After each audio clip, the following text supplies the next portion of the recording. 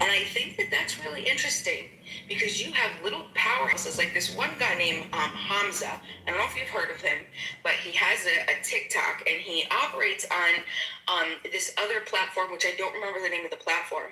And basically what he does, he's a Palestinian. Well, he was born in Palestine, or his parents were born in Palestine. He lives somewhere else, full disclosure. But I know his parents were from Palestine, or specifically Gaza.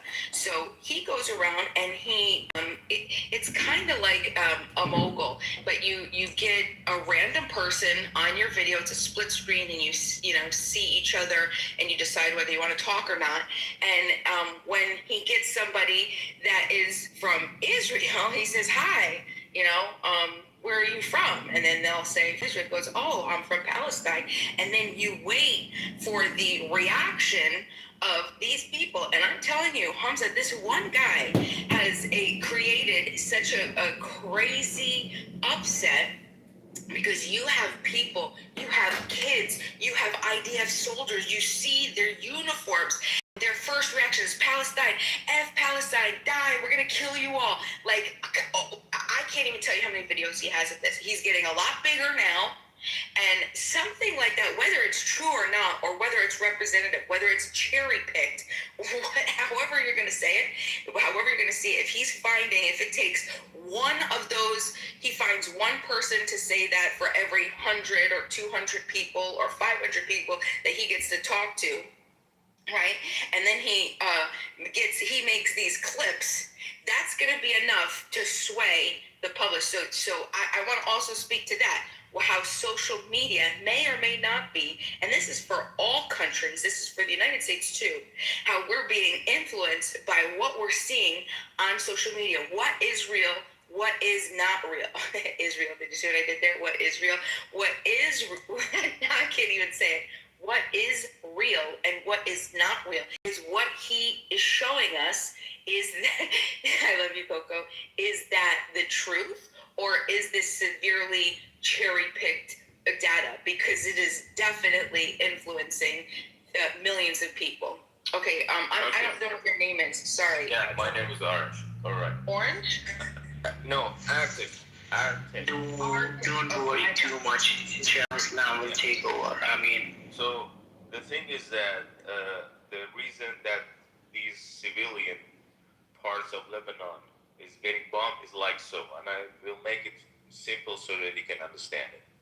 Imagine you and your husband, you're living in a house or a park, and you have a child or children, whatever. You invite the Hamas and Hezbollah terrorists to bring ammunition, reconnaissance, all kinds of tools into your house. And they use this as a safe house and bunker. Okay?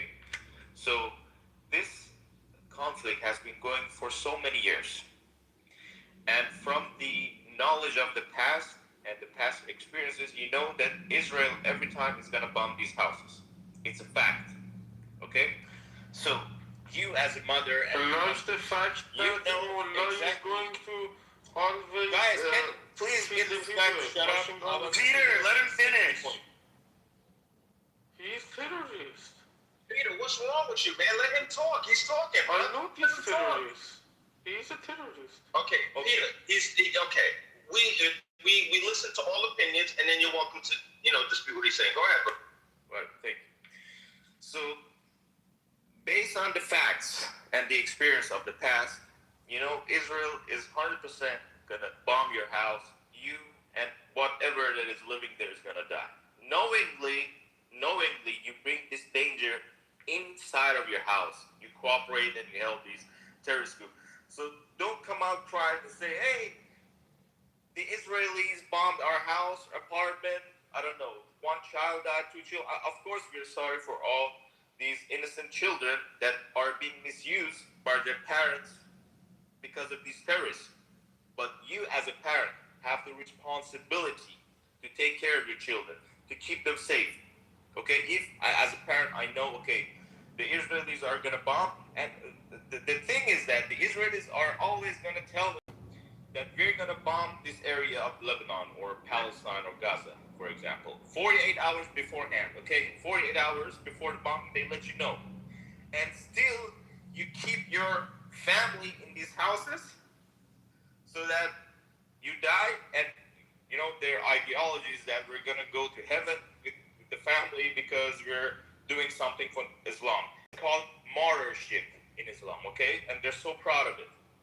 So it's not a problem that you don't care. I mean, if you don't give a shit about the life of your loved ones, your children, your kids, what should I do? Why should Israel do? You're knowingly bringing things, and you want to get yourself and family killed to say, okay, we're martyrs. Okay? So this is what's going on.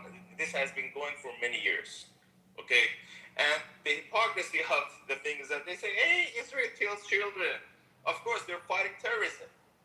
And you as a parent, I mean, shame on these parents. They get their loved ones, their children killed. Your analogy sucks. To me, I hear what you're saying. Okay, I'm not going to stand up for Hamas and yeah, it's a common sense that the Palestinians are not fans of the Jews. That's fine and all, but I mean, Pepe, can I sit here and make it sound like what they're going through. You know, the people there. It is pretty horrible. I mean, it's not. Pepe, it's like telling Texans. It's like telling Texans that hey, just because you don't like the Mexican immigrants, you should just leave. They're causing fentanyl deaths. They're killing you. They got gangs. Just leave Texas. It's like no, my family lives in Texas. I live in Texas. Like I'm gonna stay in Texas. Like the analogy starts. It's their country. It's their land. Why would they leave their home? But you don't. Like that's so weird. You don't help the cartel. You don't keep their records. You don't help the cartel to kill the police. If you help the cartel to kill the police, they're gonna kill you. The police is gonna kill you.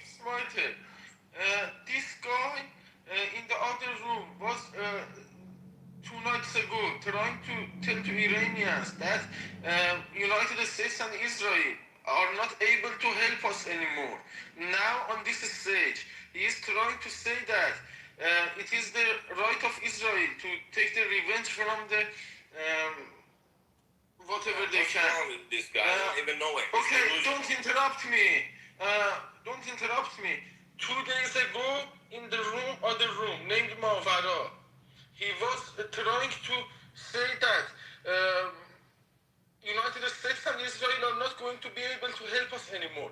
We need to be able to stand for ourselves. Now he says that Israel has the right, just because he wants to make the propaganda going. He is not with us. He is with the mullah, and he's just pursuing his own agenda. Thank you, Peter. So He's a terrorist. This guy's a terrorist.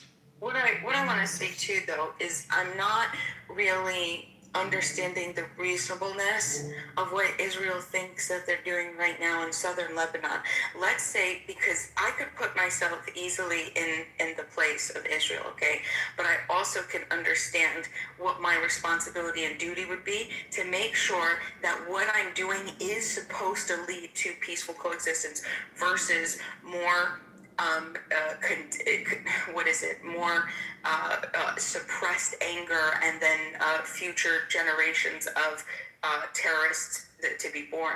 So what they're doing in southern Lebanon from right now they're talking about how they're using the Gaza plan and they're just raising all these homes. So now there's so many people that aren't going to be able to return to those. Now coming from like if we were there, we were in Israel, yes, we're understanding what you're saying, that there are some people that, not all, there are some that do what you had said, that they're taking Hezbollah, they're allowing them to hold their armaments and whatever inside their homes, okay? So now understanding that there's enough of that to be true, we'd want to. Sure, we can create a line of safety if we've tried and attempted over the years to do that, but peacefully. We've tried, it's not been successful. But this is my issue right now. What is Israel doing? Because first of all, there were, I think his name was Sweeney, a journalist that had gone in, and they were going through the homes that Israel had said on their map, given on their map, that they're going to attack or they're going to raise, or if so they needed to get out.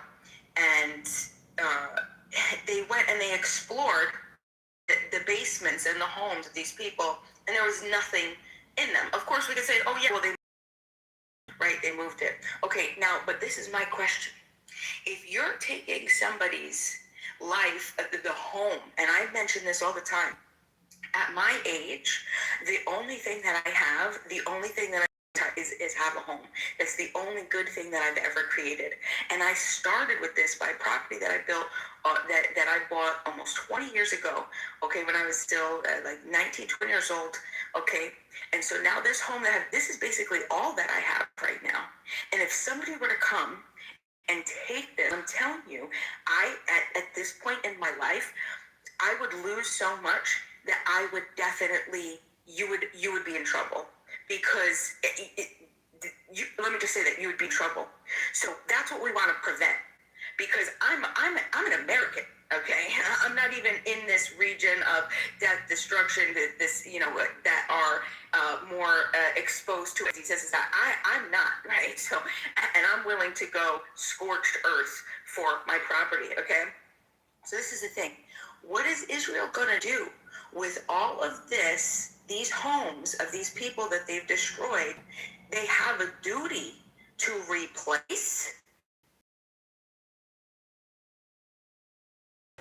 They want to set up that defense.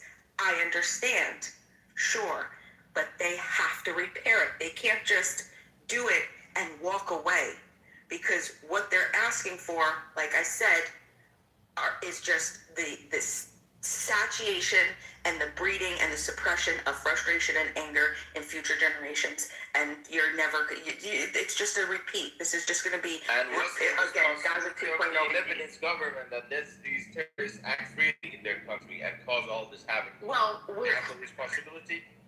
But so we talk about this, and we talk about the creation of Hezbollah when they were created between 1982 and 1985.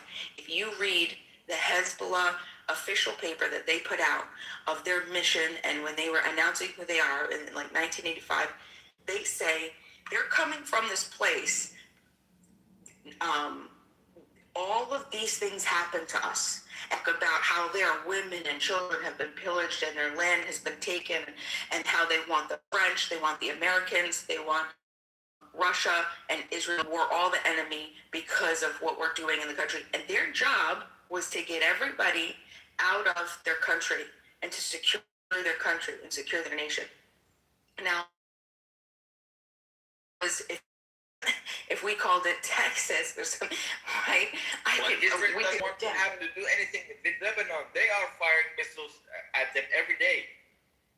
Well, they don't want to occupy any land, okay? Do you understand? Did Washington the other well, if they don't want to occupy the land, if they don't want to occupy it, then they have to, it's still their duty. It's still Israel's duty to fix the harm that they've caused to protect themselves. They've taken people's homes. They've destroyed and flattened villages, countless of them, okay? I'm saying, I could still be with it, but you have to, however many people that have been displaced and are living in tents right now, if you think that it's reasonable or rational that those people are just going to pull themselves up by their bootstraps and restart, I'm telling you, that's not going to happen, and it's not reasonable.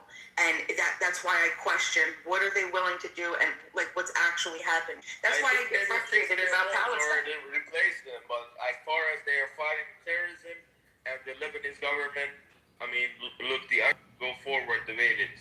And I'm just saying. But what I'm saying is it's not going to end well. And when this turns out, right, where this one have been displaced, and I'm saying you're just breeding a new generation, and that's going to be future problems for Israel. And I'm telling you what, I've been alive now to see it and watch it take place, and I know that what they're doing is they're not moving to a progressive future plan, adjacent possible of peace. Yeah, but they in the don't have region. any other choice. Either they should just sit down and You don't need to evaluate the choice for us. or they should just exterminate Shut the up and terrorists speak as much as your the houses filthy later. mouth. You are in no position to talk about the Okay. choices of United States. All right, so here's what's This up. guy, nobody's starting. It's all good. Ignore it. Ignore it. Yo, ignore it. It's all good. Please, just ignore it. Don't like feed into it. It's not a big deal. Okay, no problem, Peter. Yes, sir. Go on, Peter. Yes, sir. Anton, okay, Anton. But they fucked my country because they are overconfident. What are you talking about? You don't even live here. Okay. You don't live here. What are you talking about?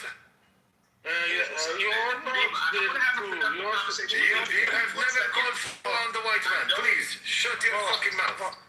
Puff is in That's a good. Puff is Russian. He does a pretty good one. Yeah, that was pretty good. Oh, from I have a question for you. Peter, hold on. 2023, but Puff is Russian. I call fatwa on you. Yeah, we do. You infidel lover. Okay, hold on. Kiss my All right, you guys should check it out. Anthony was talking good. Anthony and So hey, Pima, I understand your stance, Pima, but I'm not sure if Israel's going to take responsibility, suggesting that they do. And I'm not even sure if they should take responsibility. I think it makes for an interesting conversation. If let's just, for the sake of this discussion, let's say everything that the gentleman said was true. That you have people that support the terrorists, allowing them to use their homes to hide weapons, and they have no problem putting their family at risk because ultimately they have no problem being a martyr. And as a means of protecting themselves, Israel attacks at home, and this is just the reality of it. Why is that incumbent on Israel to repair and fix and be responsible for that? How does that make sense? So because it is not the responsibility of the innocent party, the people who have not engaged in that, to sacrifice their private homes and property for Israel. They have no moral duty to do so. So if they have to, if they've been, mandated by this alternative, which they either get out or they die, and they do leave, then it is then incumbent upon the party who has destroyed home to fix it. Otherwise, you're talking about an imbalance that's just going animosity and a future generation of new Hezbollah. And there is one other thing. Pima, I have a question for Pima. Excuse me for 1 second. Pima, I just have a question for you. Pima, excuse me. I have a question because Excuse me. I'd like to ask Pima a quick question. It seems like you're applying the same principle that's present in the context of eminent domain. So where there's an eminent domain for a highway or for a need for a city, and they take property away from someone, they usually give the previous owner some kind of recompense. Is that the same principle, the guiding principle that you're applying in this case? I think that the principle is just private property, and that eminent domain is something that the United States decided to do, right? But yes, ultimately, that's built upon that. So yeah, that's an excellent point to bring up. So if that's the case, explain one more time. So you're saying, are you talking about what happened in 1948? Or are you talking about currently Israel is taking property away from people and giving it? I don't know what you're referring to in today's context, if that's what you're doing. Yeah, so we're just talking about in southern Lebanon, in the country of Lebanon, there's an area called the Blue Line, right? And that is where the UN had, well, you could research what the blue line is. So from the blue line to the Litani River, that's still southern Lebanon. But Israel wants to create this buffer zone here because Hezbollah exists heavily in there. And Israel gets a lot of attacks from Hezbollah. Hezbollah wants, sees no opportunity to find any type of peace with Israel. So there's a lot of terrorism. So Israel has recently, when they attacked Iran, right? They're now, of course, Hezbollah is going to attack them, and so then Israel is going to start to try to regain that territory. They did this in 1982. Israel took this area in 1982, and they held it for almost 20 years. In 2000, they lost control over it.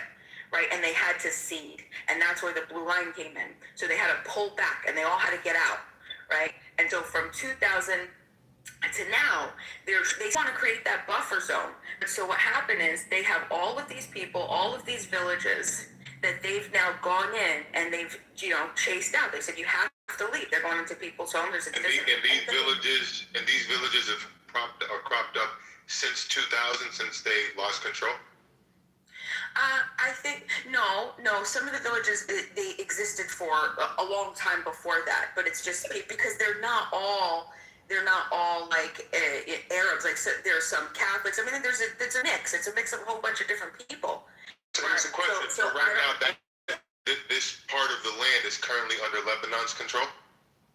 Well, that's a lot of the whole debate is whether Hezbollah held the dominant power in that region, and that is what we're understanding it was. And now Hezbollah has been that this is what Israel's doing, is chasing them out, getting Hezbollah out to get this buffer zone created.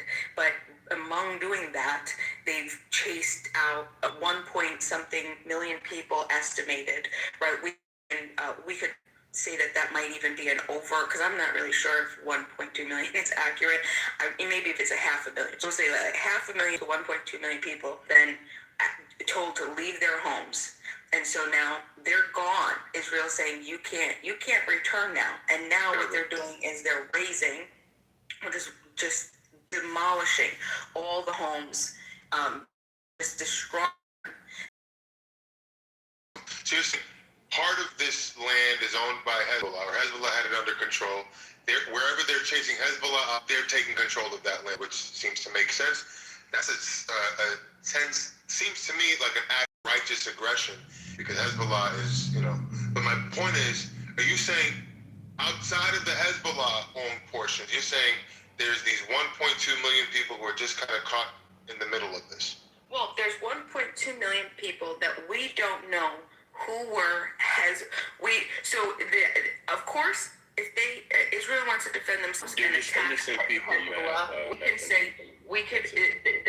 the people who are Hezbollah, I have no say in that, right? The people who are aiding Hezbollah, that's self-defense. This is Israel's self-defense. But my issue is the gray area of all the people who have not had any responsibility in aiding Hezbollah, or how do you parse that out in the middle of the fog of war? You should. But it's not about how you should. The question is, and that's the question. The question is, how do you parse that out in the context? Well, don't talk while I'm talking, right? You gotta let me finish the question, then you can respond flippantly, because you have a very flippant response. But I can't make it out so let me say it first. The question is, how are you supposed to out the Hezbollahs from the gray areas type of people in the fog of war? I think it's an unrealistic expectation to put on on Israel in the context of war. Doesn't that seem unreasonable? Okay, yeah, go ahead. We'll get last. Yeah, I mean, I think it's pretty simple. Fog of war or not, right? Just stop stealing these people's land.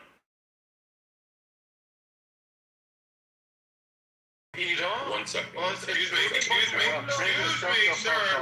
Peter, you're a co-moderator, and I want to respect you, but we have to speak in ways that we can understand each other. So I'm trying to have an exchange with Brother Lonzo. Yeah. So what I understood from Bima, and I'm taking it with a grain of salt, I've done no research on this. I'm just learning as I go here.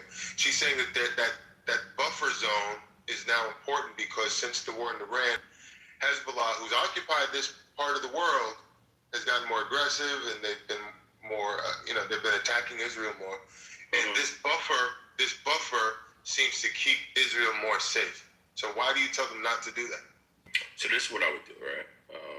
Apparently what's going on over there, and again, this is just coming from an American, and I think a lot of y'all know who I am, kind of like what I stand for, on peace, right? I want peace everywhere. But apparently, what they're saying is that Israel's been encroaching on territories for a very long time over there, right? Israel's been guilty of putting like bombs and solar panels, and some people would say like acts of terrorism, right? Very long time putting bombs and solar panels and bombs and Peter, we can't do the interruption. Appreciate you. If you'd like to speak, you just have to wait for him to finish. But I would like you to answer the question. Yeah, I'm gonna answer right now. Okay, I'll answer after him. I'm gonna answer right now. You're going into tangents. I would like for you to be specific. I'm gonna answer right now. So I'm kind of laying out the foundation of what a Lebanese innocent person would go through, right? And Bima did an excellent job too, right? Saying basically, as an American, she's worked hard, she's busted her ass to obtain a home, maintain a home, right? And she even wouldn't know how she would respond to somebody just taking her home. Just like many good Americans in this room, right? How would you respond? God bless you. Okay, let me respond. What up, Keegan? Let me respond. Hold on. So Okay, you said how would you respond? I want to. Can you keep quiet for a second? come on, Peter. There are other people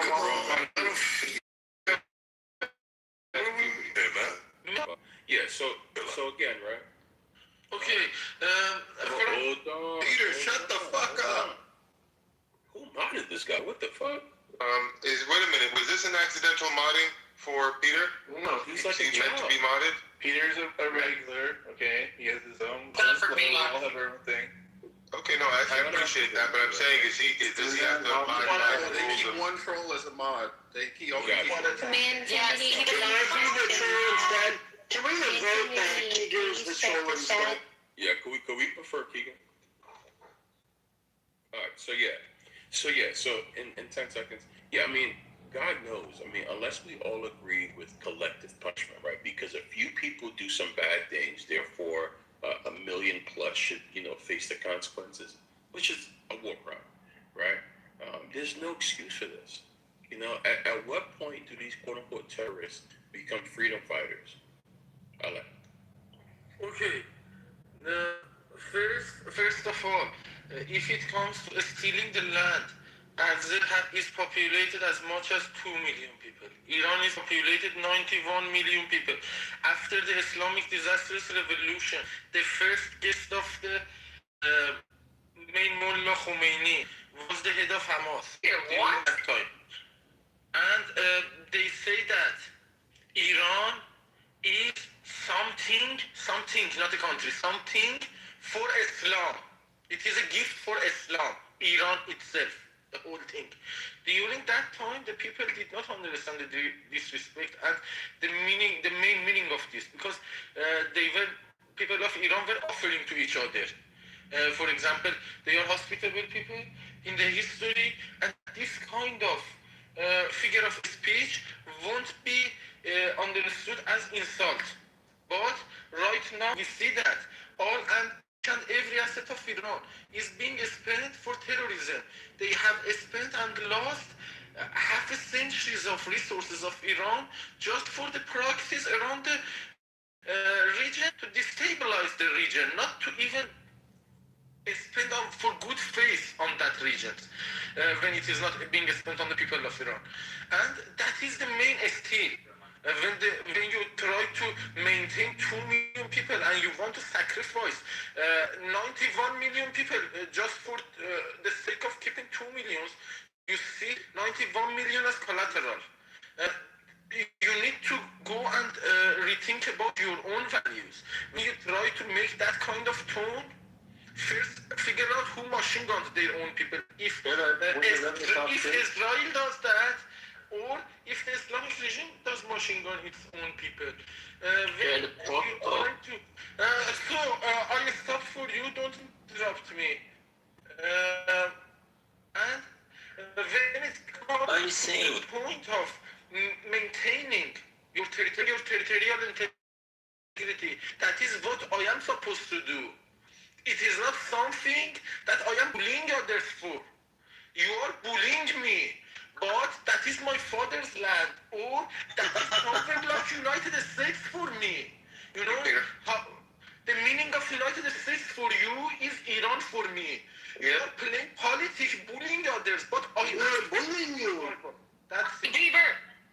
Bima, can I tell you also something about the Hezbollah Lebanon Foundation? The thing is, we were trying to build on a conversation there. I'm not sure where things have gone with that last contribution. Because the Hezbollah, they didn't form as freedom fighters. I'm a little lost by the last submission. I do appreciate what you had to say. Problem is not the sequence of a speaker. Peter, I appreciate your engagement, but I would like to get back to 30 seconds. Just give me 30 seconds. Because it's related. Ali, can you? Yeah, go ahead, go. It's related. Bima introduced Hezbollah's foundation as freedom fighters, which is not true. In 1982, IRGC, with support of Ayatollah Khomeini, sent three head generals to Lebanon. And among Shia militias, they founded Hezbollah. In 1985, they went officially against Israel, that we go against Israel. Where is the idea of these people? They were founded as a native freedom fighters. It's not true. From the very beginning, they were founded by IRGC and Islamic Republic. So you cannot introduce Hezbollah as freedom fighters. Well, in 1982, Israel invaded Lebanon, and the U.S. intervened during that Lebanese war. So in 82, you would say that even if Iran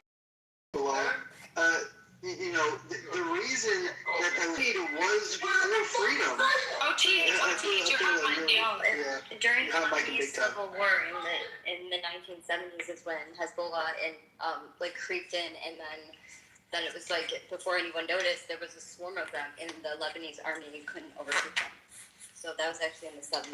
But we have to remember why did it even happen in the Civil War in the 1970s is because of 1958. 1958 was the U.S. Military intervention in Lebanon. I mean, this region continues to be destabilized over and over again by Western powers, whether the United States, whether Israel. Excuse me, Krieger. Instead of counting the ways about how things have gone wrong through the years, what is your solution moving forward? Well, my solution is that Israel, I believe, should have. We should again. I can't control foreign affairs. I think the United States should cut full ties with Israel. They're not allyship anymore, and we should allow. If Israel wants to fight against all these proxy groups, then they should, and hope that they win. But it's not our job to hope that they win. So what do you say to people? What do you say to the Trump administration who state that? Excuse me, I was in the middle of a sentence. All right. So Kiger, what do you say to people within the Trump administration who say the reason why we need to maintain an allyship with Israel is because they are a democratic foothold in the region. If we cut ties with them, we kind of give way to this Islamic regime style way of running government, and Israel will fall victim without our support. How do you answer that? Yeah, I say that we have a better allyship with the UAE, who produces more oil for us, and we have better trade with the UAE. They're much more aligned with Western thought in the last decade than we're given credit to. I say that we have better allies in the Middle East that can be a strong foot if we really do want it and need it. I also say I don't even know if we really need a strong foot the way that we do in this. Look at other world power. But I guess the question is ignorant. You and I seem to have a level of ignorance here because we're just sitting back. I just said the UAE. The UAE is a great. What do you mean? No, I just say the United Arab Emirates. The problem with the United Arab Emirates, the problem with them is, what if they fall victim to the Islamic way that will probably take hold if Israel loses his grasp and his power? So the question is, How much knowledge you can, I think it's very easy for you. Excuse me. What is happening here? Okay. So the thing is, my question to you, sir, and I'll be very brief here because a lot of people want to talk. The question is, you and I can very casually say in our lazy boy chairs, oh, cut ties with Israel. You have no idea what the implications of that are. You have no idea what the unintended consequences are. You have a myopic focus on the fact that America keeps getting dragged into these various conflicts, which is a legitimate perspective. But the overreaction would be, cut ties with Israel, let them fend for themselves. There needs to be a more measured, level-handed approach that you nor I know the answer to, because we aren't privy to what's being discussed. Okay, so what is that, if you don't, what is that option on the table to make it less? You came into my back channels and I was being abused on that biblical smoke. That was ridiculous how they was doing you, kid. Yeah, they was doing you. They had to gang up on you. They could have handled it. It was not for Israel to defend UAE. But Peter, hold on a second. I asked him a question. So what is the alternative other than just like Keegan said, just getting up and leaving her back? Because that's the point that you're replying to, right? That we're going to leave her back. Because he's saying cut ties, let them fend for themselves, let them fight the proxy wars. I think that's a very basic, it's like a superficial response to a superficial problem. He doesn't understand the deep, unintended consequences of cutting ties. So which is logical then, Mayor Infinity, because it was a superficial response to a superficial problem. Right, it's logical, but it doesn't fully grasp the reality of what we're dealing with. So that's why we throw that response into the garbage can, because it doesn't encapsulate the true realities on the ground. So we take what he says and we can react to it, but it doesn't matter much. What the problem is, we need to wind down our involvement, like he did. Trump stood up to Zelensky and said, "No, nigga, you go fight that war. You want to pretend like you." Fine, if that's what you, I'd be okay with taking a more bold stance toward Israel. We're not their bitch. I think it's fine to emphasize that on the world stage. We're with you, but we're not going to be, like somebody said earlier, be burping you and changing your diapers. That's not us. Okay, we're here to help and support on the edges, but we're not here to be involved at the core, because we're over here and there's a whole ocean that protects us. So anyways, my point is, we can dial down our involvement. Like, I don't know any other president who brought Netanyahu into the White House, made him get on camera and apologize to Qatar. Somebody can correct me if I'm wrong. Okay? He made Netanyahu grovel in front of the world stage. I appreciated that. Okay? I don't know if y'all know about that situation where Israel bombed Qatar as an overreaction, and it was wrong. He brought Netanyahu to the White House and on camera made him pick up the phone, call the Qatar president, and apologize. That's the kind of shit I want. Be bold, be strong, don't be their pussy, right? Don't be their bitch. But to cut ties and walk away from a 80-year-old ally is too myopic. It's a short-term, feel-good solution that has deep unintended consequences, Keeger. So do you understand what I'm saying, Keeger, on that point? Listen, I understand, and I would say that, the pros outweigh the cons, okay? This destabilizes the Middle East, which we've been trying to be involved in the last 80 years, which, if you tell me the Middle East is stabilized, then that's hilarious. So we're leaving a Middle East that's already disabled, allowing it to continue to destabilize itself, which I actually think would, in my opinion, if we left, it maybe would stabilize it. But also the effects of America to not being tied with these Zionists who control our government in so many different aspects, through AIPAC, through the ADL.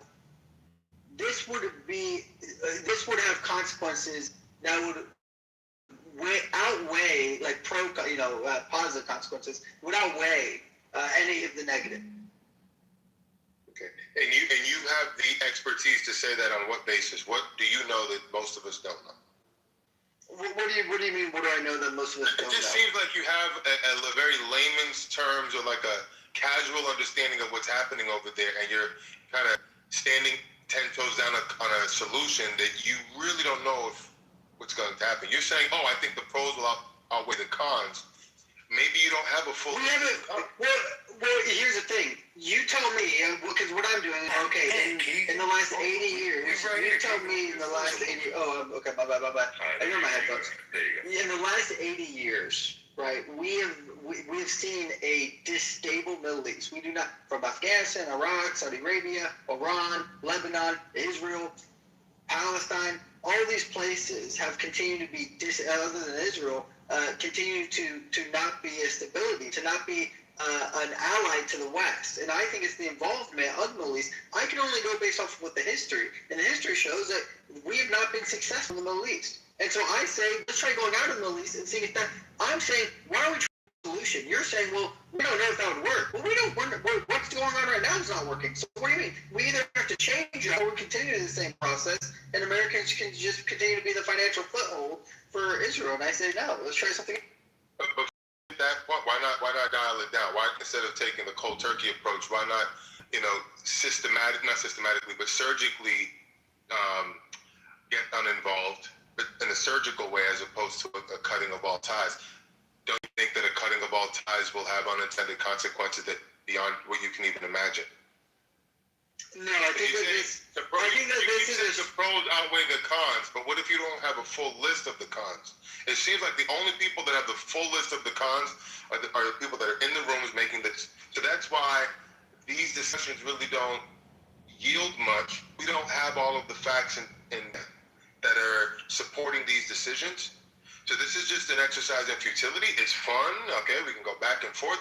But at the end of the day, we defer to the leadership to make these decisions. And yes, we can bitch, whine, and complain, but that does us no good. On election day is when you can voice your opinion. But all this back and forth about what I know and what you know and what research I've done versus it's a bunch of propaganda that's rubbing up against each other. My propaganda is better than your propaganda. Your list of cons is shorter than my list of cons. And our list of cons don't bear any comparison to the list of cons that are in the room, in the war room or in the situation room when they're making these decisions. So what are we doing here? I mean, you sound like the neocons who debated Ron Paul and said that if we left Afghanistan right now, it would be terrorist attacks by the thousands, right? And now that we've left Iraq, Afghanistan, we haven't seen that, right? Well, so I mean, Ron Paul was right at the end of the day, and everyone can say whatever they want. But when he said in 2004, we need to leave. This is it. We need to be done. Everyone said, "There's no way Ron Paul can't say this. He's so crazy about this." And now look at him. He's been proven right. Mm-hmm. So you think we should have left Afghanistan in 2004? Well, I don't think we should have entered in Afghanistan. But I mean, you don't think we should have? Wait a minute.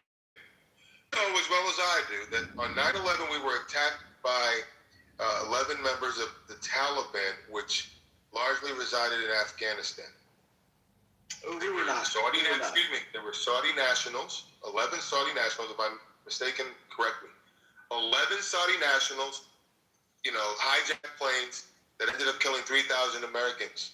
And you're telling me they were all tied into Taliban, which was in Afghanistan. Why should we have not entered Afghanistan to destroy Taliban? Who do you think did it, Keegan?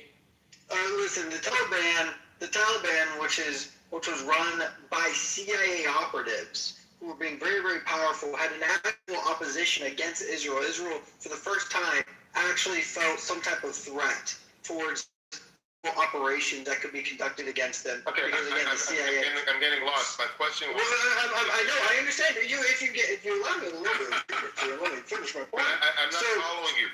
Guess what? You know what? Can the judge allow a little bit? No. What I'm saying Can the judge allow a little bit, just a little bit? Because it all ties into, my opinion. Because this is the point. Is that 9/11? The reason why it has to happen is for the involvement of the United States, because the United States did not want to be involved in the way that we were. we were involved already slightly in Afghanistan prior to 9/11 in 1998, but not in the way that Israel wanted. Again, Israel had this. I'm trying to show you the reason why Israel conducted 9/11. This is my opinion. Israel intelligence. Make a long story short. And when I say make a long story short, you should have just said that. You think Israel was behind that? But there's a reason. There's a reason for that. Right, but when you can only tell me the reason when I ask you for the reason. Because if you give me the reason first, I'm going to get lost. Let me just answer the question, and then everybody's going to follow along. But when you start off by giving us the background information, we lose you. No.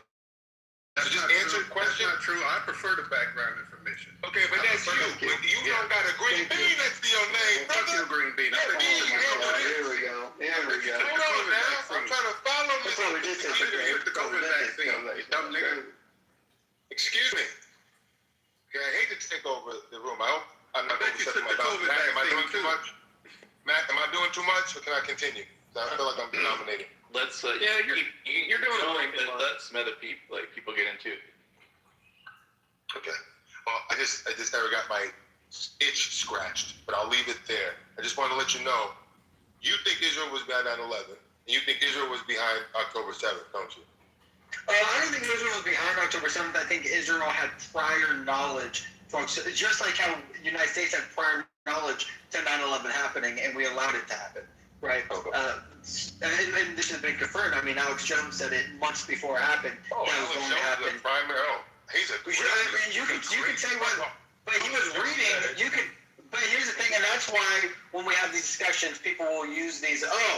You got it from Alex. Well, no, I didn't get it from Alex Jones. Alex Jones was reading from different forms of documents that were leaked by the CIA, and he was reading on a show. But he was correct that 9/11 was going to happen. It was going to happen in the next few months. That the Twin Towers were targeted for a terrorist attack very soon by airplanes, and so we knew about this. The CIA knew about this, and we didn't do anything about it. October 7th. I mean, you tell me why didn't for 6 hours after everyone, Israel just is barely larger than like New York, New Jersey put together. Right? It's a very small country, and tell me why did it take 6 hours for them to deploy troops after October 7th happened? It took 6 hours. It wouldn't take us 6 hours if the terrorist attack happened to deploy troops. So tell me, how did that? You tell me what happened.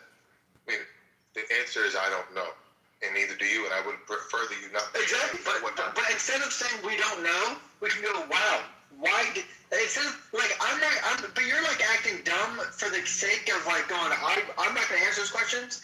I'm saying let's ask those questions, and if you can come up with your own conclusion, then I would say that you're dumb because for some reason you can't come to your own conclusion about certain situations. Right? I mean, at the end of the day, it's just kind of. It's hard to come up with conclusions, but the conclusions you can't stand 10 toes down on it because you're not in the rooms. So it's an opinion. It's a speculative conclusion based on what you know. But frame it that way. Don't frame it as fact.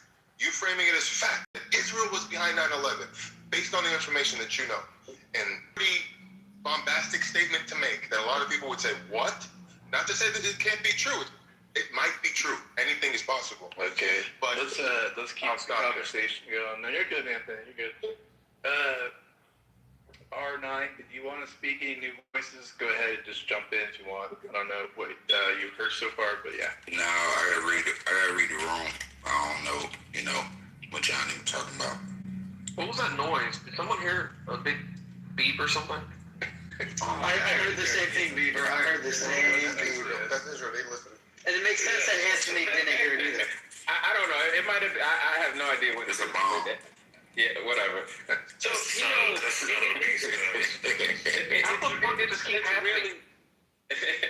it's really hilarious how polarizing Israel is, man. Like, I just don't. I'm not sure why people. They really believe like it's almost like Israel. They have supernatural powers. The Israelis. They are capable of like superhuman acts, and I think like whenever there's like this whole boogeyman shit that goes on around a group of people, it really boggles my mind. I think people give other groups of people so much power and authority over what happens. It's like, as a man, it's emasculating. I don't understand how you think like some dude that puts on his pants the same way I put on my pants, one leg at a time, zip them up, put on belt and suspenders, whatever the fuck you do, has so much power and so much ability to dictate your life. Where does this fear come from, man? We heard some kind of beep. Now it's Israel. I know it's tongue in cheek, but they take up so many brain cycles. Everything's this grand conspiracy. 9/11, it was Israel. October 7th, Israel knew it was coming and didn't do anything, and they took their time responding to it. It couldn't be that they got caught flat-footed. It couldn't be the Israeli intelligence missed something. That's impossible. Don't be ridiculous. Israel's all-knowing. They know everything. They see everything, and they calculated everything. It's just a matter of time before Israel takes over the United States. We're their puppets, and they'll eventually take us over. I can't live like that, y'all. I'm sorry, man. I can't think like that. That's a nihilistic existence as far as I'm concerned. I don't want to think like that. I couldn't carry on thinking like that. If I don't feel that my actions, I can't impose my will on my life, why live? That shit is fucking crazy to me. Thank you for listening. I mean, Anthony, your sentiments ring true without context, though. Your sentiments ring true without context. I mean, Israel goes on front of our Congress, says that they have the most intelligent surveillance system in the world. They say that they're the most intelligent. They say that their intelligence agency, the Mossad, is the most sophisticated. The Israeli people, Jewish people on this app will tell you this, that they are the most moral, the most intelligent army in the world. They have precision striking. They have precision technology. Their camera system is the best in the world. But then they'll say that October 7th was a crazy, they weren't prepared for it. All right, that's a great point. That's a great point, Keegan. That's an excellent point that should be addressed. I think there's a confusion. People misunderstand when somebody says that they're the best versus they're omniscient. So while his forces might be the best and most capable in urban warfare or intelligence gathering in the region, or have the most sophisticated technology for those purposes, they are still not omniscient. And you need to understand the difference between the two. Then those type of arguments will go away, because you will not expect godly behavior from regular people who just got really good at what they do. What was their response? I also wanted to mention that the only ally in the region is possibly Israel, not just because of its proximity to a United States government system and style. Because while they are, I believe they're parliamentary democracy, like I think UAE was brought as an example, I think the devil is in the details. Yes, we might not give them enough credit for what they have done, but they still are a monarchy or a federation of monarchies. They are, their elected officials are ordered to take the post. They're not elected.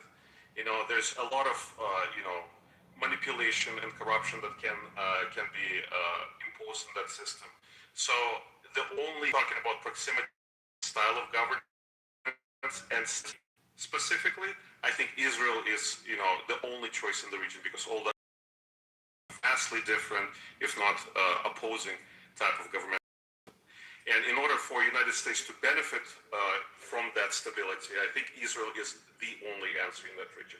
And if United States is to pull out, as some of the, the fifth column groups within the within the Western cultural paradigm suggesting, then we're going to have the same quagmire as happened in Afghanistan or Iraq. And we shouldn't have done that in those two countries. We should have stayed and had some sort of Marshall Plan for transition. We didn't. That was an unfortunate mistake. And leaving Israel to its own devices and allowing its neighbors to tear it apart is going to be a huge mistake. It'll be extremely disadvantageous to the United States. And it is extremely unlikely. Say what, Infinity? Good to see you, by the way. I was asking, I thought you had said that it was a mistake to go into Iraq. No, out of Afghanistan. No plan for transitioning. Right. So going there was not a mistake. I think it was very beneficial to take out those regimes. However, the people who were in charge, they had no power afterwards, and that was an issue. So the neoliberal concept and politics will change has been proven to be wrong in Eastern Europe as well as in the Middle East. So here's the question. I've heard people say, this is not the job of a soldier is to kill people. The job of a soldier, whether, whatever branch of military, the job is not to uphold the handover to a new regime. So do you think that our soldiers are acting outside of its natural role? Because soldiers are supposed to, again, kill people and break things in the context of war. So when you keep them there as sitting ducks, roadside bombs, all these other things are happening to them, why are we putting, for PC purposes, we're putting soldiers outside of their natural role? Do you think that's part of the problem, that maybe once we kill people and break things according to the plan originally, leave, and then the United Nations or some other effective body should come in there and do the handover or whatever else? I know those are ineffective. Well, you're talking about the IDF? I don't know. I'm sorry? You're talking about the IDF? No, I'm not talking about the IDF. I'm talking about when you go into a country to remove a threat, why should our soldiers stay around to wait for this, fantasy handover? Why doesn't the United Nations, some other effective body step folding down before it? Because we're interested in it. It's and from what I understand, the United States military, they're not only the stormtroopers type of role. They also have a humanitarian role, which they do in many parts of the country, and stabilizing role. So there are different branches of military. So that is the role of the United Nations military. The actual soldiers, after they kill people and break things, they're supposed to stand around and oversee a warm handover. That's fair. That's fair, Infinity. However, the United Nations as an organization is a joke.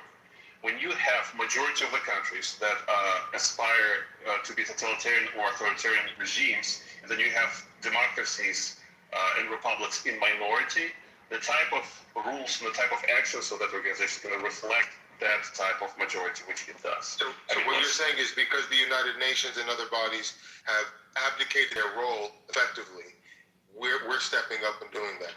What happened after the world? What happened after last question, I'll shut up.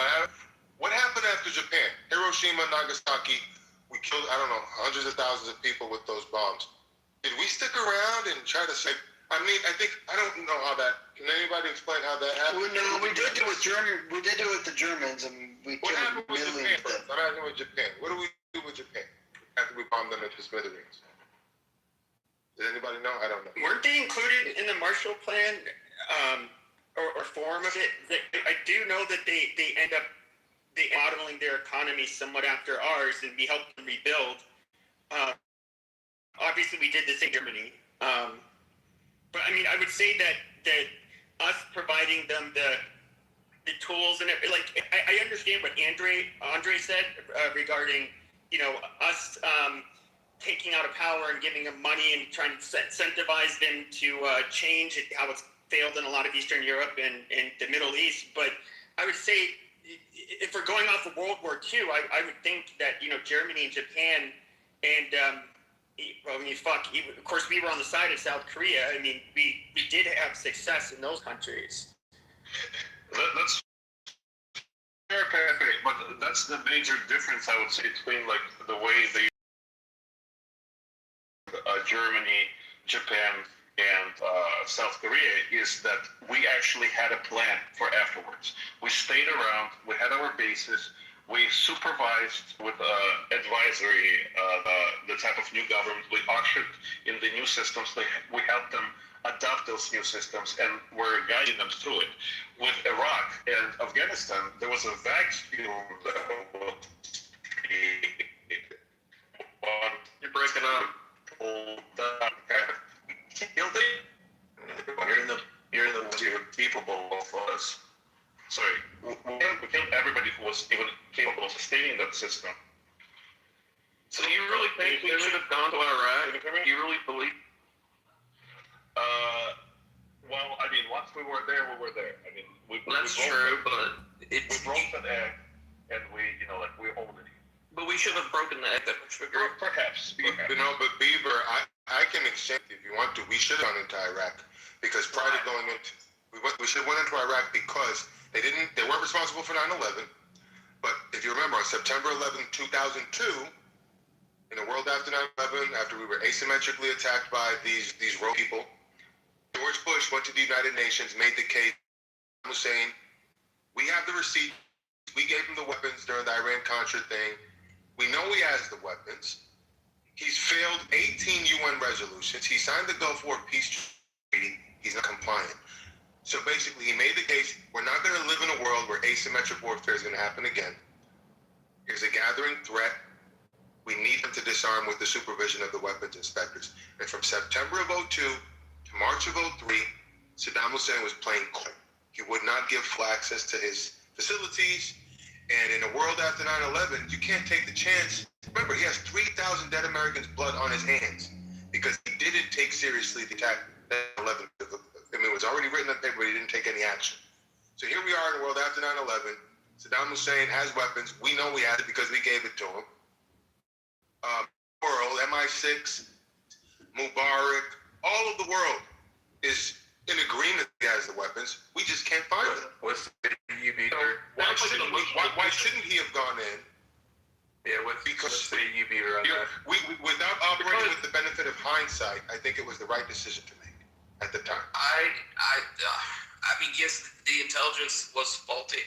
But you're operating with the benefit of hindsight. Right, yeah, but I'm saying though, was it worth us? Like, what did we get out of it? It was a complete disaster. Yeah, I think that's. I think we can. Benny, real quick. I just jumped in here real quick.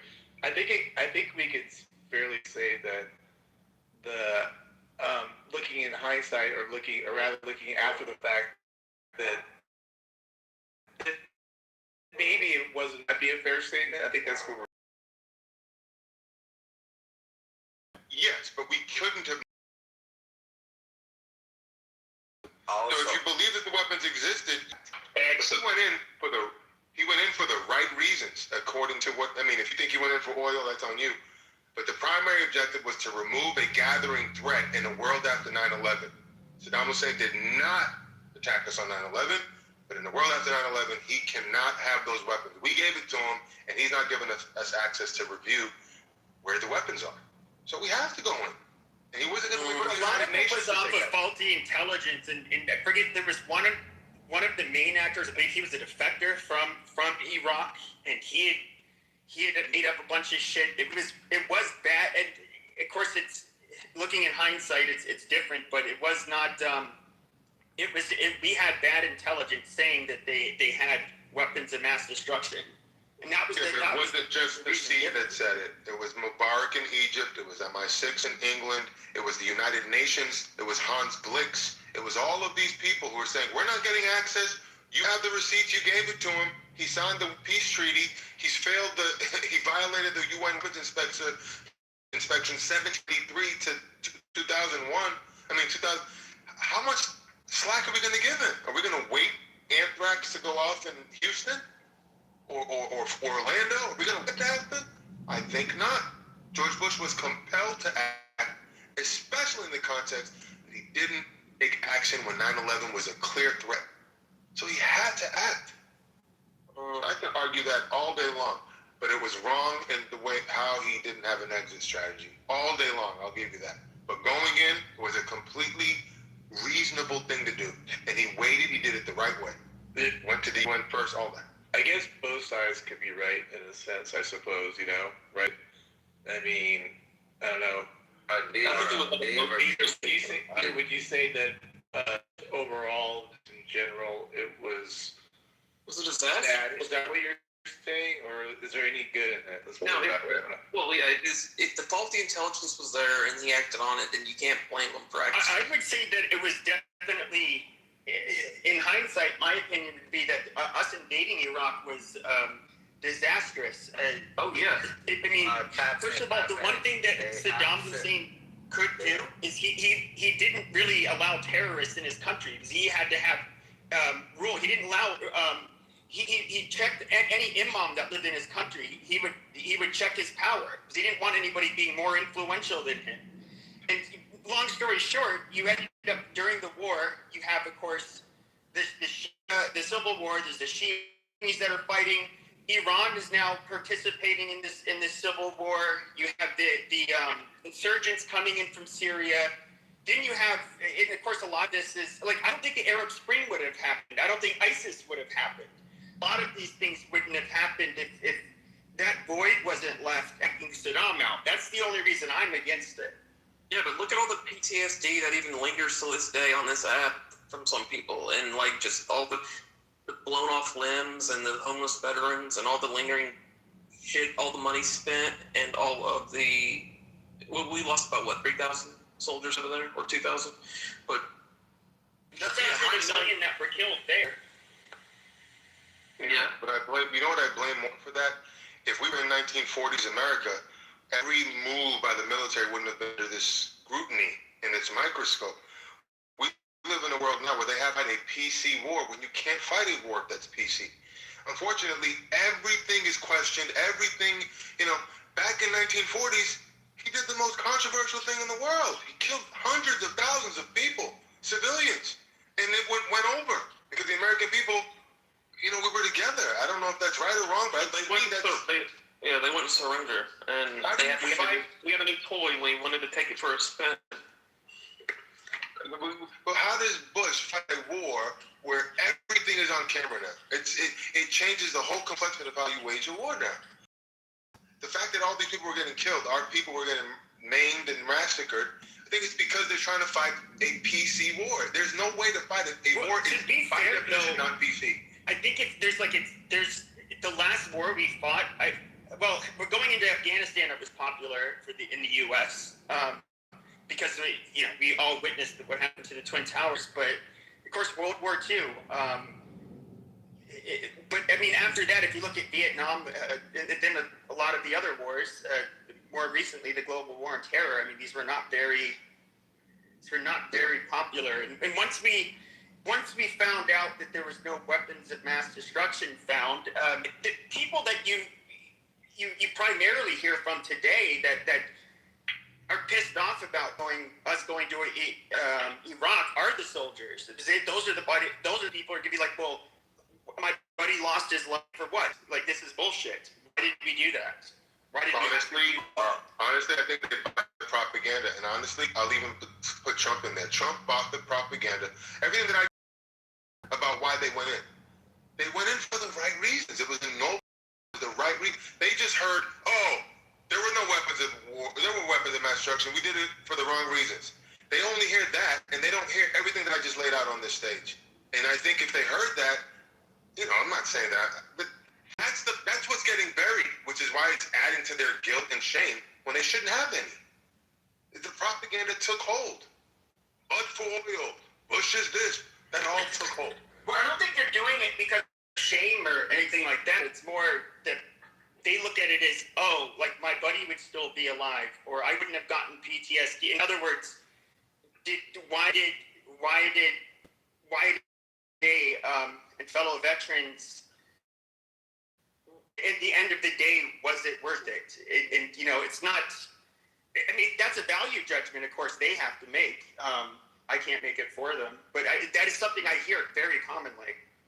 Laura Ingraham just said a few days ago. Do you hear anything coming out of Iraq? It's a democracy kind of. I think you just outlined some things that are going wrong there with what Iran is doing, but she she made a statement, I didn't dig in, but she basically said Iran, that what's a secret that no one's really talking about, that Iraq has succeeded after a lot of years. It's a success, and that it's not what it used to be. It's a democracy. People are voting. So it's emerging as a democracy.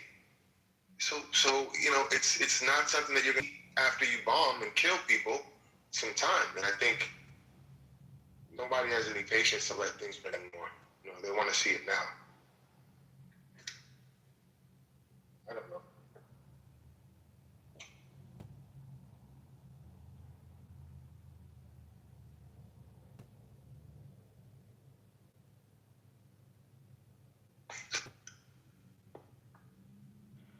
Is Iraq a success or no?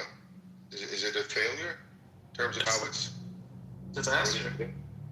Yeah, it was a colossal failure. No, I'm talking about now, as Iraq stands today.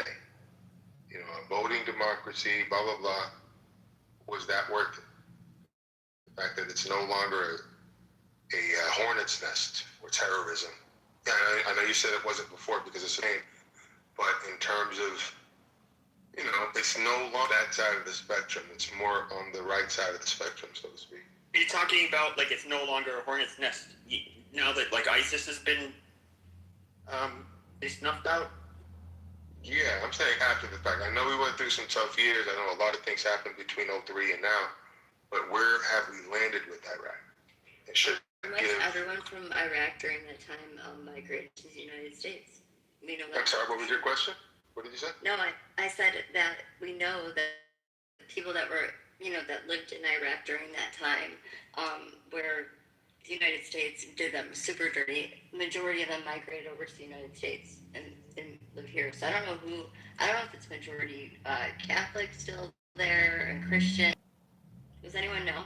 Is it majority Muslim now, Christian? What is Where, it? in Iraq? Yeah, it's overwhelmingly Muslim. There's only small. Oh, is it really? Yeah, they only have this very, very small handful of Christians in the north. Most of them have had to leave. Even when Saddam was in power, the Christians never had easy there. Right. So then after that, then they all migrated here. Muslims. But Infinity Outstudied is a major disaster. It wasn't worth it at all. It was awful. Iraq may be better, but it's not still it's not some flourishing democracy or anything. It's 23 years later. What's the aftermath? Do you guys think that the reason why we're fighting this war with Iran is to help out Israel? Because I feel like that's all I've been hearing on Clubhouse, and I think that y'all got it wrong. I mean, what do you think, Peter?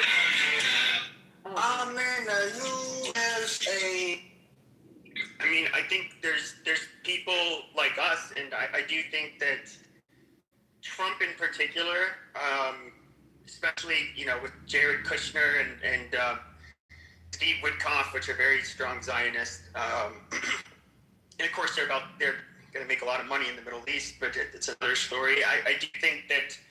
Yes, I mean, just from the outline of, from the New York Times and I believe the Wall Street Journal, there was one, basically, when Netanyahu came to Washington and pitched this plan, Trump agreed with it. Seemed like nobody was really on board except for Pete Hegseth. The others... But they were all hesitant to tell the president, no, don't do it. His Joint Chiefs of Staff said Israel tends to oversell or overpromise what they can do militarily and overstate basically what they feel they can accomplish. And I mean, I would say this was. And it's not just the one thing that nobody will question is that who is to benefit from it the most? Right. Obviously, it's Israel because that's the largest supporter of terrorism is Iran. Do you really think that Trump would put us into the war if we weren't benefiting from it? He might have thought that we were going to have some benefit, and I think maybe if he was the president that took out the Ayatollah and the IRGC and gave the people freedom, that would be. that's pretty good to have as as part of your legacy. He got cocky after Venezuela. That was really funny. I just think it was a bad calculation. But I do I think that's way too early to like. Yeah, way too early that. It is. It's like we need to think like big picture. Okay, so we may not be able to reap the benefits of what's going on now, but like maybe our children will, and our grandchildren will, and like we are just the sacrificial lambs that are going to deal with these hard times, which Trump and Elon Musk were both upfront from like day one. They said it's going to get harder before it's going to get better. Like they're very clear about that. I do think that we are overstaying our welcome in this war. I think that we got to finish this up like now, because I don't know. It went from 2 weeks to I think it's gone on too long now. I don't like that, but yeah, it's too early. But I do think that the Venezuela, if you really think about it, they have the purest oil there, and they trade with China, and so I feel like we were taking their oil, and then this whole thing that's going on with Iran, and the Hormuz Strait, is all it is about oil and starving China from their resources. It's kind of in a little bit of imperialism. Thoughts? I tend to take that, and I have the more optimistic approach. But you have a lot of people who want to see change now. They want to see progress now, and they don't have the patience to wait. But one thing I would like to say, going quickly back to Iraq, they did to the government. We were able to help set up the democratic government. According to this research, they helped survive the fight against ISIS, and they persist today. And a recent improvement report from the United Nations says today Iraq is unbelievable and remarkable compared to the early years of the conflict, with increased security and a clear determination to win the battle of development. So, this may not be, the full progress may not be birthed in our lifetime. When the full progress is finally birthed, right. I think, context, maybe Bush will be praised, and in the Iran context, will be praised. Well, I went Trump up on Mount Rushmore, and I'm worried that his legacy is not going to survive this. Yeah, I agree. I want Trump up on Rushmore, where he belongs, but now he possibly shot himself in the foot with this. If it doesn't work out, that's why I'm kind of just, Wait a minute. Your desire to want him on Mount Rushmore is more important than world stability? I think what's more important than that, between those two options, is that we get world stability and we remove a nuclear threat. If he has to sacrifice his Mount Rushmorean, salute, so be it. That's much less of a priority. Especially when you think of the context that there is no more space on Mount Rushmore. That Mount Rushmore mountain is fully, there's no space for it anymore. Has anyone spoken about how the Democrats are basically the people speaking with Iran, trying to tell Iran, don't accept these terms? Has anyone mentioned that? That's really what Iran is banking on, is the Democrats. Who are they talking to in Iran? Who are the Democrats talking to in Iran?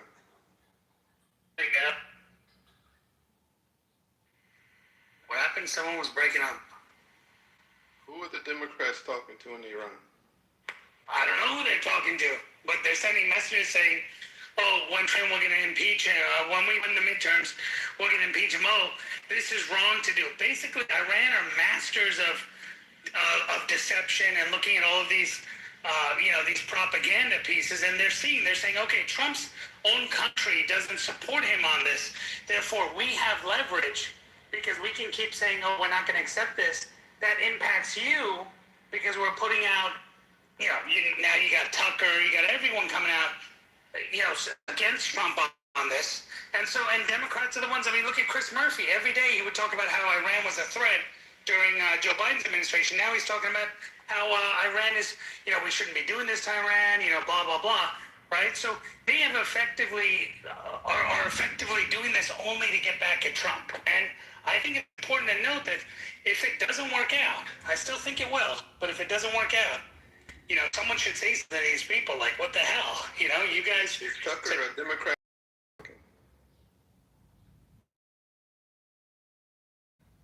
Chris Murphy. Are you asking about him?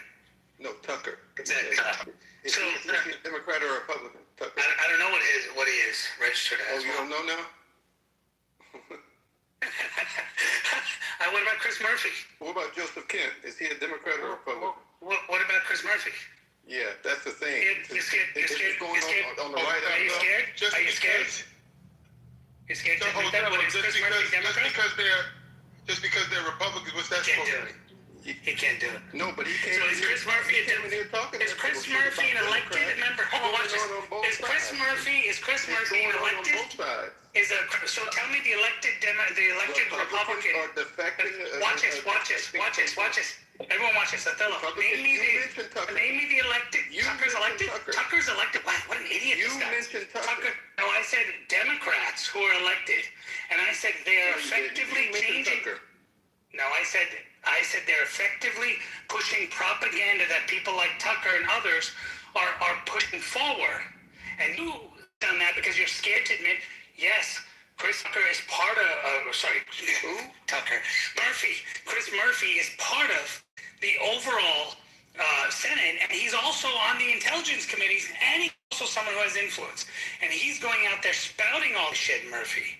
But you haven't once said, oh yeah, that's a Democrat, that's an elected member. Wow. Yeah, that's Democrat and he's in leadership. Republicans. So what's the elected Republican? What's the elected Republican? I'm sorry. Thomas Massey. What's the elected Republican? Massey. Okay. Give me another. Give you more than just we don't need another. I can give you wait a minute. I can give you more than one.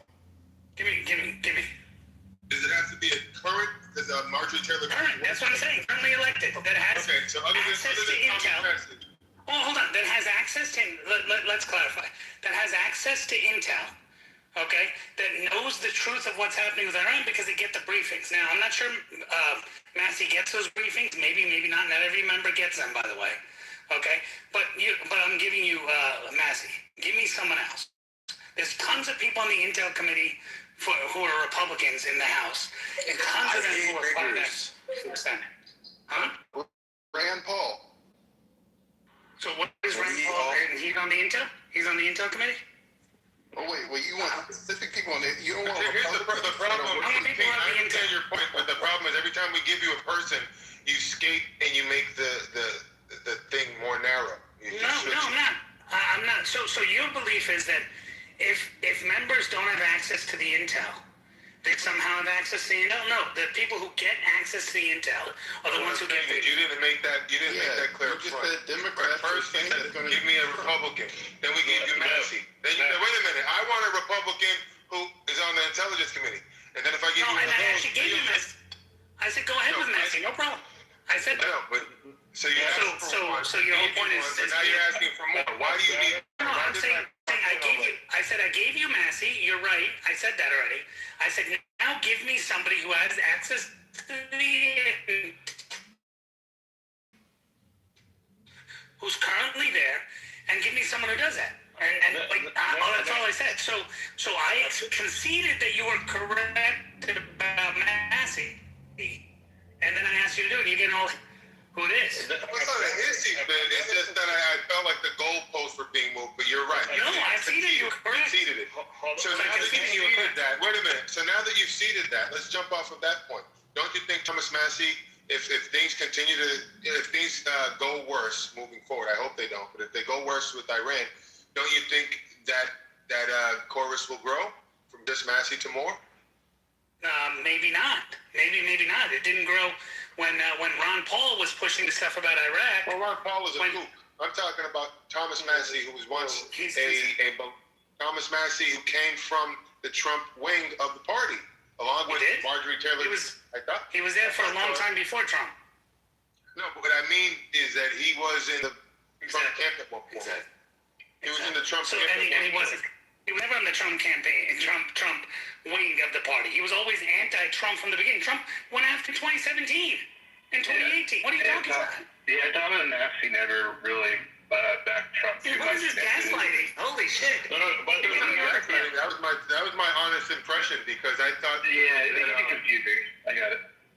Yeah. So, but isn't it true that Josh Hawley came out against Trump recently? No, not about Iran. Not about Iran. He really let me give you the Trump up on Republicans and something. what they've done. Let me give you the Republicans what they've done. You got Rand Paul. He's the sole Republican to vote with Democrats to advance limiting President Trump's war powers in Iran. You got Thomas Massey.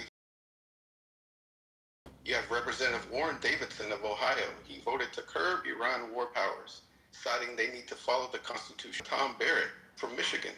He introduced legislation to impose limits on the use of military force in Iran and wind down the fighting. Hold on. You got Senator Suzanne. So what does this have to do with anything I'm talking about? No, but that's not what I'm talking about. Who passed bills? But that's not what I'm saying. Who passed bills and legislation? Dude, this is gaslighting. So Othello, you're gaslighting. Okay. So nobody. So again. My question was, who's come out openly against Trump? Voting on a bill is not saying you're openly. If that's the case, there's many Democrats that vote against Joe Biden and would never call him out in public, but they vote against because they're voting against the presidency and what the powers of the presidency can do. Not on the Iran war. Not coming out saying like the way Kent came out against Trump. You also have Jared Golden, Greg Landsman, Harry Collier, and Juan Vargas, who voted, and those are Democrats that supported Donald Trump's and the Iran conflict. So, I mean, you can have a couple dissensions on either side. Correct. So and those are power discussions between the presidency and Congress. I'm talking about people that are willing to come out and go against the party. It didn't happen with Bush. Okay, it did, and with Trump, it's happened. Yeah, but the people who had the intel during Bush didn't come out and do anything, and the people who have the intel now, who are on the intel committees on the Republican side, weren't doing it. The difference is on Bush, because it was George Bush and he's a normal Republican, people who were equivalent to Chris Murphy that received the intel that the weapons of mass destruction, which was planned by the Bush administration, those Democrats were like, yeah, I support it. Hillary Clinton voted for the war. So many people voted for that stuff. And those people were not willing to go again because they said, hey, I'm going to root for what's America. My point here, Democrats this time are just opposing it for the sake of opposing it because Donald Trump is the president. If Joe Biden were doing this, they'd be all in on it. And to be fair, some Republicans would be against it, but not against going to war with Iran on this. They would be against with the way it's being carried out. Look at Fetterman's point of view. You guys hear me here? I want to respond to Nav. You guys hear me though? I don't know. First, we know you don't know how to drive. Second, you can tell the Uber driver to increase the Wi-Fi in his car. Stop it. Okay. No, I think King Nav was pointing out the fact that you're saying that they're basically Iran is leveraging the Democrats to kind of call the shots. That's what your initial point is, right? Correct. Yeah. And they're banking on the fact that they can get Trump's poll numbers down. They can get Trump to push down because if I push this message, then Chris Murphy's going to look at my message and say, oh, look at this. The Iranians are doing it. But the intel says differently. Well, he's not going to share the intel. U.S. isn't going to share the intel. The public won't know, so I can use Chris Murphy to gaslight, and he's going to go along with it because he hates Trump. That's what. By the way, Chris Murphy was the one that was cheering on that the Iranians broke through the blockade. That's that Chris Murphy, right? That's the one I'm talking about. The one that Othello was saying is an amazing guy, and he wasn't willing to admit that he was a Democrat. That's totally insane. You can't be doing that. Because, I mean, if they want to get out of the war, or the supposed war, wouldn't they want, to be able to have a real negotiation and get the hell out?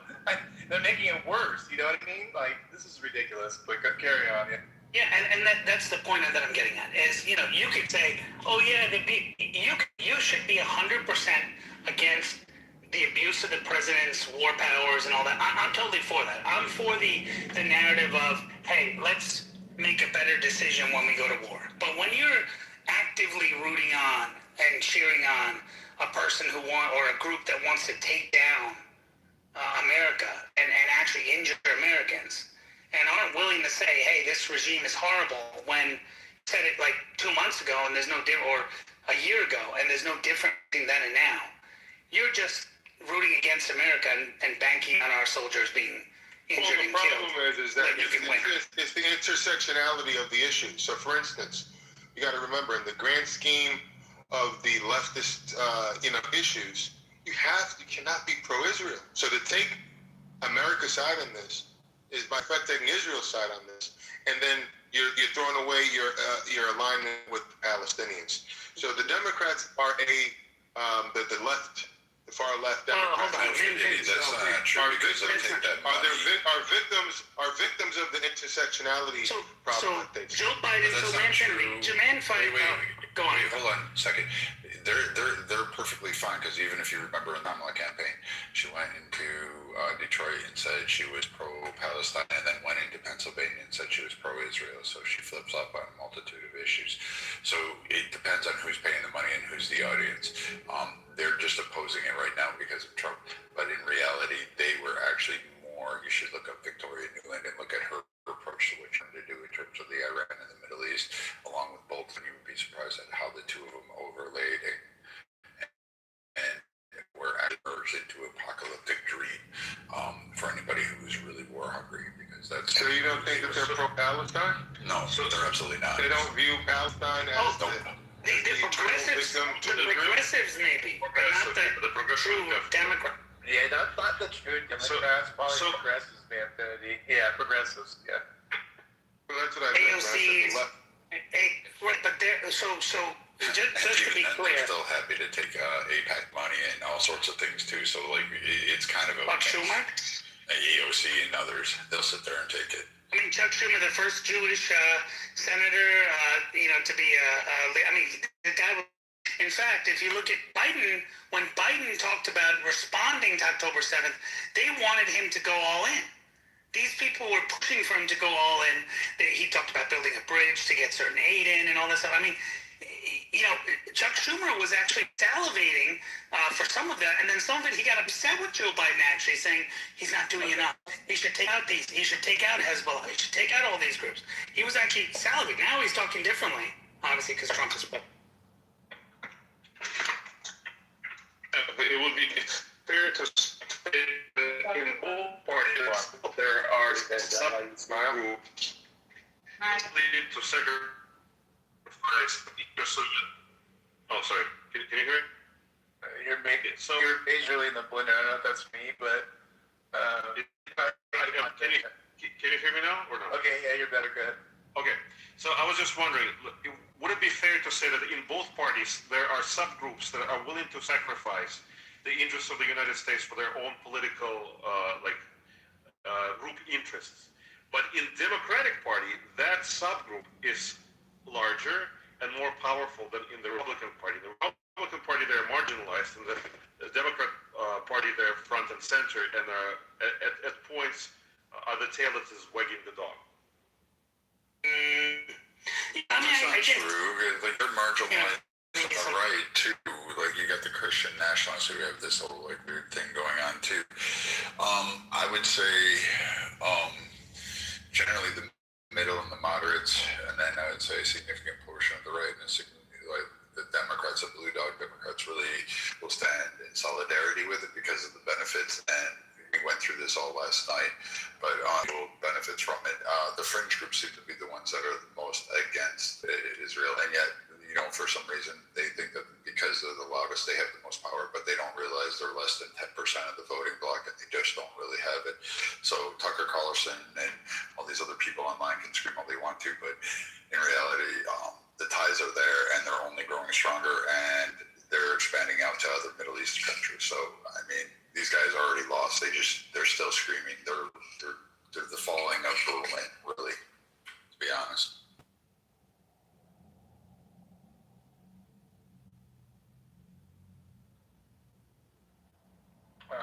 Brad, there's been a request of you in the chat to say Twat Waffle and me ring the bell. I don't know if we want to honor that request. It's up to you.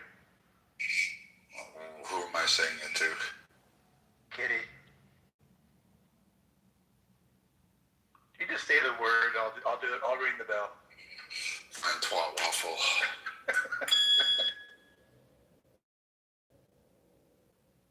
We always honor our requests around here. Ben, how you doing this morning? You're a little bit of the opposition. What's going on with you? I'm doing good. I'm just trying to catch sleep. I just don't. I have to keep watching Trump fall asleep on TV every day. So. Wait, fall asleep? I didn't catch that. Wait. I'm a conservative and I don't watch that much. Like, I literally don't need to. Like, what the hell is wrong with you? That's a lot of TDS. Yeah, I don't. I mean, honestly, like, I don't watch Fox News. I don't watch him. It's just on Twitter they keep posting his pictures and videos of him. I mean, it's so ironical that he would go on TV every time and call, even till today, calls him Sleepy Joe. But there's been countless times, at least up to 6, 8, 10 times that he's been on national TV, dozing off, falling like real sleeping.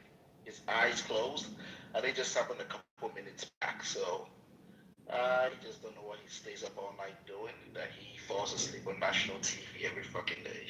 Like almost days. I'm gonna call you the 12. It has nothing to do with you. I don't think he's falling asleep every day. Well, no, but you know what this means, Viking? That means that Ben must have slept really well during the Biden administration. I mean, he must have been sleeping every day, watching TV, and the president falling asleep. I mean, that's incredible. At least I'm not running the country. Yeah, I'm allowed to sleep every day. I'm not running the country. No, I said while watching the president speak. So you conceded that. Thank you. That the president was asleep. So I said while watching TV during the Biden administration, he must have been falling asleep. I don't understand how what I said and what you just said. Ben, I gotta get some clarity. You're not saying Biden was a sharp attacking. He might not be, but it's ironical that the dude, the strong, non-sleepy guy that would call him Sleepy Biden every day. Now his presidency has been seen on TV multiple times dozing off. Are you really going? Ben. See, first off, Matt, I thought you said Ben was in the room. I ran back to my phone thinking we had Ben in the room. But then I got very much disappointed to know that it was Ben. And the biggest argument he can make, I'm disappointed. I didn't even put it. I just put it in the chat and Matt mentioned it. I wasn't even trying to say this. But Ben, my point is, Ben, not Ben, but Ben, you're going to make the argument on an open stage that he's been caught sleeping, and you're trying to say, isn't it ironical, which is a whole new word, not ironic, but ironical, that Trump is been caught sleeping or dozing off, and you want to bring that to the stage to do what with? You think? Wait a minute. Let me ask that, and then you can go. Let me ask the question. Do you think we're seriously? Excuse me. Do you think we're seriously engaged with you on that? Seriously. Man, finish just because you have a green bond. I didn't hear you answer my question, though. No. This ain't personal. Answer the question. Kick me down. But just. I don't want to kick nobody down. I'd be careful. He'll put you in the shut the fuck up section. You know it. He's got permission. You act like this on other stages where you don't have. I'm trying to understand you. Ever since. Wait a minute. You're bringing it to the top. I put it in the chat at Matt. Okay. So what serious? Okay, come. If you're approaching your chance. I'm allowed to put whatever I want to put in the chat. Right, but I'm asking you to put. I'm asking you to put an issue on the. Excuse me. I'm asking you to put. Why do I have to do that? Why? You don't have to do anything. I'm asking you. Then let's move on. No, I'm asking you. Wait a minute. I'm asking you a question. I think I'm going to ask you one question.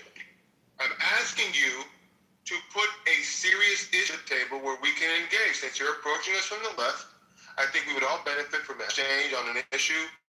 Importance. Okay? So I'm asking you to. Okay. Let me start. Let me start. Ironical. Let me start. Iran war is something he's never going to do today.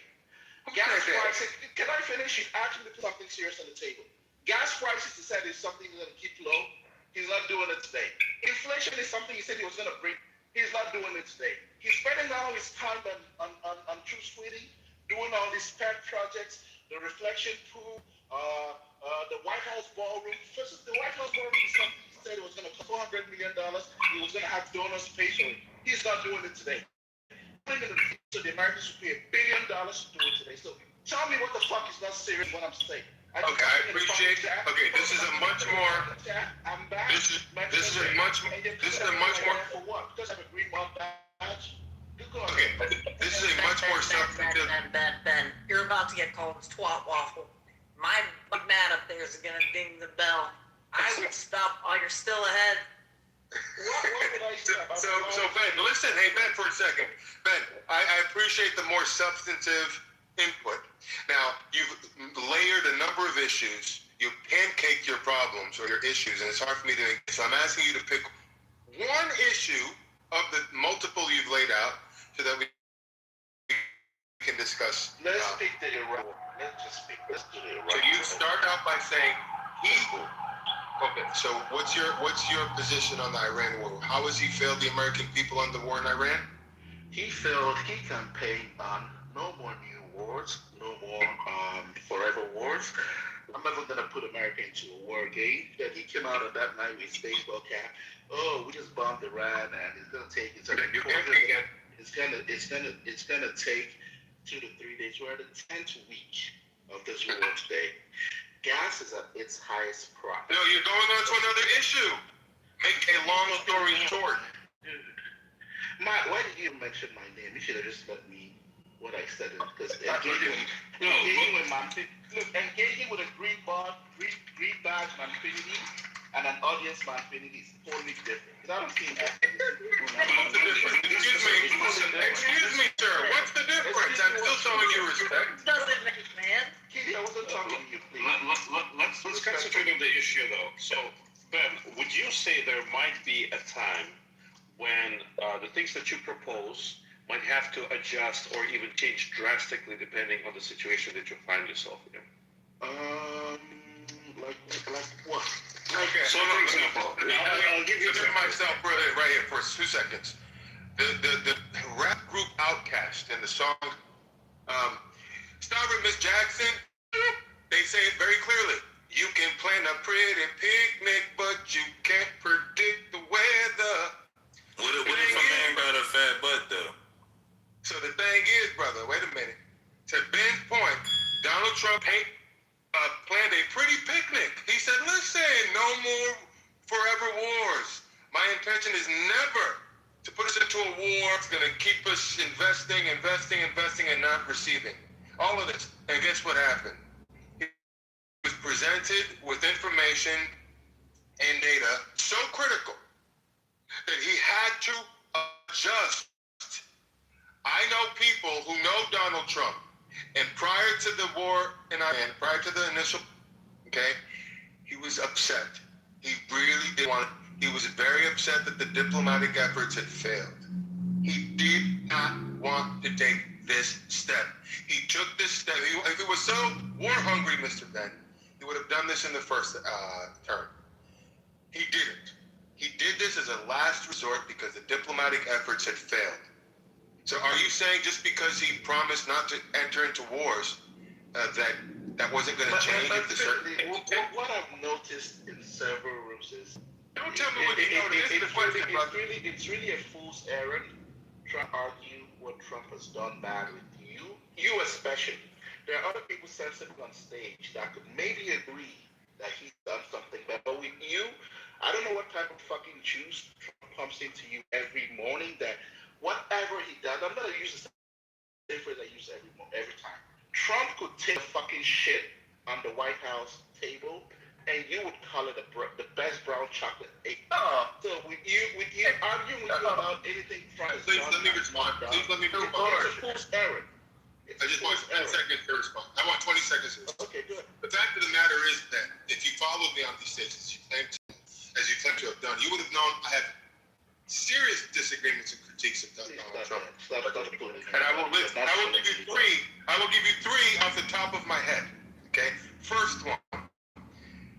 The fact that he mismanaged those children that were separated at the border from the adults they were with, that there were thousands or hundreds or dozens of kids that were lost and mismanaged, I have a deep criticism to the Trump administration for that. And guess what? The journalists in this country never hold them to account.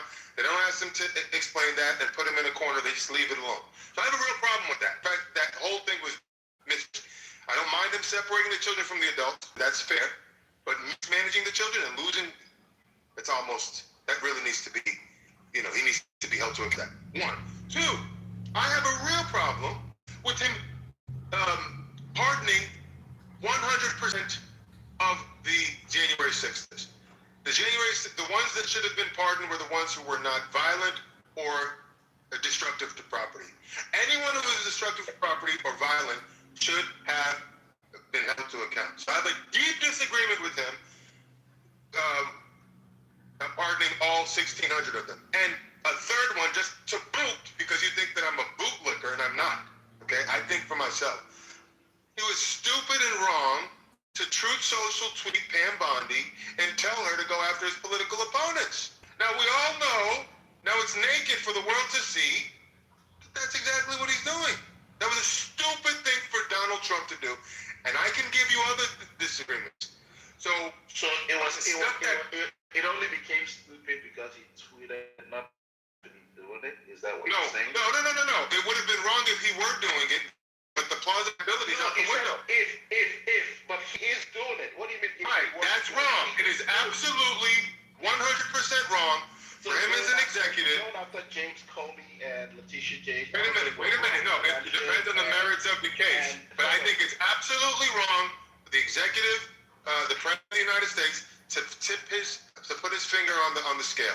He needs to be separated from that and let the DOJ do their thing. Even though under the executive branch, he needs to have that wall of separation. So I have a deep disagreement with him in getting involved in the legal shenanigans of the Attorney General. I have a deep disagreement with him pardoning 1,600 January 6ers, and I have a deep disagreement with him mismanaging those dozens of children in the first presidency. So don't tell me I bootlick. I can analyze and call balls and strikes. So going back to your point, okay? You said that he said he wasn't going to get into wars, but like my friend Andre 3000 says, you can plan a pretty picnic, but you can't the weather. Okay? If you can follow the logic of that, when the rubber hits the road, sometimes you got to make adjustments, brother. So like me, I'm willing to give him grace on that. That doesn't mean he failed. That doesn't mean he didn't deliver on a promise, because he never once said, no matter what, I'm not going to go to war. He said, I'm not going to go to war needlessly, unnecessarily. Okay, but case, he saw enough facts, data, and information to make that call, and because he was so hesitant to take that, I'm going to shut up here because I'm talking too much. Because he was so hesitant to do it from the very beginning, I give him even more credence. I'm like, you know what? Instead of giving him a grain of salt, I give you 2 grains of salt. Because you don't even want to go to war, and you're going to war because it must have told you something. Oh, shit. So, Mcfinley, I commend you for not. Yeah, he does though. But I commend you for not leaking the entire boot and only leaking 99% of it. I commend you for that. You know, you mentioned the 3 things. I think you're starting to see the light a little bit. As much as people like Brad has seen, or Matt has seen the light. Still waiting for Anthony to get up there with Matt and Brad, you know. But I do commend you a little bit, you know. But the fact that you would sit here and try to justify in going into a war that has raised the gas price, you know, he's losing support. You know, if this war was so popular and so justified as you claim, his MAGA folks or the majority of the Republican Party would be supporting it. However, he jumped into something because his head was swelled from how he went to Venezuela and took that guy and came out. He thought he could do the same thing to Iran, pop in and pop out. He didn't realize that Iran was going to be like this, try to stretch it out as much as they can. Now gas prices is something he can't control. He's trying to take the taxes off gas, so to reduce the price. He's talking about the Strait of Hormuz is going to reopen.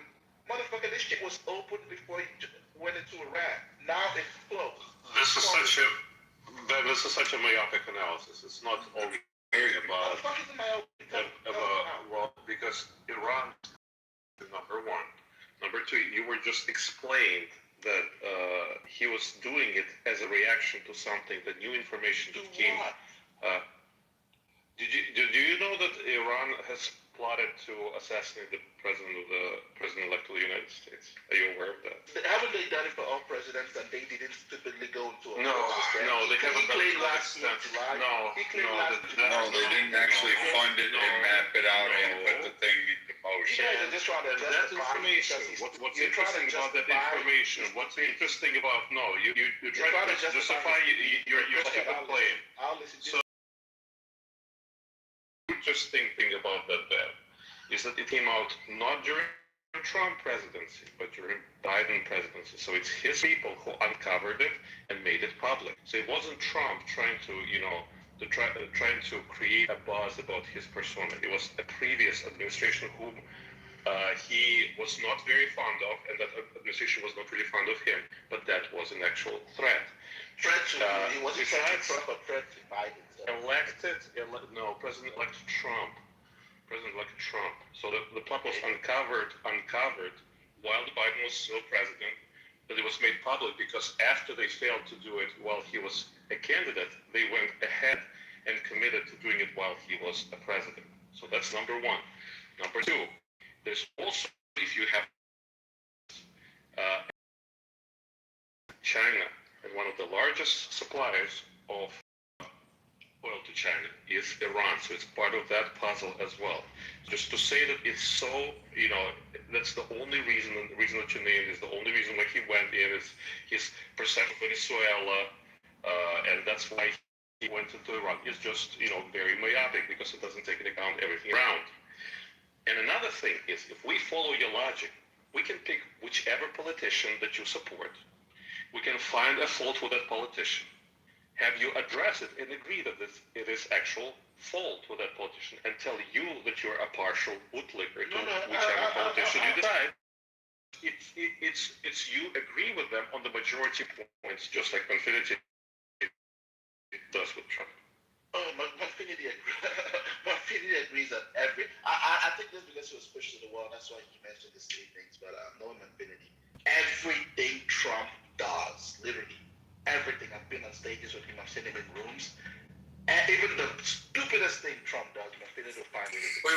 But it could be the fact. Hold on. It could be the fact that, again, you people on the left do this. You TDS people. I'm not on the left. You consistently. Say I'm on the left. I'm center. Please. Well, you could be center TDS. I don't care. But I mean, here's the thing. I have been on this app for a while. I've been in the political spectrum. You've been in my.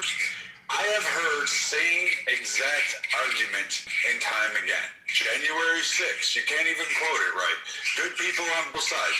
Again, we can go down the laundry list. Every argument has been either debunked, explained, or proven to be right. So all of the left's talking points, the primary ones, are pretty much the same routine. It's not that Manfinity is Trump's ass. It's more along the lines of, hey, you know what? Here we are. And now once you're coming up,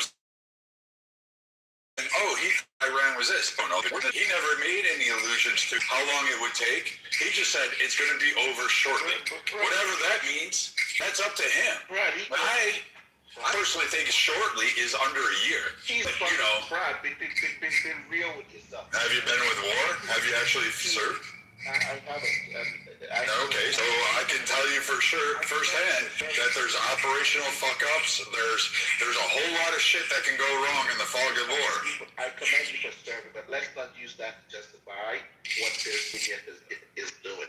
He's been on stage, he's calling it an incursion and excursion. It's going to be done in a week, in 2 weeks, in 3 weeks. It's 11 fucking weeks now. Yeah, granted it's not a year. Granted it hasn't been 6 weeks. But he set the stage for this. No, actually, he did it. But he's been mentioned in 2 weeks. He's going to be done. Hold on, Ben. How are you trying to now history? How are you trying to now tell us? No, I'm just saying, first of all, you don't understand how operations actually occur. Okay, so so again, if it doesn't go according to your timeline, it's like you guys are so selective on the fact that you have what was it? Oh, Russia, it's going to be 3 weeks. Russia said they were 3 weeks. Did you know that not a single fucking Russian said that shit? It actually came from our fucking United States on the left. It started there. So like that root came out. 5 years. The Russia said it was going to be 5 years. Russia didn't give any time So frame. you really think Russia thought it was going to? Putin did not give any time frame. Putin never came out and gave a statement on time frame. He never did. That came up out of liberal media. That was a fabrication. Wait, Brad. Really quick. Hold on, Ben, I got a question for you. Hold on. Just really quick. I just wanted to add, because Ben just said 2 weeks. He's seen 3 weeks, 5 days. He keeps going back and forth. Do you understand what the concept of strategic ambiguity is? Do you know what that is? Not what Trump is doing. I do understand. Do you know what strategic ambiguity is? Trump literally just comes out every day, every month. The first. Okay, how do you know what he's doing is not what's called strategic ambiguity? How the fuck is what he's doing strategic ambiguity? Because when you come out and say 2 weeks or 5 days or 2 days or 3 days, hey, let me talk, brother. So the thing is, what's the problem? Why can't I finish my statement without you yapping? So the thing is this. If he says 2 days, 5 days, 2 weeks, okay, he's keeping the Iranian side on their toes. He says they don't know what to believe. This is when he came out on Easter and said, what did he say? He swore on Easter. I can't remember what he said. He said, open the effing whatever. Okay, he's showing them that they don't know what they can't predict what Trump is going to do or say next. Today? Is it open? Is it open? That is, excuse me. There's a whole blockade. We're squeezing Iran into position, but you don't have the patience to wait because he's fucking squeezing us into position too. Yes, but it's called. Wait a minute. I used to fill my car. Wait, how are they squeezing us to position? Because I used to fill my gas with $50. Wait. First off, I don't believe you guys. Okay, let's stop here. So, how much Iranian oil did the U.S. import prior to this conflict? Okay, no. I asked you a very specific question. So overall, you could probably attribute maybe 75 cents to $1 to the Iran conflict. That's about it. You really can't say the massive swing increases, particularly like people in California who don't realize how all the taxes are, how you forgot about that bill that Newsom signed last year that removed BP and a couple of those refineries because you have to have a special blend of gas. The only state in the fucking country to have this special blend for Californians, you have to have that because no one else needs it, but apparently you guys do. So you pay more for it. In other states, you have different blends going. I know you're paying more. Hey, Matt, first of all, Matt, I have a piece to speak with you. How the fuck you make Brad a mod and you make me a mod? Hey, hold on, Ben, question for you. All right, hold on, Ben. Did I send you to the listening section? Or the shut the fuck up section? So, no, I didn't do that. So. I don't want to offend you today. But, Brad, sometimes I like to give you the benefit of the doubt that you're a really smart guy. Manfinity, I don't have the luxury of giving him the benefit of the doubt. So Manfinity's a smart guy. Oh no, he's not. So Ben, so a couple of things here, Ben. Were you upset about? Was Ben upset about? Does anyone remember? Was Ben upset about gas prices under the previous president with the Iran? Oh wait, there was no conflict there. So it was Russia. We import less Russia, and the impact of Russian oil is far less than Iranian oil on the world, and yet. Why were gas prices almost similar in 2022 and 2023? Because you had a fucking president who wasn't willing to do drilling, willing to do any of that stuff, and he just said, let's let ourselves be dependent on the world, and thereby the world will... So that's what happened to gas prices. So I'm just curious, were you as upset then, saying, what the hell is this guy doing? He should be negotiating with Putin and end this war so that he can protect my... Or were you just like... Well, I like the guy, so it's okay if he doesn't do it. I'm okay sending billions of our dollars to Ukraine and not knowing how they're being being used and not seeing if Ukraine is winning and just keep the war going and paying more gas. Is that what you're saying? Or Yeah, I would have said that gas was high. do you blame Joe Biden for it? Will you admit? No, I did not. No, because you know. Because what? And people can think, smartly, because the gas price was largely due to the Iran-Russia conflict. America did not start. Iran-Russia conflict? No. Ukraine-Russia conflict. You said Iran. Okay. However, this one is from your Lord Jesus Trump, who woke up one morning and decided. So hold on. Ben, since you're saying no, you're an expert. Ben, you're an expert. No, I'm asking you. You're an expert. How is Russian oil impact America? Explain it to me. It is called OPEC. They control the oil. Wait, so Russia's part of OPEC? I don't know. They control. No. Is Russia part of OPEC? I don't think so. Look, I got. So wait a minute. So you just said Russian oil impacts OPEC, and yet OPEC sets the prices. Oil is traded globally. So I just asked you a question. You said OPEC. You believe that a Middle Eastern body for oil is controlled by Russia. You really believe that? Or that Russia has impact on OPEC? You really believe that? No, because the world played games with the oil market. What Joe Biden didn't do was say, hey, when this issue happens, I know this is going to happen, so let me increase drilling in America. He didn't increase drilling in America. He sought to push back against drilling. You can ask Viking, Manfinity, and others. They will give you more details on it. But I'll tell you, that is the reality. Trump has made us energy dependent where we're actually exporting oil. Did Joe Biden tell the rest of the world, hey, oil's here, why don't you come and buy oil from us? No, Joe Biden said, we sell? Really? We can sell? Like, he didn't do anything. Is it true or not that America is experiencing a hike in gas prices as a result, in part, of what's going on in Iran because of the war that's commenced? Is it true or not that the high prices that we're experiencing now is downstream from the war in Iran? Yeah, it's somewhat true, yeah. Okay, so Donald Trump has already owned that. So Ben, when he was asked the question directly in one of his many gaggles that Sleepy Biden would never do, he clearly said very clearly, yeah, and in exchange, America's getting a denuclearized Iran. And he's saying that they're going to come down faster and stronger than ever in time. He doesn't give specifics, and he says, I'll never know what this means, and I never know what this means. Can anybody explain to me when he says, America is the hottest country on the face of the... I don't know. Wait, no, but Manfinity. To be fair to Ben and the Democrats, hold on, to be fair to Ben and the Democrats, Joe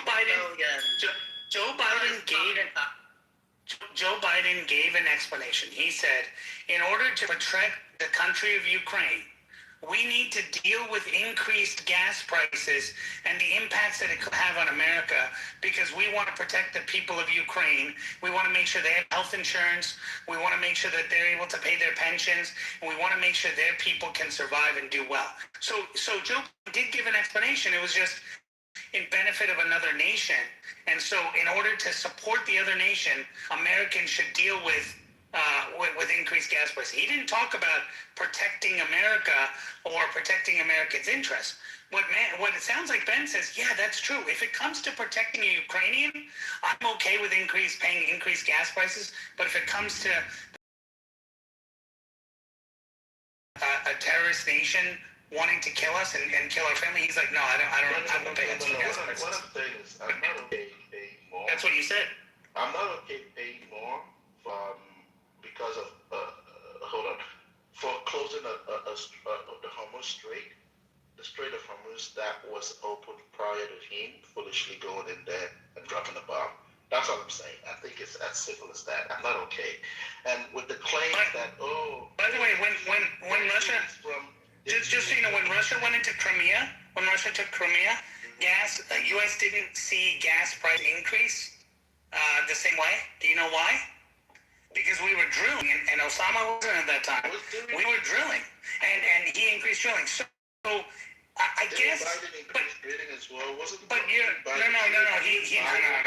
no. Biden didn't. Biden towards the end started increasing drilling permits towards the end. Not at the time when it happened and not beforehand as well. And watch what Ben is going to pop. Watch this. Hold on, guys. Hold on, Ben, don't talk. I want to see if I can break what you're going to say. So what Ben is going to say, he's going to say, I found something that says that Joe Biden approved XYZ. Then when I say, hey, just find out how many he canceled. Find out how many he canceled in his first executive order, drilling license. Then he'll say, oh, well, that has no correlation. All he did was reinstate some of the drilling that he stopped in the beginning when he took office.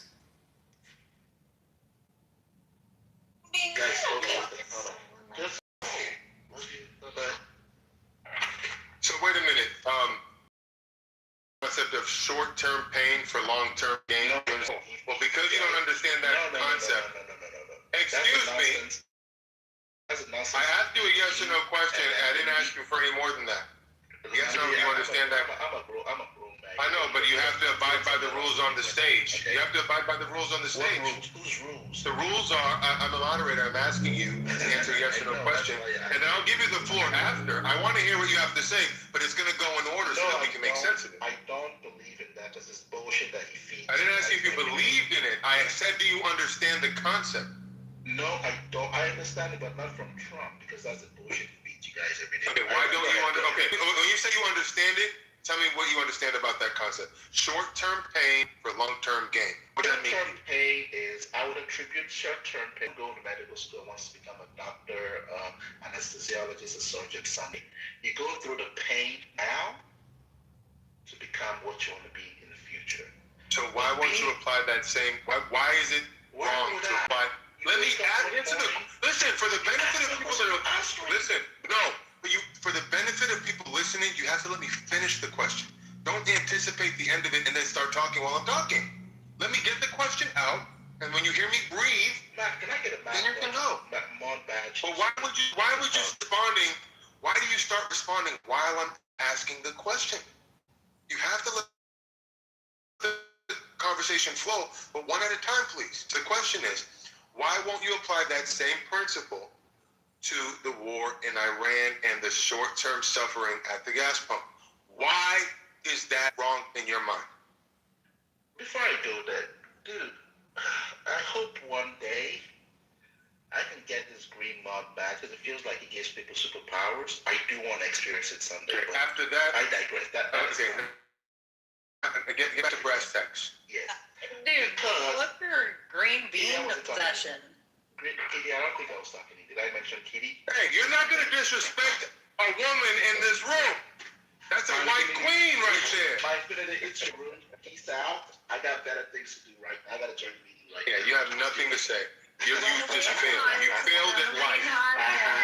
You failed at life. Your tail is between your legs. Leave.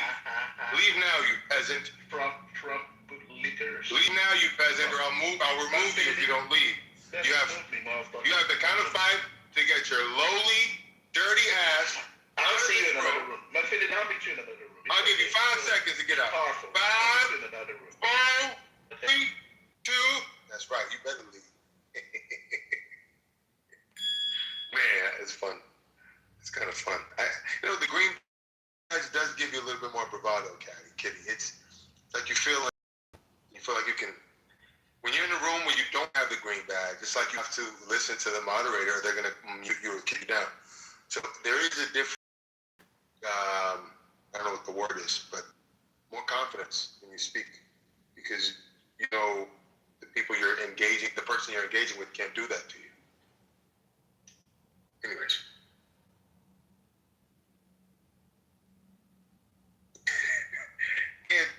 Okay, Anthony, my man. Hey, how's everybody doing? Is it okay if we can have a conversation?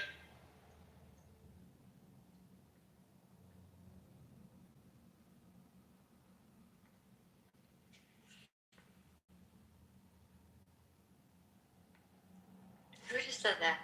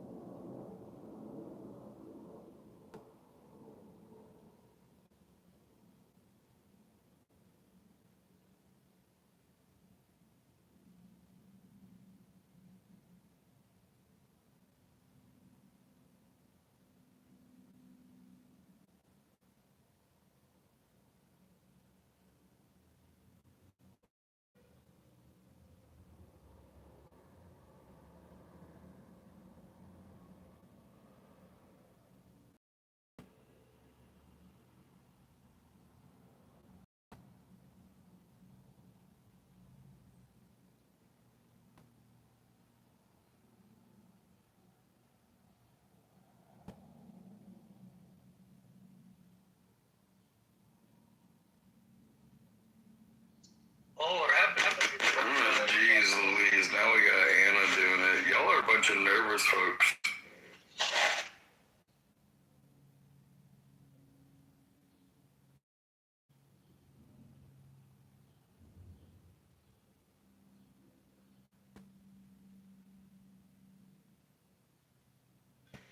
Bro, if you slap your phone, you're impatient.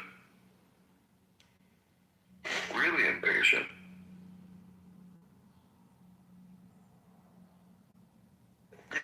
You sound the man over there, Kitty. What? What's that, Georgia boy? Alhamdulillah. I said Majnun. What's that? It's Arabic for crazy. Oh. How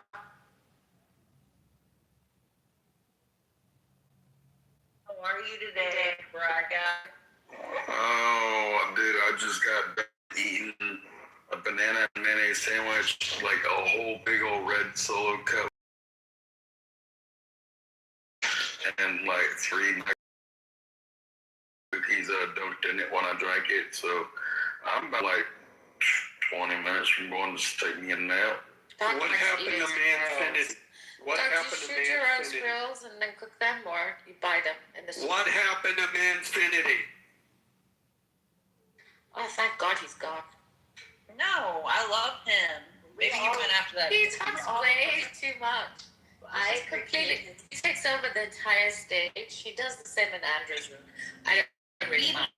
I didn't ask you what you thought of him. I asked what happened. Did he leave or did someone kick him?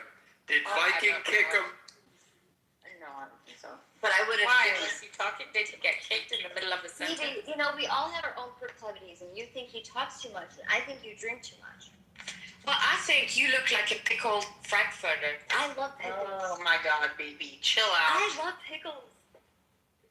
You know, you look like your head has been in one of those. I drink pickle juice. Are you making fun of the caricature? That's funny. Don't fucking tell me what to do and what to say. I didn't. Yeah, well then, don't. I was just saying that. I can say whatever I want if I find Manfinity. And so can we too, you know? So we can say whatever we want to. Your goddamn business. It's none of your business either. I can talk too. Yeah, you can talk. You all talk all the time. I rarely even say anything. Oh my God. You know what, Phoebe? You have a point there. What? I said you have a point there, BB. Well, during the day, she's not as talkative because she's not as drunk. I'm not always drunk, and if I am drunk, that's my business. It's got nothing to do with you. At least, even with my drinking, I don't look like you. Yeah. You look like a pickled Frankfurter, okay? Make fun of my caricature. I think that's cute. Yeah, but when you're drunk, BB, then your ability to follow and engage in a conversation becomes impaired. Yes, but that's So why it doesn't- when I'm drunk, it doesn't I stay reflect in the well on audience, you. Alan. And I very much enjoy listening to you. I know. And I enjoy you when you're not listening to drunk. Manfinity because he has a tendency to go into a room, go on a stage, like just completely hijack the stage, and then talk and talk, and then when he's finished, he'll just fuck off. I understand you don't Some like it. people I was don't just like music. asking, I'm did not he annoying. get bumped? Or what happened? Did he get bumped? Did he get I removed? don't know. I don't Did know. Viking remove him, or did he leave on his own accord?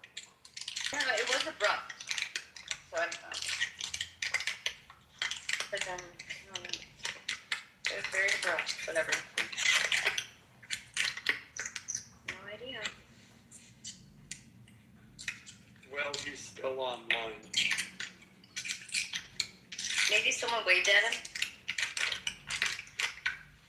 Are you snacking? Who? Me? You? Yeah. That's me. Oh, I am cleaning.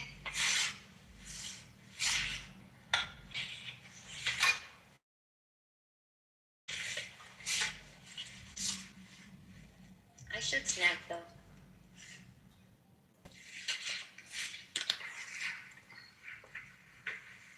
gain like 5 pounds.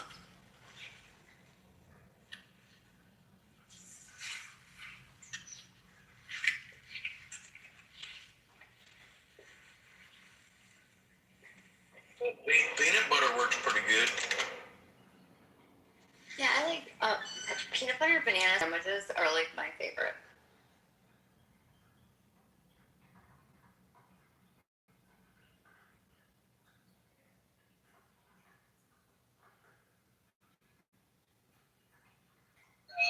I'm totally in the refrigerator right now.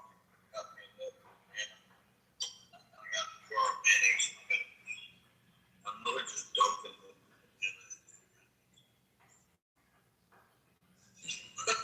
Matrix. Bruh. Just a fat.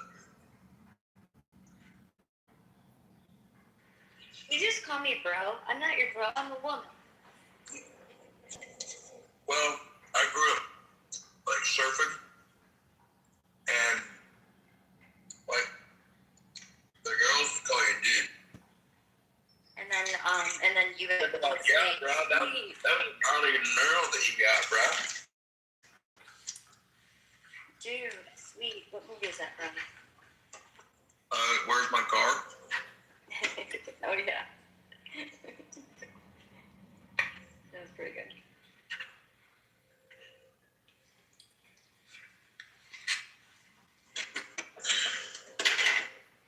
Oh shit.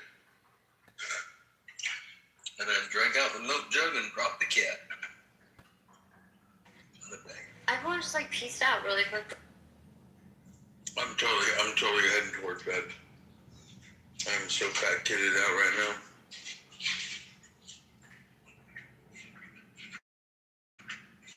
When you eat like McDonald's and like all you want to do is just lay down.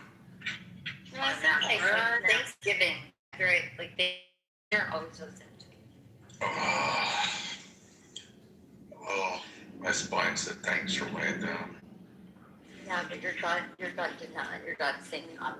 Dude, my gut's happy right now. I had my vitamins today.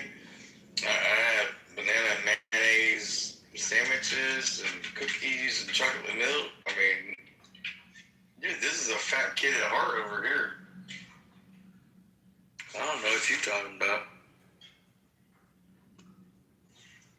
I think summertime is the best time to maintain weight or lose weight if you plan to.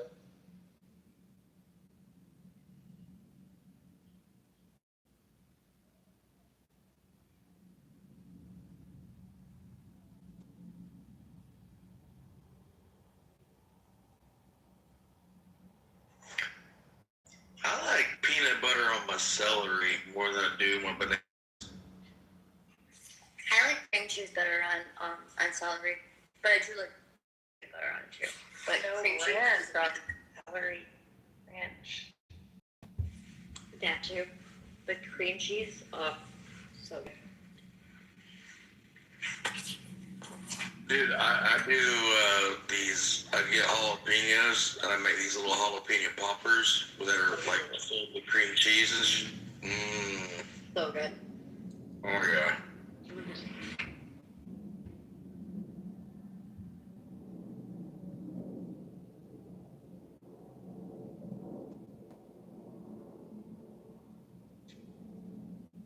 Yeah, don't tempt me with a good time cooking, man. I love good food like that, you know. But what was the whole thing about Trump that y'all were talking about earlier when I first came in? Before I got sidetracked. I don't know. When I came in, they were talking about Iraq.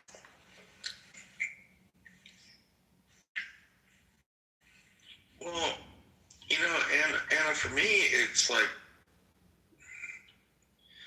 I was fighting the Jaish al-Mahdi, the Mahdi army, or the Shias that were from Iran when they were fighting us.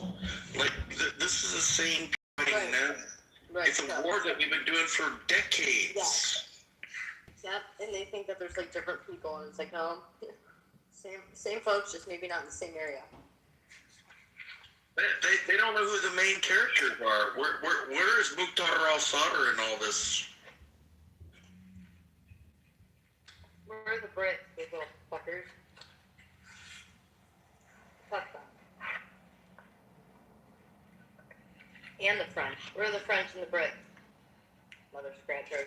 Well, the Brits just sent the destroyer or whatever to like whatever. It one boat that's got a big ass fucking like pyramid on the top of it. It looked like it's gonna tip over.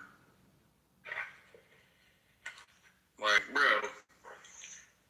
Dude, I hope the UK is gonna show up with that thing, and they're gonna end up screwing up.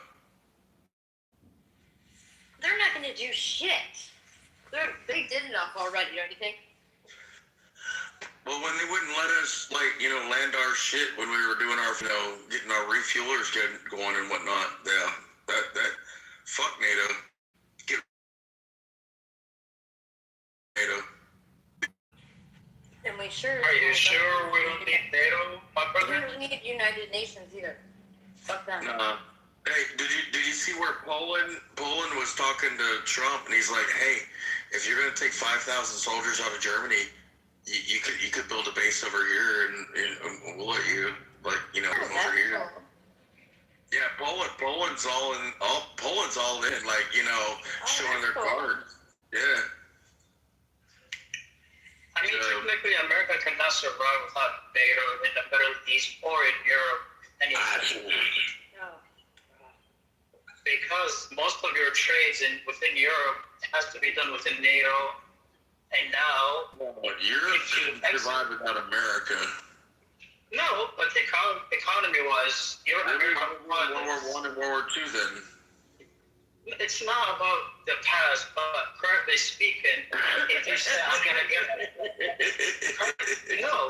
just hear me out.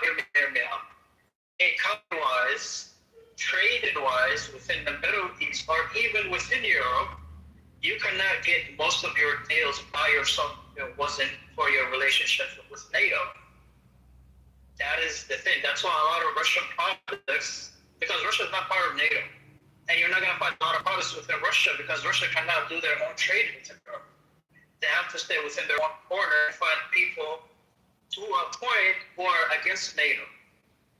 So if America says, we're out of NATO, sorry, a lot of American products will never touch Europe with anything because you cannot work by yourself. It doesn't matter how big of a country or a superpower you are. The main currency of the world is the dollar. And now you cannot even trade within the dollar because now a lot of European countries want to work with you as soon as you exit NATO. So, yeah, you can say fuck NATO and all of that stuff, but in reality, you can't.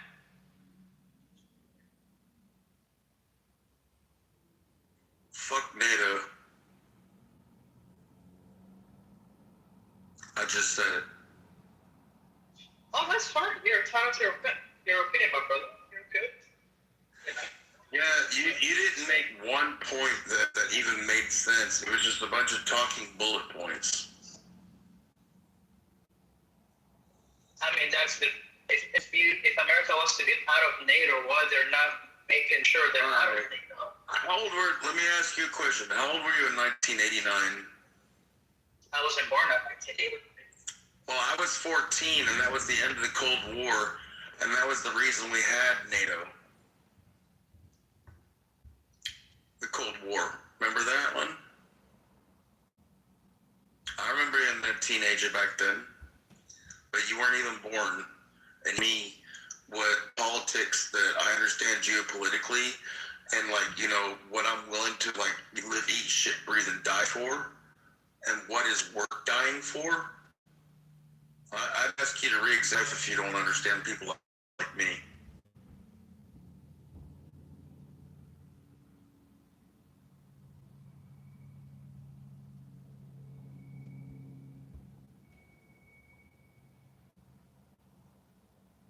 Oh, sorry, I got a call. My bad.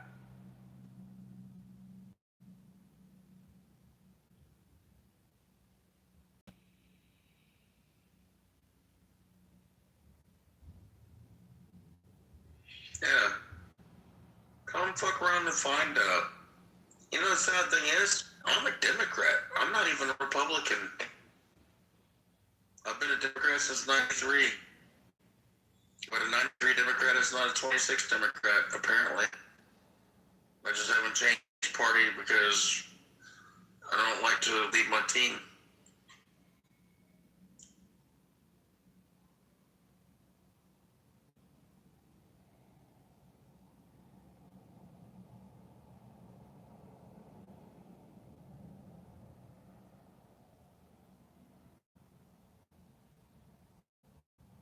We are very happy that at the end we have experienced some kind of peace.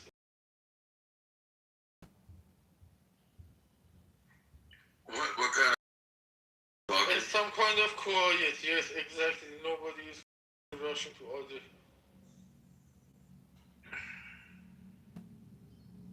Do we need to be in the Middle East right now? Yes or no? Yes. What does the world think? Yes, because you're on this planet, since there is gravity, and that is the same thing all around the world, the interests are shared, don't you think? For example, when somebody tries to put the planet out of the orbit, it is possible to do it even from the Middle East. And you will be also out of the orbit, don't you think? Don't you agree? To be honest, we don't have any business going back to the.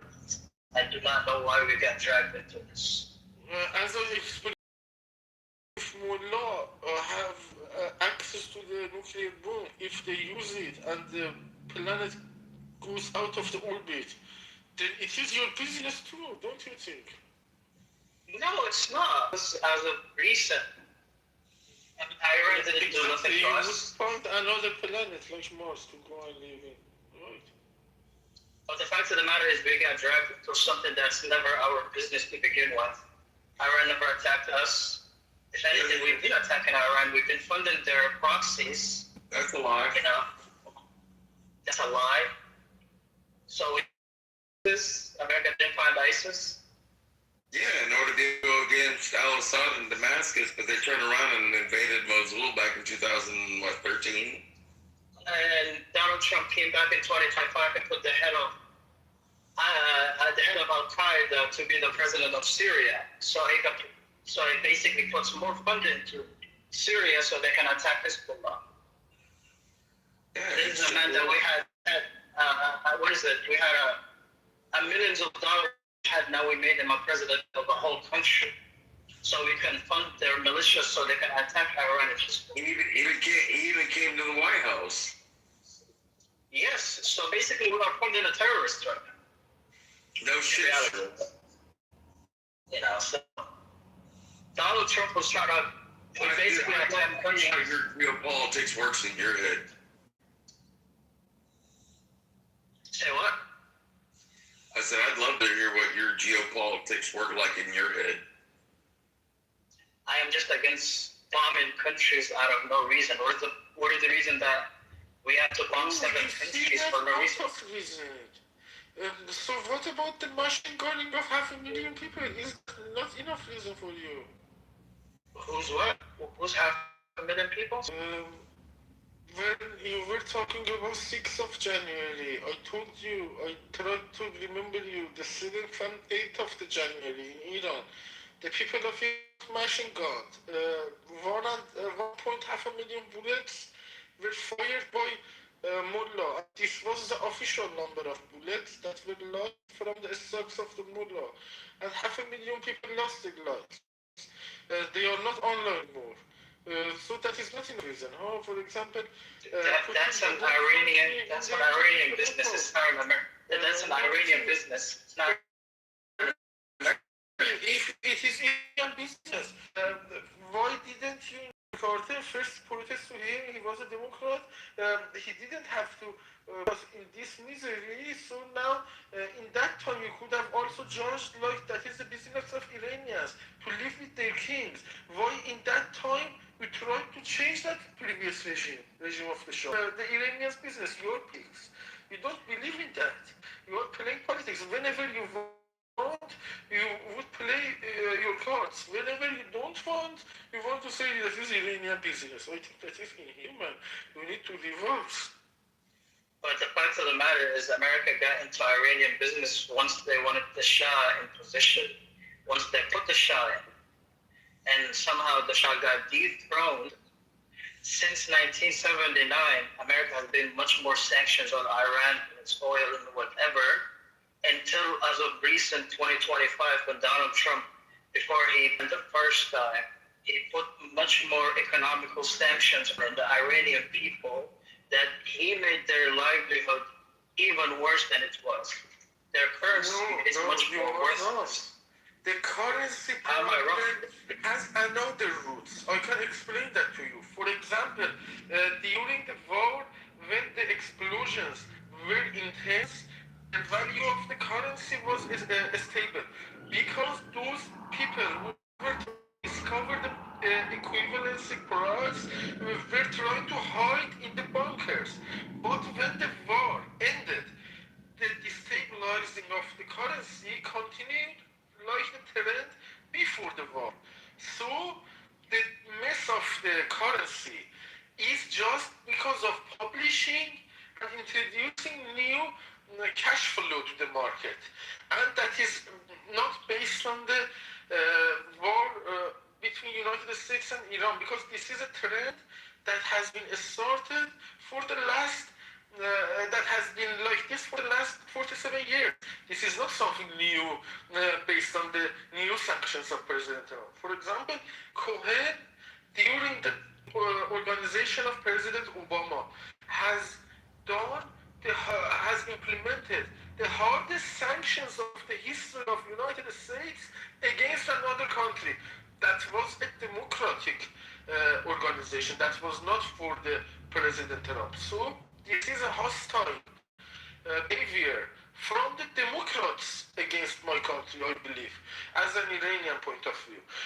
Because the regime change of the Shah was during the Democratic presidential administration. The hardest sanctions were implemented by Democratic president and his administration. And now that our people got machine guns. They were silenced. If you see the footage of CNN during 7th and 8th of the January, they were completely speechless. Now that we are taking our measures and putting our support, I am supposed to support my family, but they are playing politics. They are holding the war now like they are the same people who were speechless 7th and 8th of the January. I think this is a big paradox.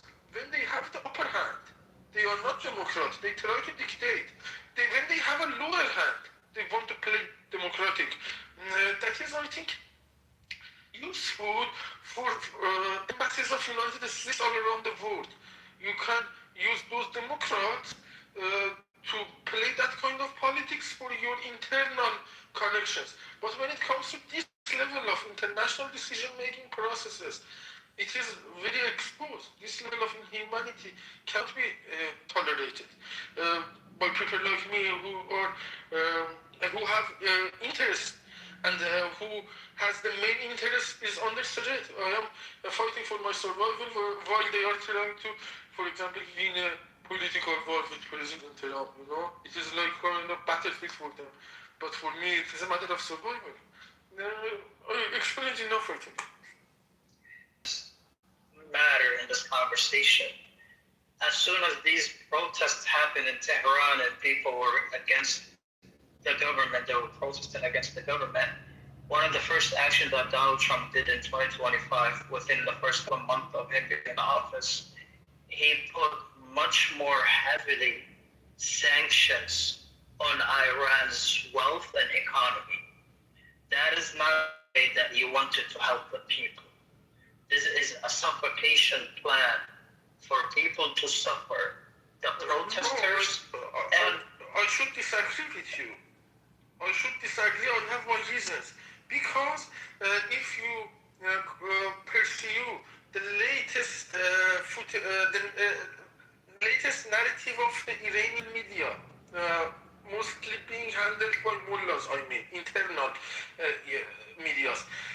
They are saying that the resources of the country is for the ideological purposes of the mullahs. You need to, for example, asphalt your street by yourself.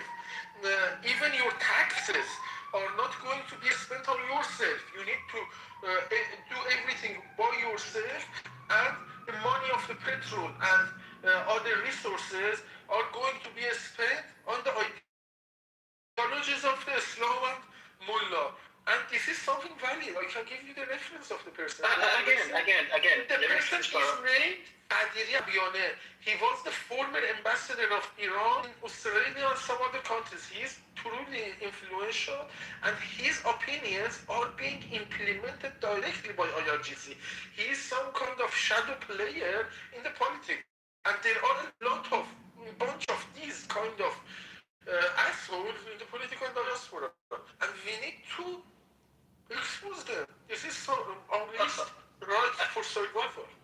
Okay, I understand where you're coming from, but I'm trying to highlight the facts that here in America that has been presented for us, and I want you to see where we are coming from. We hear a protest happen in Tehran. One of the first actions that the American president did is put much more economical sanctions on that country. On top of all of that sanctions happening, we have seen the first attacks, the 12-day war in Iran, which allegedly we were told at that time that the nuclear weapon has been destroyed at that time.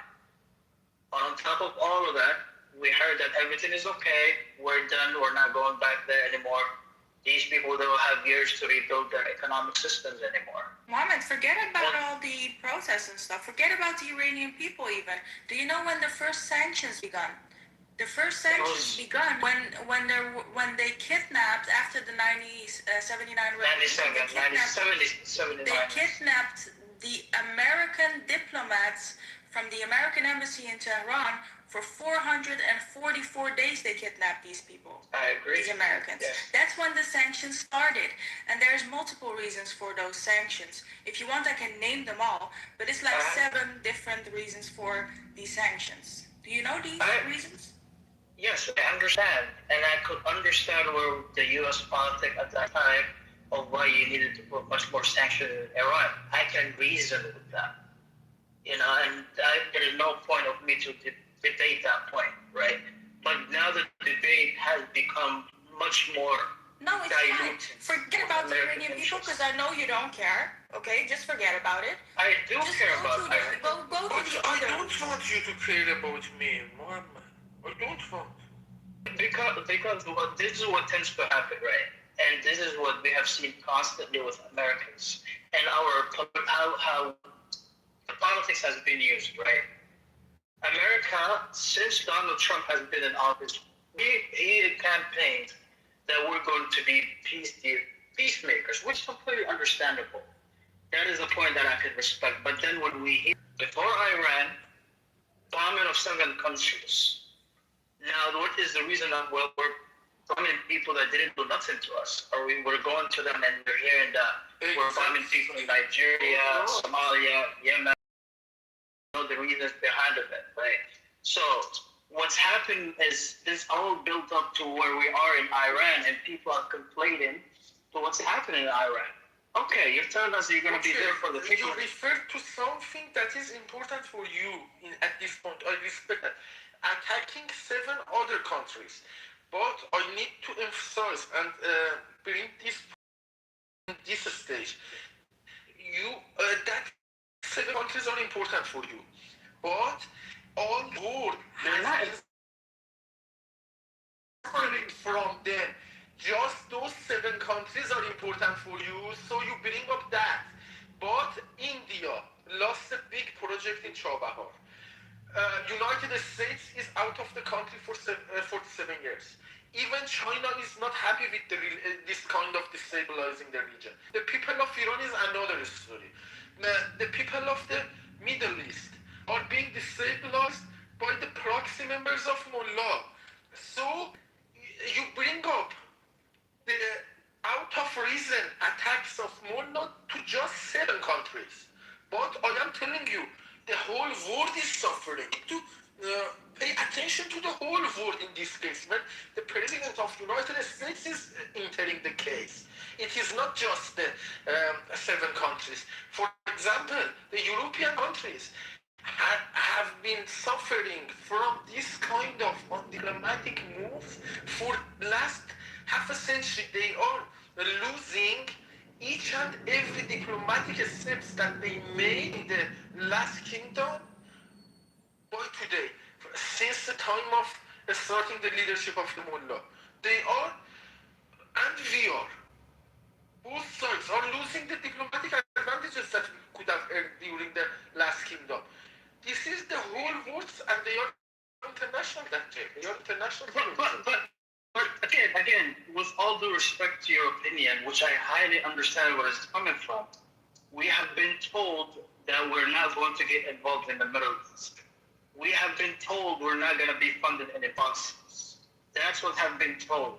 As an American, we have been told that our best interest is to fix our home economy and fix our health issues, whatever economy issues that we have. Now we have gotten ourselves involved with a war.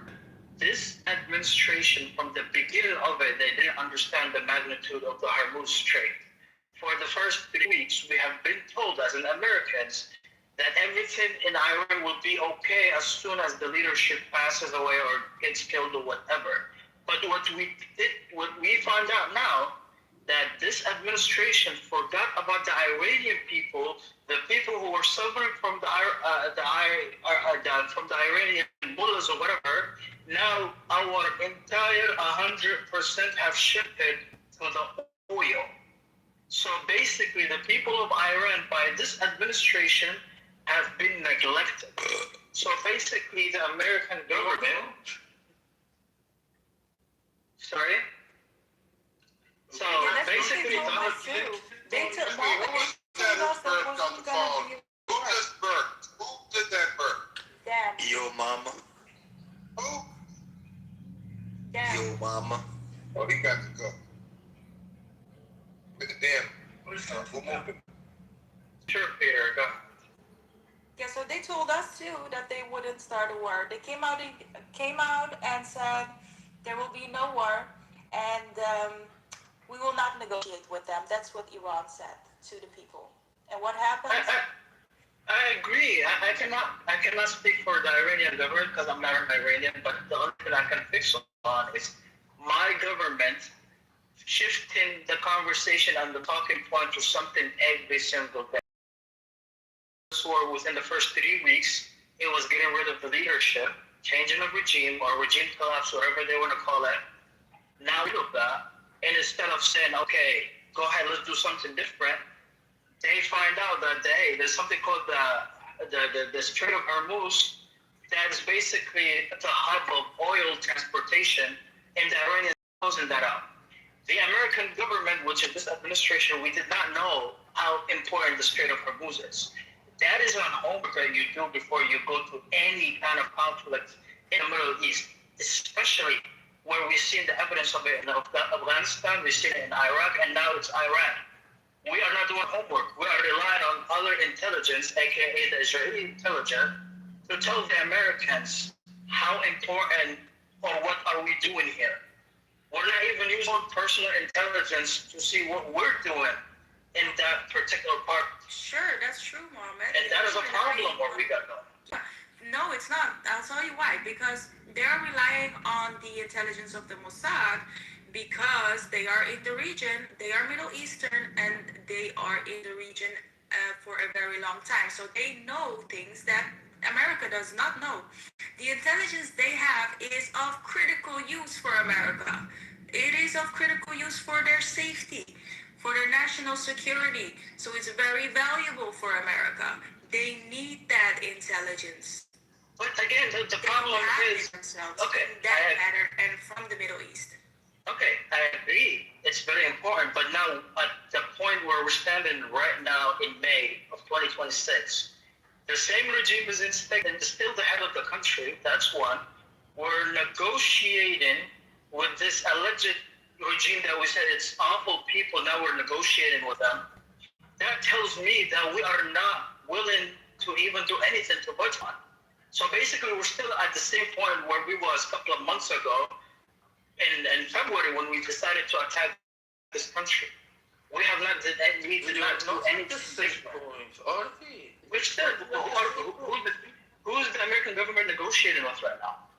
Because the IRS. Because they don't let us negotiate. Mullah has made barriers into the diplomatic efforts of the country. For example, I can give you reference.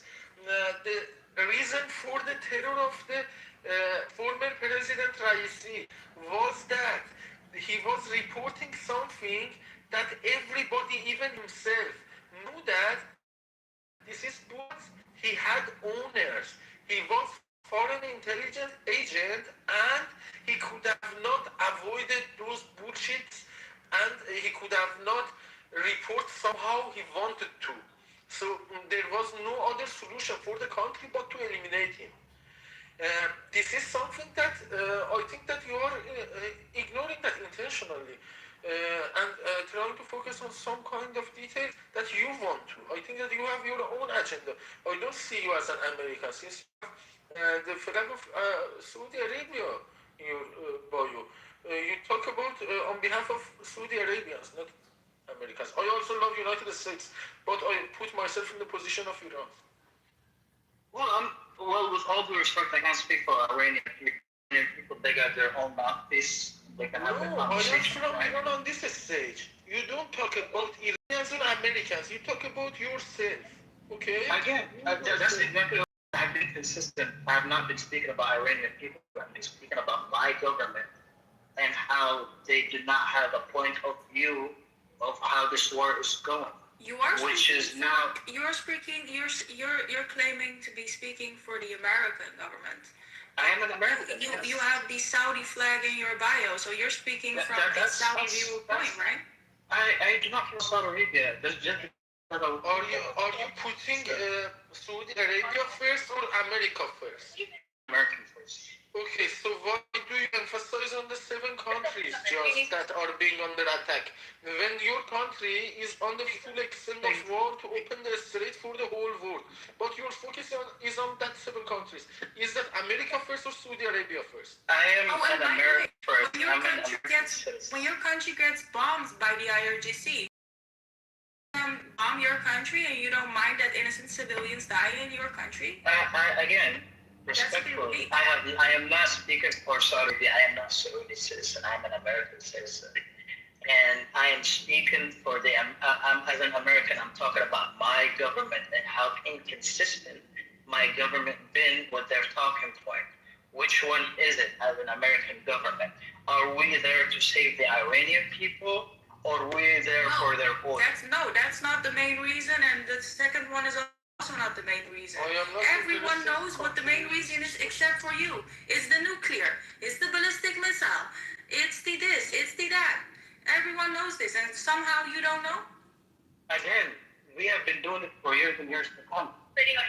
Sure. So basically, this government said, and basically our American government lied to us of last summer when we bombed. Even Hillary Clinton said it. Even Obama said it. Hillary Clinton even said, if Iran pursues their nuclear ambitions, we will bomb them. Then what is the point of having the 12-day war? How did you not know? And Trump even said himself that he was going to bomb them if they pursue their nuclear ambitions.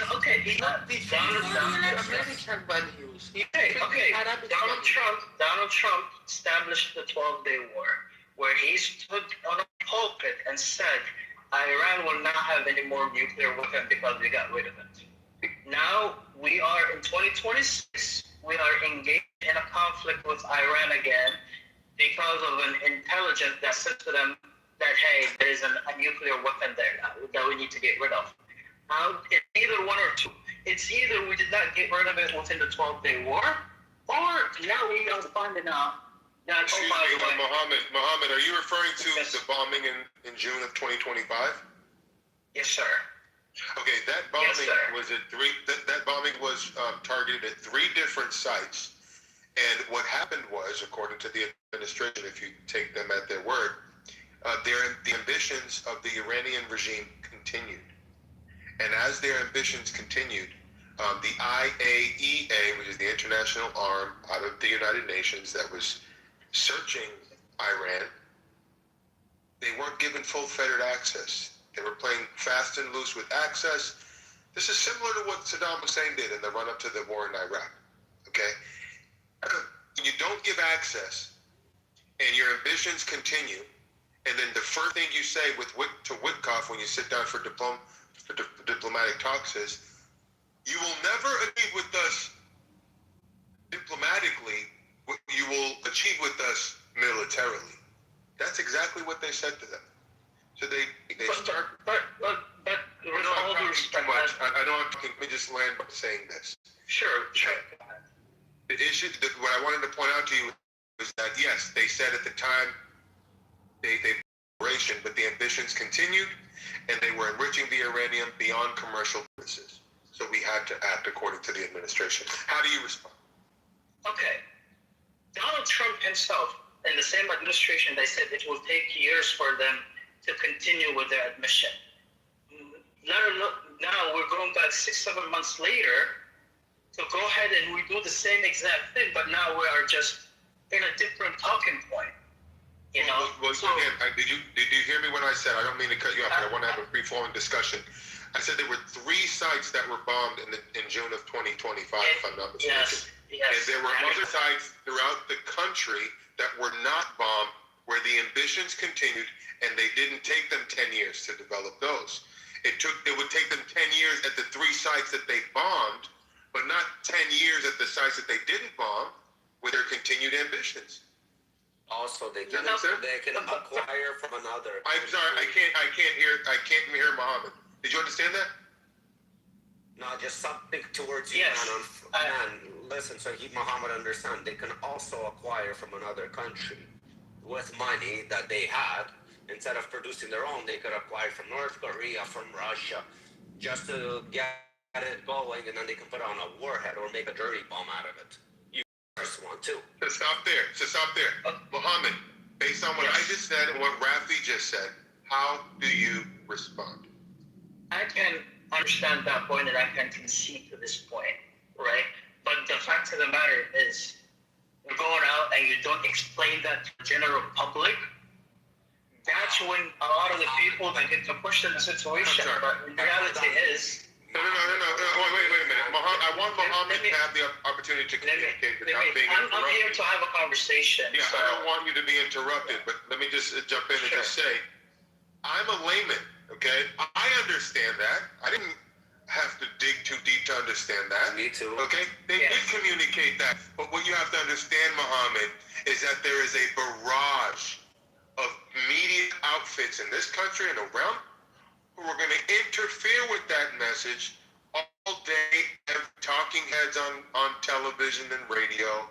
You have all of your mainstream news. They won't do it because they don't want this administration to get a win. There's a deep bias.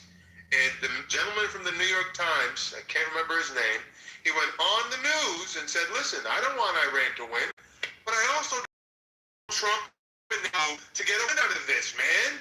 They're evil. But okay, this is one of the people on the New York Times. Okay, this is where to a point, I see where that happened as well.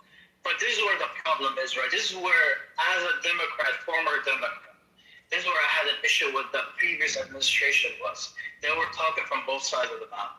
And I stopped listening to politicians reading the news and all of that stuff because I did not want to hear what other people's opinions are. I started listening to what leadership say, and I just take my notes, right?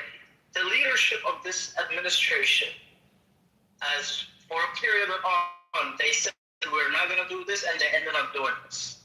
They said Donald Trump, within the first 3 weeks of him going to Iran, he said he's there for the Iranian people. Great. and I'm gonna do the X, Y, and Z for the Iranian people. Great, okay, I am in line with you. But right now, in May 2026, we are shifted the narrative for being for the people to now having the whole blockade, and now we are negotiating with people who we know they are in good faith negotiators and not very good people to negotiate with. So for this administration, I don't care what Fox News say. I don't care what CNN say. That is not my point. Exactly. My point is, I'm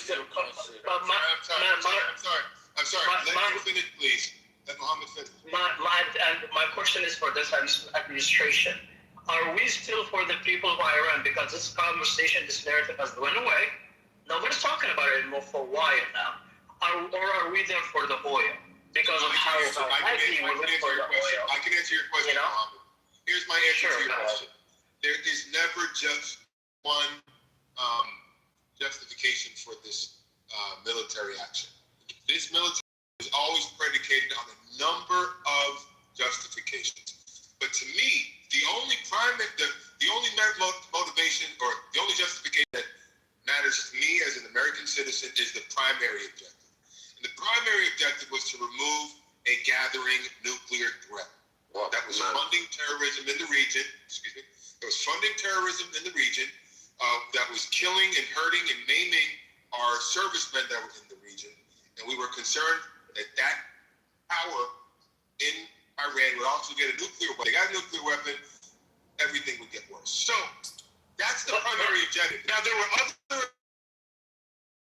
objectives, secondary objectives.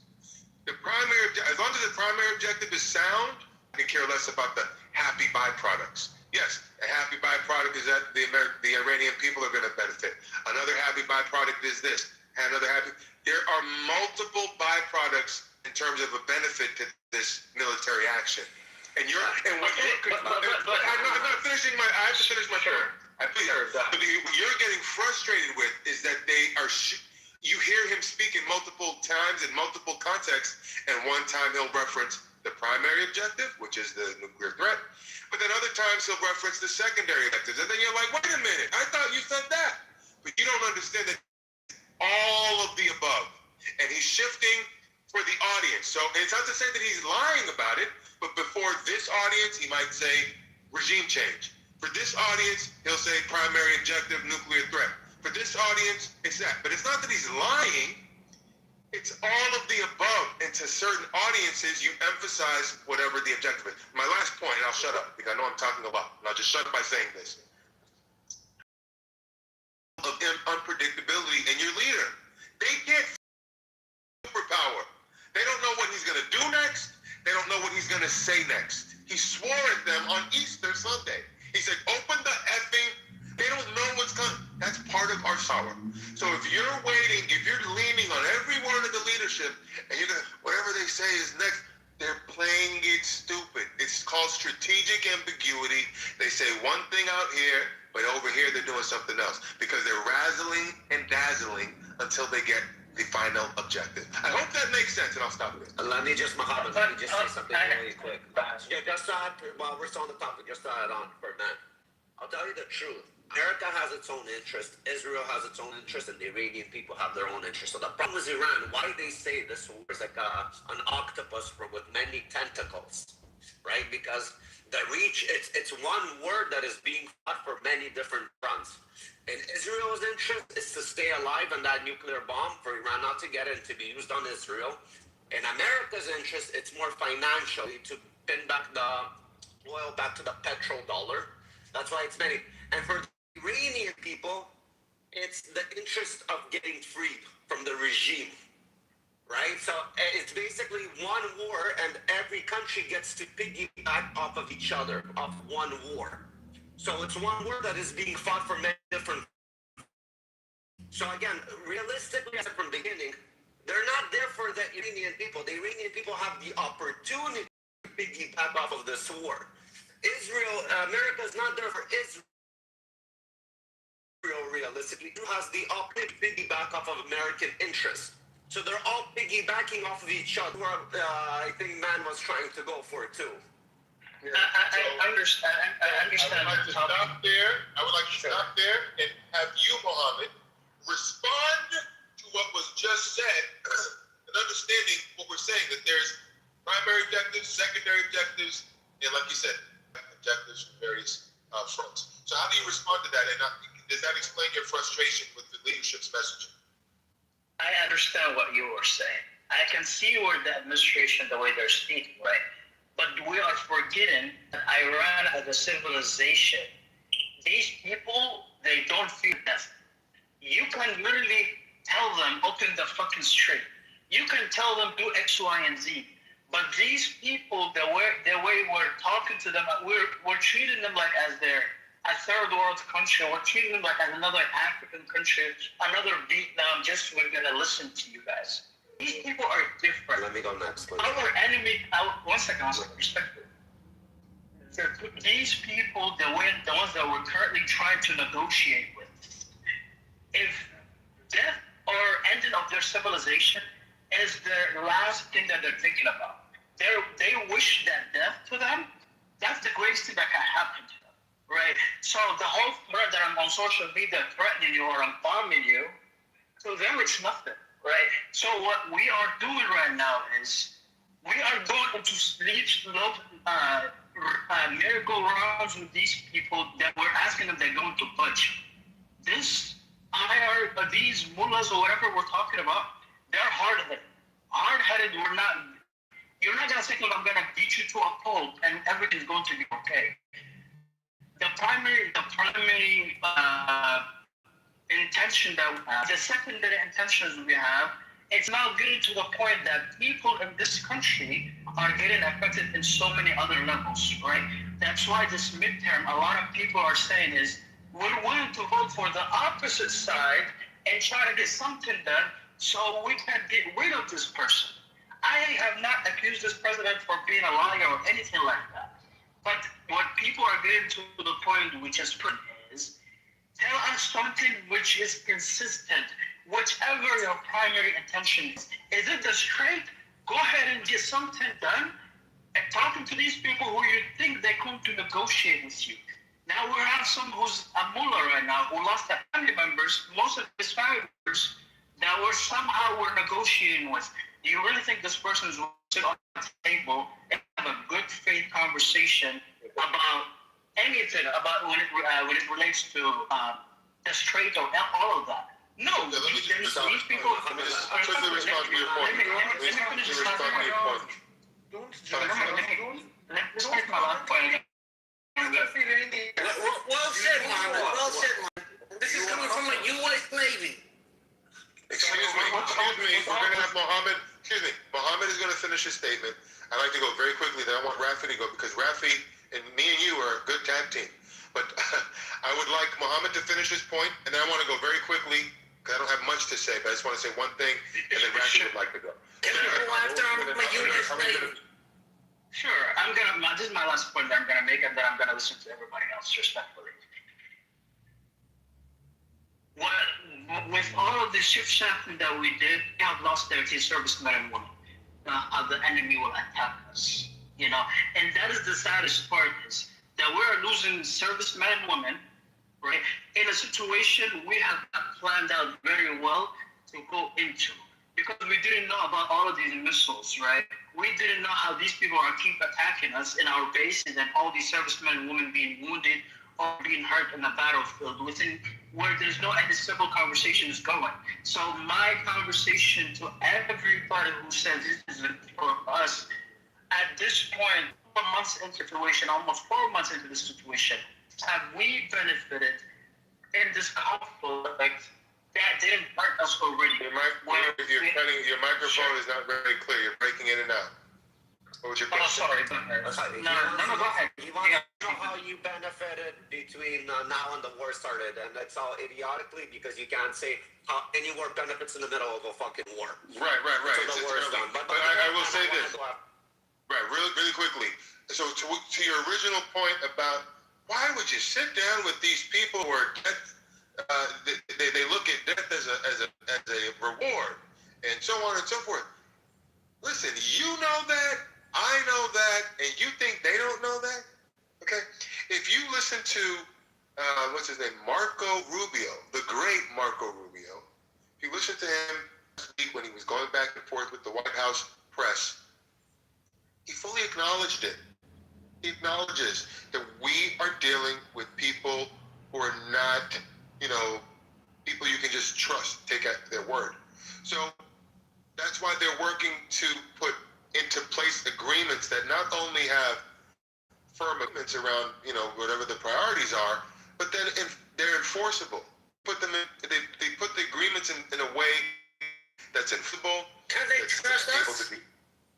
I don't know what you're doing, brother. I'm in the middle of a sentence. You can't just come up off the microphone like that. You hear me? All right. The thing is, Mohammed, the thing is that they're devising these agreements in ways that whatever the priorities that they can come up, agreements that they can agree to, is enforceable. They're transparent. There are ways that they can enforce these things happening, and that's the magic of negotiation. I couldn't tell you just, but Marco Rubio and others. He's a very high-level Trump administration official. He understands what you just said. Okay, so at this point, you got to leave it to the leadership to develop and devise agreements that take into account the fact that they are debt, that they don't care about debt. Because there are ways to do it. And it looks like they've got some tricks up their sleeve. So I would leave it to them and not worry so much about it.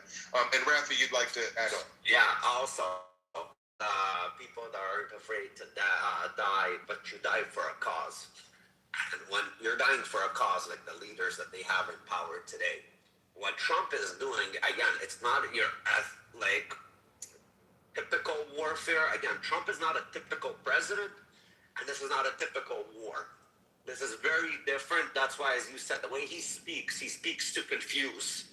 And how we're winning till today is we are not losing servicemen, but we're winning the war by financially suffocating them. So what's going to happen? The people that are holding arms right now to protect their country, they're going to starve. They're starving now, and we're going to starve them out financially. So why would you protect the leader or protect the cause that can't even feed you when your family and everybody's starving? This is what brought a bunch of Iranians out to the street when their fucking Rial, forgot the currency, fell. And now they're doing it a lot harder. So it's going to bring out more people, and the servicemen that are protecting the cause, they're not going to see the principle to protect the cause when they're fucking starving. And that's a big win. In my opinion. Rafi, I think you and I should take this show on the road. Are you available to do a stadium? We can do a stadium tour, right? We start, do similar to what Charlie Kirk did. You and I would make an excellent tag team. College campuses, here we come. Because you're reconvincing me of my position that I didn't even know I was convinced of until I hear you underline and emphasize the very obvious, clear points that we're making. I wish we had better pushback, Muhammad. You have better pushback. The problem is, people like Muhammad is you're uneducated and doesn't do any rational thinking. They only think what they're told to think, and that's the saddest part of nowadays. Like, Americans used to be smart. This new generation, with the education that they got dumbed down, plus the teachers, they started pushing their own political life, and they're all falling for this shit. They were told, they were told what to think. And that is the saddest fucking part. Well, that's what you call ideological warfare. So we already know about what warfare is. We see, military warfare happening in Iran. But what's been happening here in America for the last 60 some odd years is an ideological warfare, where we're getting to a point in America where me and my neighbor can't even agree on what a male is or a female is. And when you get to that level where you can't even agree on the basics, okay, that's when you can seep in all kinds of lies and pernicious things through the perception management systems in our country. We're talking about media, academia, so on and so forth. So this is is the outgrowth of an ideological warfare as outlined by Yuri Bezmenov. Are you familiar with that name? I always tell people to watch him. It's a very freaky interview, how true it is today to modern day when you can see, and it's a fucking freaky interview. First of all, it's an hour and 15 minutes. Yuri Bezmenov was a defected KGB operative. He outlines exactly what's happening here in America today. And this was an interview that was filmed in the 80s. And this is all, a grand scheme. It started in our academia, and it's cut out into our society. And society's at each other's throats today. We can't even agree on gender. And it's ridiculous. Man versus woman, gay versus straight, black versus white. They want to split us up and dice us into so many different categories and have us fight each other. Meanwhile, their demonic ambition being advanced. So I urge us as Americans to wake up. So because we're being lied to. I said that there's World War III, and there'll never be a war in North America, the continent. There's going to be a war in the Asian continent. There could be a war in the European continent, like in different continents, Africa, whatever. But there'll never be a war in America. But one thing that America can see is a civil war inside. Nobody's ever going to attack America, but a civil war is what they're aiming for. Manfinity, can you read mine? I've been a U.S. Native for 30 years, Rafi. I'm sorry, what did you say? Can you read me? I swiped out. Oh, yes. The reason why that is, by the way, is because we have geographic privilege. Okay, not white privilege, but geographic privilege. We have the two huge oceans on either side of us. Okay, there's a reason why God ordained this land. And I think that we're being attacked ideologically on so many different fronts. Can you believe we have a Supreme Court justice by the name of Ketanji Brown Jackson? When she was asked what is a woman, she snickered and smuggled through the question. Not answer. It's a basic question because she's beholden to she's ideologically captured. Yeah. She's ideologically. Yeah. Man, do you mind if I ask you a question? Yes. What is your question, sir? Okay. So I don't know if I understood you, but you said that the so-called great Mark Rubio said that the Iranians they are not to be trusted. Is that right? I didn't say that. I said the great Marco Rubio, not Mark Rubio. And I said that he recognizes the difficulty, and I'm going to just expand on this just to be very clear. He recognizes the difficulty in engaging and negotiating with a regime who is notoriously dishonest in how they negotiate, and the fact that they, as Mr. Mohammed said, they don't look at death as some big punishment. To them, that's a reward. Because they recognize those realities, they devise agreements that take into account ways to ensure and enforce the agreements. Yo, man, just reward the shit out of them. You know what I'm saying? All right, Sam, I need you to calm it down for a second. I'd like Last to respond. Okay. So they see death as a reward. There's plenty of Americans in the army that would gladly die for their country, but that really doesn't answer my question. You kind of insinuating that the Iranians are not to be trusted, but you're talking from a position as an American. The Americans are the ones that engaged in this conflict in the region, right? The Americans are the one that killed over 1 million Iraqis, lied about weapon of mass destruction. The Americans are the one that claim it has uranium and atomic bombs and so on. The Americans are the ones. Can we take one issue at a time? Can we take one issue at a time? Because I'd like to pick you apart one issue at a time. When you can't pick your issues, it's becoming. Yeah, but okay, but so let me pick you Iraq issue. What did you say in terms of Iraq? Can you repeat that? The Americans claim that Iraq had weapon of mass destruction, and for that they engaged and killed over 1 million. Okay, you said America claimed in concert with what other countries and what other bodies? I'm talking about America. No. I want you to be. But I want to see. When you frame it that way, wait. Let me finish.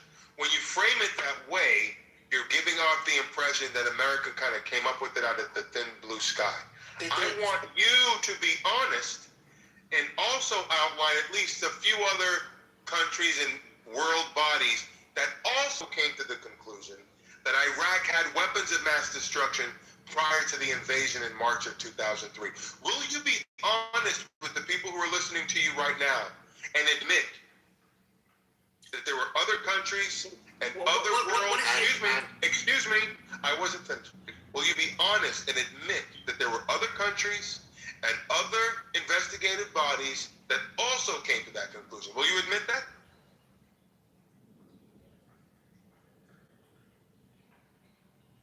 I don't know. I think he's on a phone call. I'll give him the benefit of the doubt.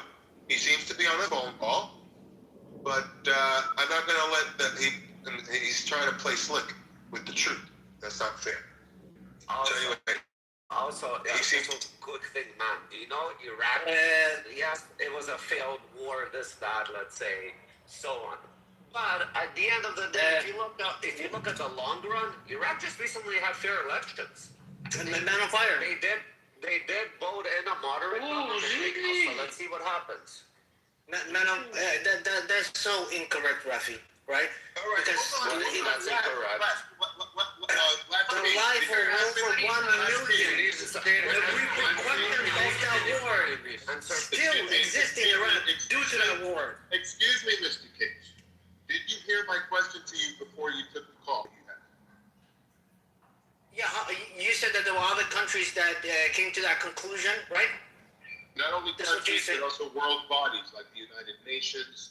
They all could conclude that weapons existed because Saddam Hussein was playing fast and loose with access to various facilities in his country.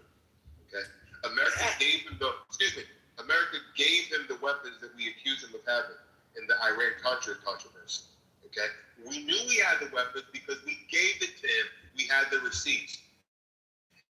And in '93, when he lost the Gulf War, he signed a peace treaty agreement with the Bush administration, Bush #1, and he said he would disarm with the supervision of the weapons inspectors.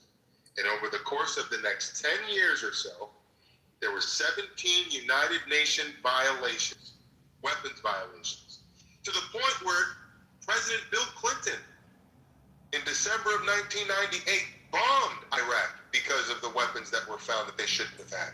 Anthrax, sarin gas, so on and so forth. So for you to pretend as if we made up, no, we didn't make it up. If he disarmed without the supervision of the weapons inspectors, that's his fault. He had no reason to take him at his word. He brought that war on himself. Man on fire. I'm sorry, I can't hear multiple people at the same time. So my response was to last case. Did you have a response to what I just said? Yes, I do. Go ahead. So are you saying that Iraq, in fact, had weapon of mass destructions? No, I'm saying with the benefit of hindsight, we didn't find them, so therefore we can conclude. But we have the benefit of hindsight. But I'm not going to judge. I'm just asking.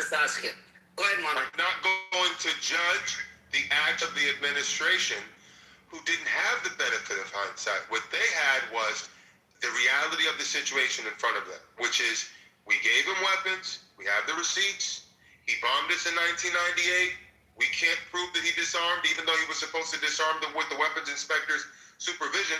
Why should we take Saddam Hussein at his word? He's killing his own people, he's a maniacal dictator. I mean, like fast forward of decades, you know, their whole trust fund money is in U.S. you basically control the whole oil. 1 million people died. Maybe it wasn't that important if he had weapons or not. The most important is that you had a legitimate reason to unalive them, which is okay. Yeah, the legitimate reason. But it won't happen in Iran. It won't happen in Iran. Okay, the legitimate reason to remove Saddam Hussein was that they had weapons of mass destruction that they were not coming clean on. You just said that they didn't have it. No, wait a minute. He was supposed to, did he or did he not sign it? Excuse me, Last Kings, you can laugh all you want, but you have to agree that he signed an agreement, the Gulf War Treaty of 1990, I believe it was 1 or 3, I think it's 91. Signed the peace treaty agreement, and he said that he would disarm with the supervision of the weapons inspectors. And you know why that was important? Because if he disarmed on his own, we had no way of proving it. And therefore, he'd always still be a threat. He didn't do it according to what he signed. Therefore, he brought all of those problems onto himself and to the million people that were killed. Because in a world after 9/11, we could not let a threat grow in the way that that threat grew. 9/11 was a known possible threat. We knew that planes were going to be hijacked. It was written on paper. We knew, the CIA knew that there was a threat pending where they were going to hijack planes and run them into the World Trade Towers. But guess what? Any action. So in a world after 9/11, George W. Bush has blood on his hands, 3,000 dead Americans because he didn't direct the CIA to take serious action against that threat. Now we see a gathering threat in Iraq. We gave him the weapons. He has a propensity to use them against his own people. Who's to say he won't fill up a Poland Spring bottle of anthrax and give it to the next person who wants to come through our open borders and blow up Houston, Chicago, or Orlando, Florida? We weren't going to take that chance. So President Bush went to the United Nations in September of 2002 and begged them to compel Iraq to come clean. And from September of 2002 to March of 2003, it was games, games, games. So we threw the Moab down on them, the mother of all bombs. And the war in Iraq began. Not because we were making up the idea that he had weapons. It was because in the context of what occurred prior, okay, we had every right to think that they had them. Every right. But okay, this is where the problem for me relies, right? No, you just don't get it. That administration at that time, we knew Saddam Hussein was a very bad person, allegedly a bad person at that time. I'm sorry, but I have a hard time hearing what you're saying. Can you repeat what you're saying clearly? Okay, can you hear me better now? Yes. Okay. We knew Saddam Hussein was bad from early days, knowing how horrible of a human being allegedly he was, right? But somehow we gave him weapons when we had that whole when there was that Iraq and Iran. We gave him weapons. That administration at that time knew Saddam Hussein was using chemical weapons at that time. And then in the 90s, when the whole invasion of Kuwait happened, that's when they said, okay, we're going to cut off from you guys. And still, part of that administration at that time were helping Iraq financially to be able to get weapons. Right? Make a long story short, what's your conclusion? My conclusion is, at that time, we're working with people who claim that they're bad people and terrorists and lose their interest with us, or we have to come up clean and say, hey, as an American, we just do what's best for us, and we're willing to work. As an American, we just do what's best for us, because when my enemy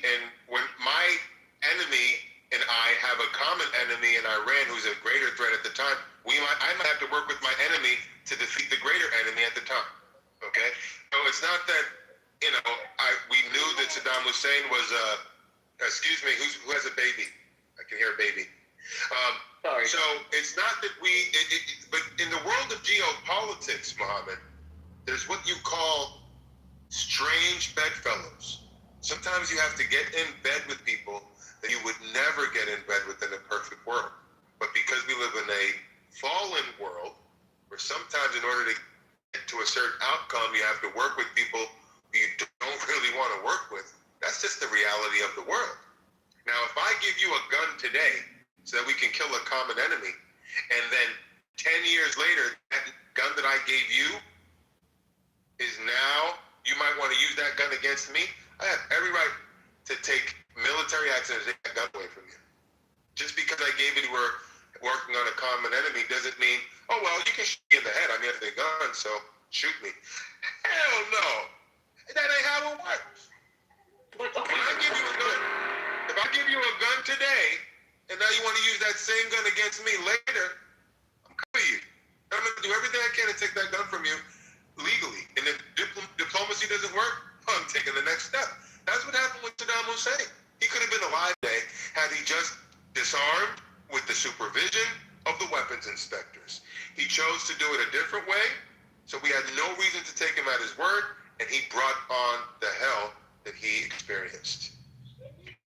But we should have known that we're working with a bad person, that they're going to act like a bad person eventually. They're not going to just...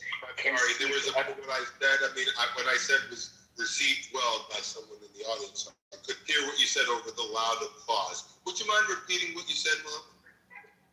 That is the consequence of working with bad people. Bad people will always do bad things. Why are we acting surprised when... So who's acting surprised? I don't think anyone's acting surprised. It's just that if we gave them a weapon in 1989 when we wanted to defeat Iran, and here we are in 2003, those weapons might be used against us now. We're not acting surprised, but the man has not complied with the agreement that he signed. The only reason we didn't kill Saddam Hussein in 1991 is because he signed a peace treaty agreement, which, and I'm going to keep saying this because this is very important, he was supposed to disarm with the supervision of the weapons inspectors. If he disarmed on his own, he brought the hell on him that he got. Because in 1998, he had weapons that he shouldn't have had. Bill Clinton, the Democrat, bombed the hell out of him. December of 98. So here we are in 2002, 4 years later. We don't know where those weapons are. The ones that we just saw you had 3 years ago. Now I don't know where they're at. No, you know, Okay, that whole region is very, very sensitive. I'm sorry, I can't hear two people at the same time. Let me just say this. I'm gonna leave, Mohammed. This is a very sensitive area, you know. Just the slightest thing can make the whole area bump, right? So, putting Saddam Hussein out of power, is very, very, very bad. You know, this is not according to me. This is according to Donald Trump as well, right? This didn't exist during his time. A lot of this military did not exist during his time, right? So even Donald Trump says it was good for the region, you know, and America was pushing for regime change, and that was the whole object from that get-go. That's all I had. Even right now, as we speak, still America has a lot of influence in Iraqi politics. That's years after Saddam Hussein left. They still have a lot of influence on that country. That country cannot move without an inch without asking the U.S. getting involved in their own politics and so on and so forth. Again, we're putting our nose where we shouldn't put, right? So at this point, we were in a conflict where we were responsible for a lot of atrocities there. Why can't we just leave that place as is and leave their people deal with whatever they want to do? We created ISIS in that country. And now part of the reason why U.S. troops is in that country is so we can protect them from ISIS, which America created for them. So they could still stay in that loophole of conflict left, right, and center. It tells us that we're not away from that situation. We're willing to stay there. And we know the whole toxic relationship between Iraq and Iran. Is there a question or comment you'd like me to respond to? No. I'm just saying, it's just the fact that U.S. politics that's still involved in Iraq right now, it still will harm us. And now you also know that the weapons that we send them so they can go ahead and get involved in Iran, basically that weapon went back to Iraq, and if that weapon has been went to the bad people in Iraq, we do not know how we're going to go out of that. I'm not 100% isolation. But don't you understand that Iraq is better off today than it was? For instance, according to Rafi, there was a recent election that is voter America was involved in the election 100%. Okay. So is there a according to I just did some research earlier and it says here. Oh man, I lost it. No, I didn't. It's more right here. it's more moderate that they finally elected for the first time. So there was a shift. It took time, but there was a shift. So there was a ripple effect to the war. And Anthony, don't you realize how many hundreds of thousands of Christians were killed that time, and now it's like, I don't know if that's a win, is it? Why is it nobody talking about Boko Haram, what they're doing to the Christian population? Because when Muslims are killing, they're killing Christians in millions, right? Yeah. According to what I'm reading here, I just want to state something. For the poverty rate decreased, with some reports citing a reduction from 20% in 2018 to 17.5% by 24-25. The improvements in the Human Development Index. That's according to UN News. So there's a bunch of ways that Iraq has, it says here, by 2026, Iraq has shown significant, quote-unquote, remarkable improvement in security and stability, with confidence in institutions like the national military rising to roughly 82% as of 2025. While early years were marked by chaos, Iraq by 2026 has experienced relatively stable governance under Prime Minister Mohammed Shial Sudani, and is holding regular, increasingly orderly elections.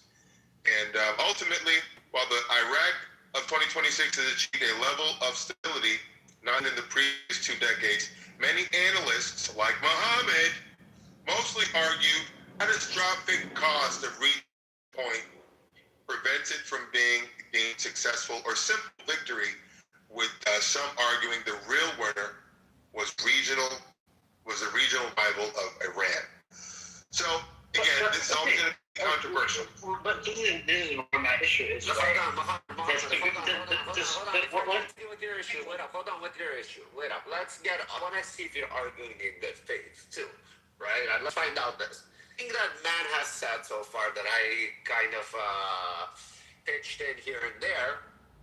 You agree with everything we're saying, and everything is the positive from the war, positive from whatever military actions that happened. Again, it didn't happen overnight. It took some time, plus all these other topics. Do you agree that these are beneficial to the world that we have mentioned? We're still going to be trying to speak negative because you're still trying to find something negative. We're showing you the positive where you're seeing negative. Okay, I'd like to. This is not a whole black and white situation. No. I just want to know if you're arguing with me because listen, man is wasting his time explaining this to you. I guess the question is, Mohammed, are you willing to stipulate that there were some benefits that have sprung from the military action in Iraq, or no matter what? There wasn't a lot of benefits in that show. I didn't ask you. I didn't see. You see how you just stuck in the word a lot? I didn't say a lot. I said, will you stipulate to indicate that there's some level of honest brokering on your part in this discussion? Will you be willing to stipulate that some positive, some benefit, not a lot, because a lot is very subjective. Will you be willing to stipulate to the benefits that I've been able to articulate through what I just read? Are you willing to stipulate them as being true, or do you dispute them at all? Yes. Outweigh the negatives, especially in the long run, because now the country can rebuild. The country has a future. Because you stipulate that, Mohammed, or do you dispute that? I agree with that. Some benefits that happen, right? But again, you agree with some benefits, but what you're saying is that the cost is outweighs the benefits. That the benefits aren't even really worth mentioning. Is that kind of what you're saying? Yes, because the Iraqi people in these recent protests, one of their issue is to get the American politics out of their business so they can do it on their own. But our administration, the current and the past, said no, you guys are not well suited to be on your own, right? Correct. So even Correct. so again, what is the point of us saying you guys should be on your own? Like if we think like they're a surviving country, they could do on their own. Why are we still sticking there? What citizens of that country saying is leave us alone. We could do it on our own. No, it doesn't work that way because when America risked their servicemen and women, because when America risked their servicemen and women for the ability to have fair elections, what they are, to see the positive that is happening on that soil right now, America doesn't want to lose more citizens. They're going to fully stabilize that region and leave. While it's 50-50, you're not going to leave it. Even though it's not 100% stable yet. Because they put so much effort, we lost so many people for it, we're not going to walk away from it, so now some radical group is going to come in and fucking destabilize it, while it's not 100% secure yet. When it's 100% secure, then come talk to me. Right now, the country is still not 100% But okay, this is not a question of Olympics with all respect, right? They lost a million of their own people. If these people, they said, hey, leave us alone, we could do our own. Thank you for what you guys have done to us. They're not even saying Muhammad, there are bad people. Okay, so 1 second, brother. Hold on. I listen to what you're saying. But hold on, the perfect example, recent example, and how it turned out for the better. After World War II, we were holding down Germany to make sure that Nazi Germany doesn't return until they fully were able to control themselves. Even though they fully control, there's still American pieces in Germany today. And they're a great, beautiful alliance. So it's better to be friends than enemies. It doesn't hurt Americans there. You don't get out of fucking line. But again, the lives of Americans is still not safe in Iraq, right? We have politicians there. Still, Americans cannot go to Iraq. So what are we doing as a benefit Hold there? on, is Iraq safer today than it was yesterday? Yes. We It's not safer for Americans how it used to be. No, respectfully.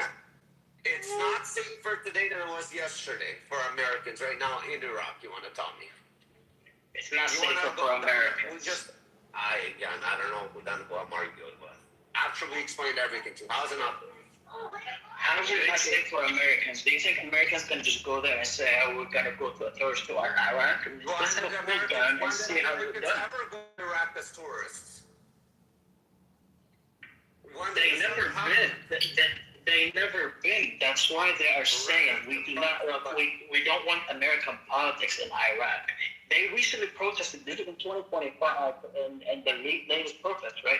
They are saying we don't want American influence in our politics. We are good. We appreciate what you guys have done.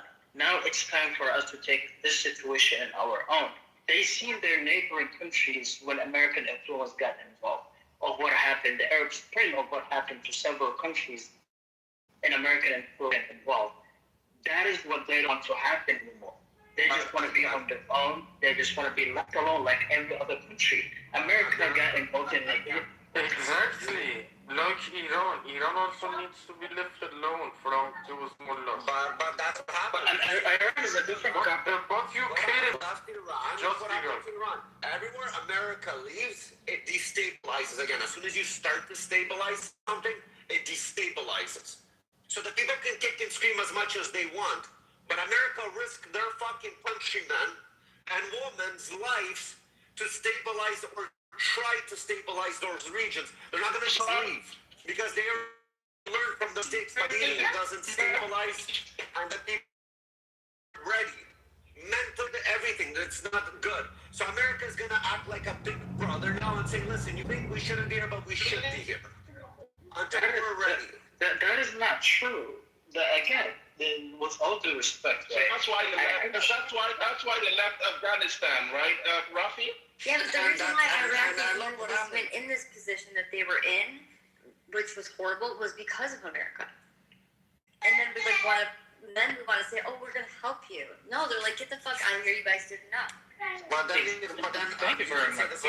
the same thing you can say about Iran, for example. It's due to that they have that guns right now. It's due to America America's fault. Well, okay, we got into Afghanistan, and look what we did to Afghanistan. And now with all this shit housing that happened in Afghanistan, we have an evidence that these people, no matter what, they're not going to change. Afghanistan is different from Iran. They're not different, though, within the same situation, within the same Iran region. is also Iran. Iran is we all Libya is United States. United States is Israel. Oh? Why does it need to run? This is exactly what You're in the matrix, Andre. Is it me or is it him? I'm sorry, I really can't make out what Andre was saying. It sounds like he was underwater. Hello? Hello, can anyone hear me? Yes. No, I just in the matrix. Okay, so Andre was going to contribute, but I think there's something wrong with her phone. So, Mohammed, what are you willing to stipulate? That are you saying that the war in Iraq was the wrong, even though there was some benefit? Andre is back. Very quick. So just really quick. This is exactly what Rockford and Infinity were saying. So we didn't do our due diligence in Afghanistan, in Iraq. We did do our due diligence in Japan, South Korea, and Germany. Look how great those countries turned out. They're our allies. We turn our enemies into our allies. They are all on their own, doing their own thing. They're competing with us. Like we synthesize different technologies. We work together. It's wonderful. We didn't do the same thing in Afghanistan and Iraq. We should have. We haven't done that. We should do the same exact thing with Japan as we did in Japan. But but here's the problem, as we talked about. So if I'm not mistaken, correct me on the timelines if I'm wrong.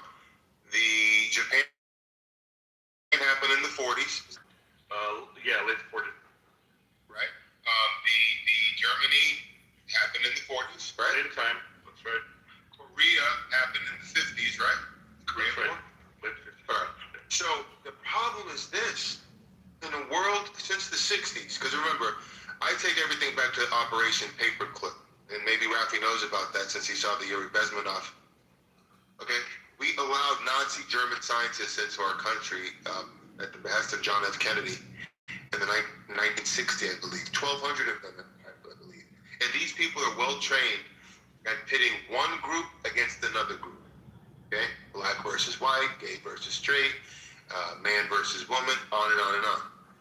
Well, these people from Operation Paperclip, these Nazi German scientists who were defected from Germany, when they were invited into our country, the first place they were introduced to were academic institutions. So I'm talking about the University of Chicago, talking about your favorite, top tier universities throughout the country.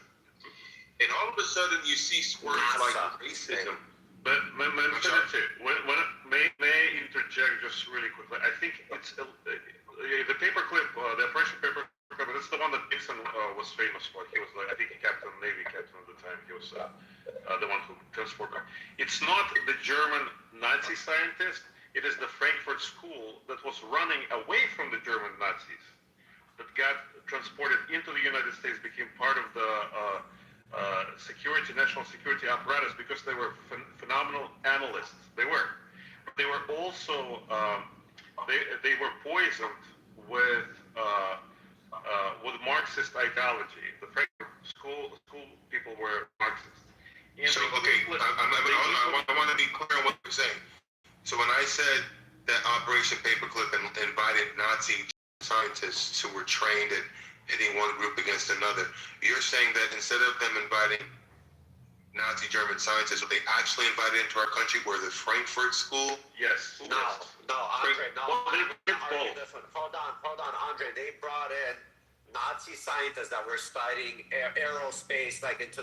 That's great. It's Huntsville, Alabama. That's Huntsville, Alabama. That was their home. Yeah, it wasn't only professors. It was actual people that were part of the Nazi regime that they took in. Missile, yeah. It was their missile program.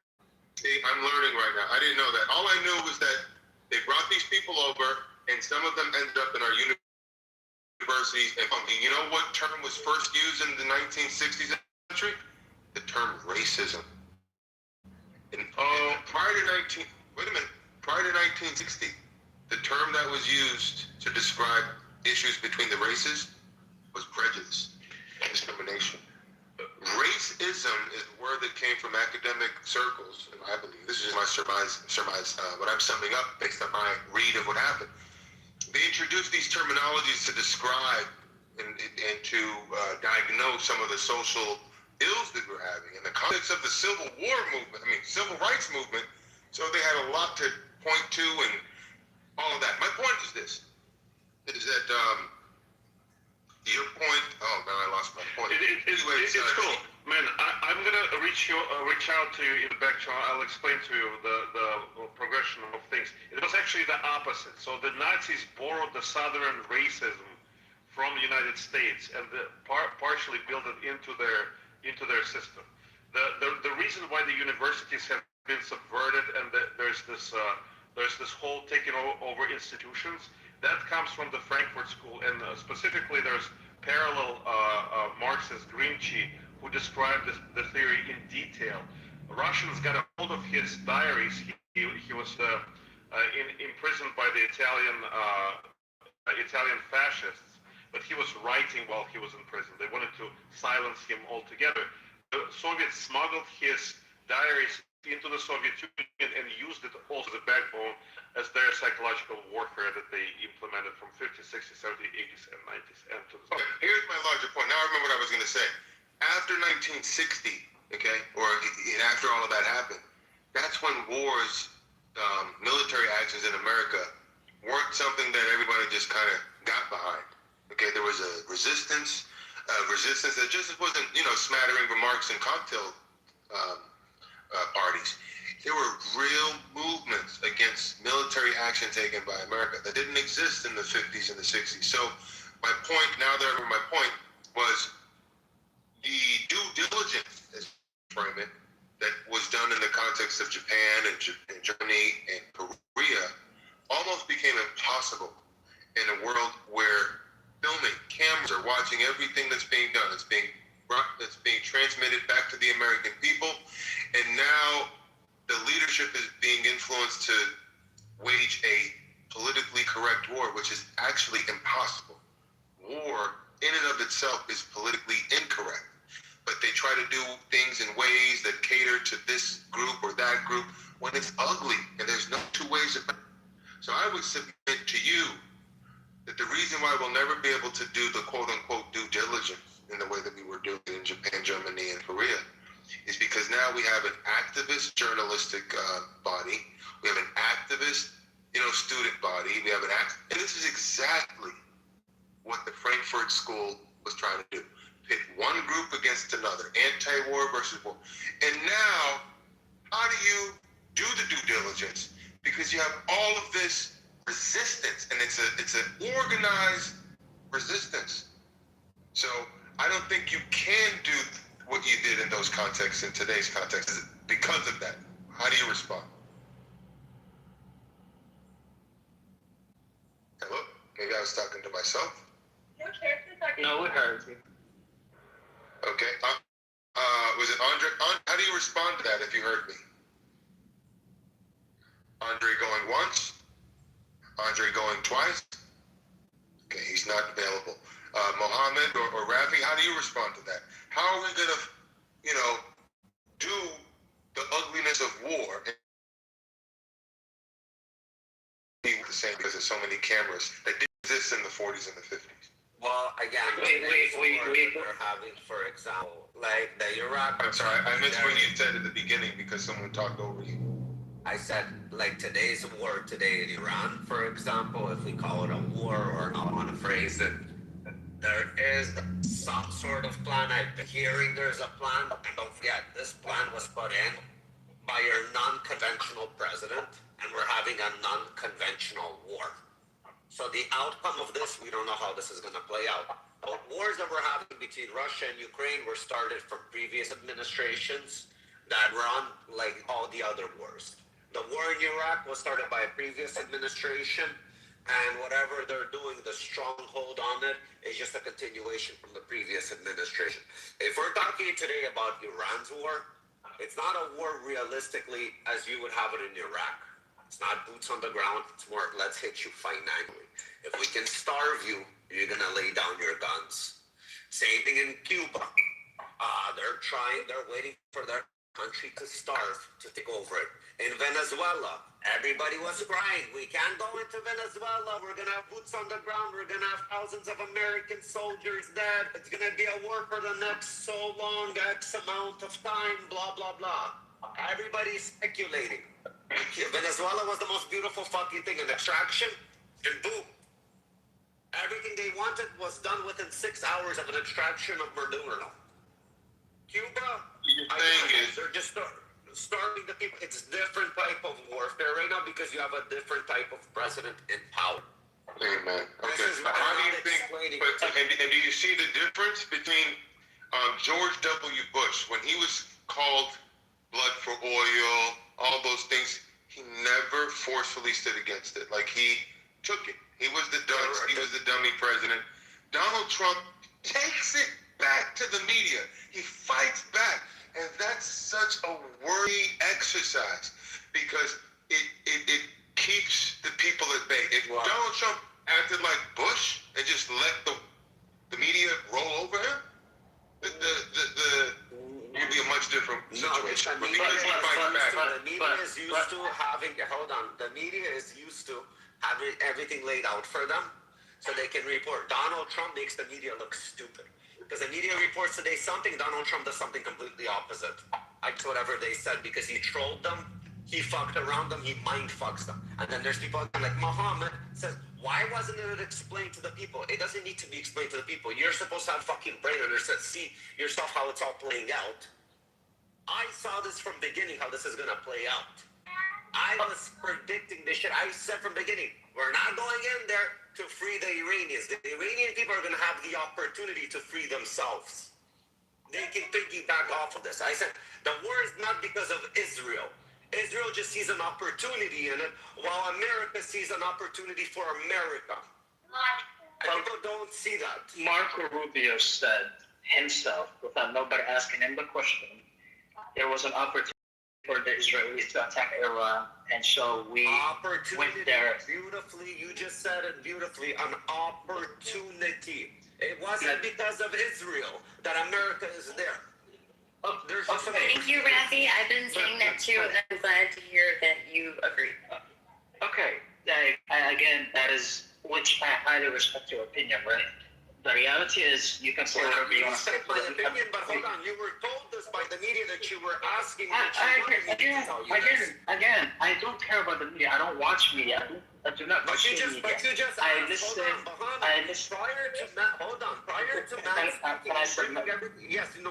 Prior to Muhammad, that's why I asked you, are you arguing in a good faith? Because prior to man sitting here on the stage explaining to you all this and defending the actions, okay, he said, you asked him, why wasn't it told to the people?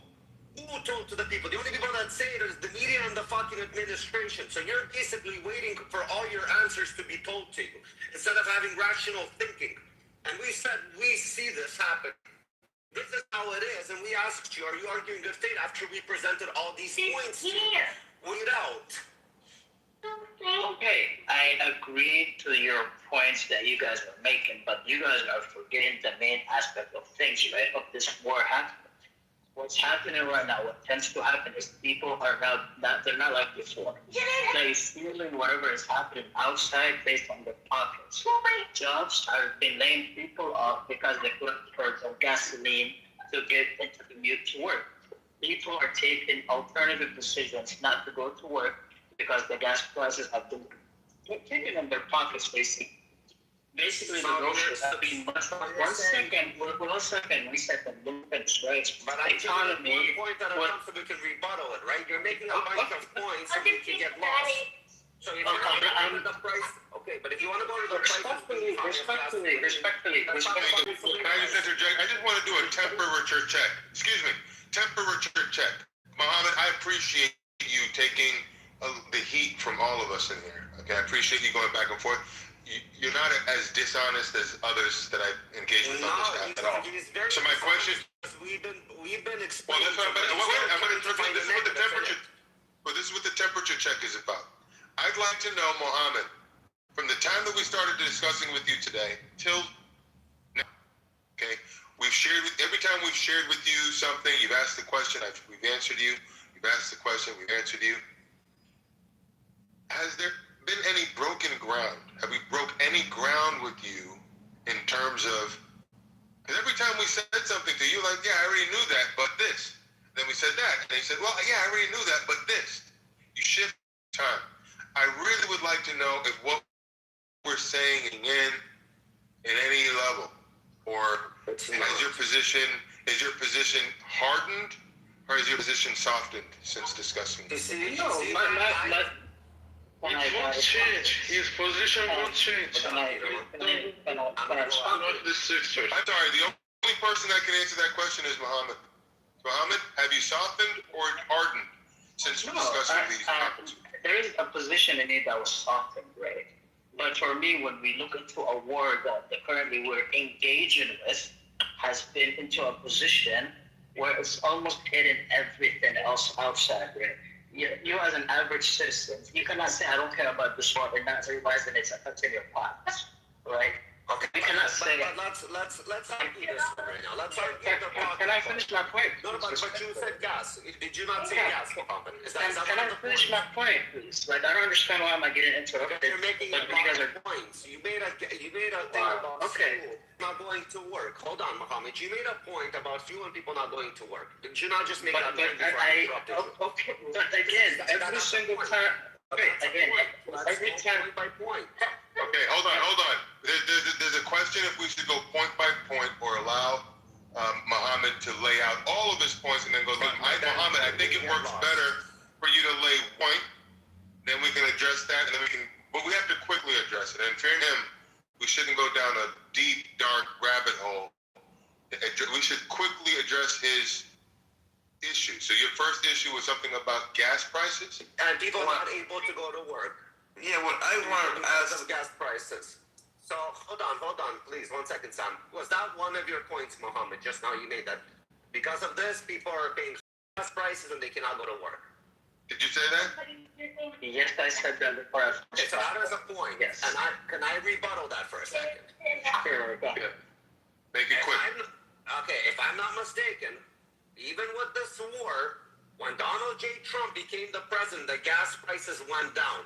Yes, the gas prices went up, but they're still cheaper than when there was no war under the Biden administration. If people somehow made it to work, why are people now finding an excuse of this administration when gas prices are still lower under Biden's administration, but higher than when Trump came into office after lowering the prices?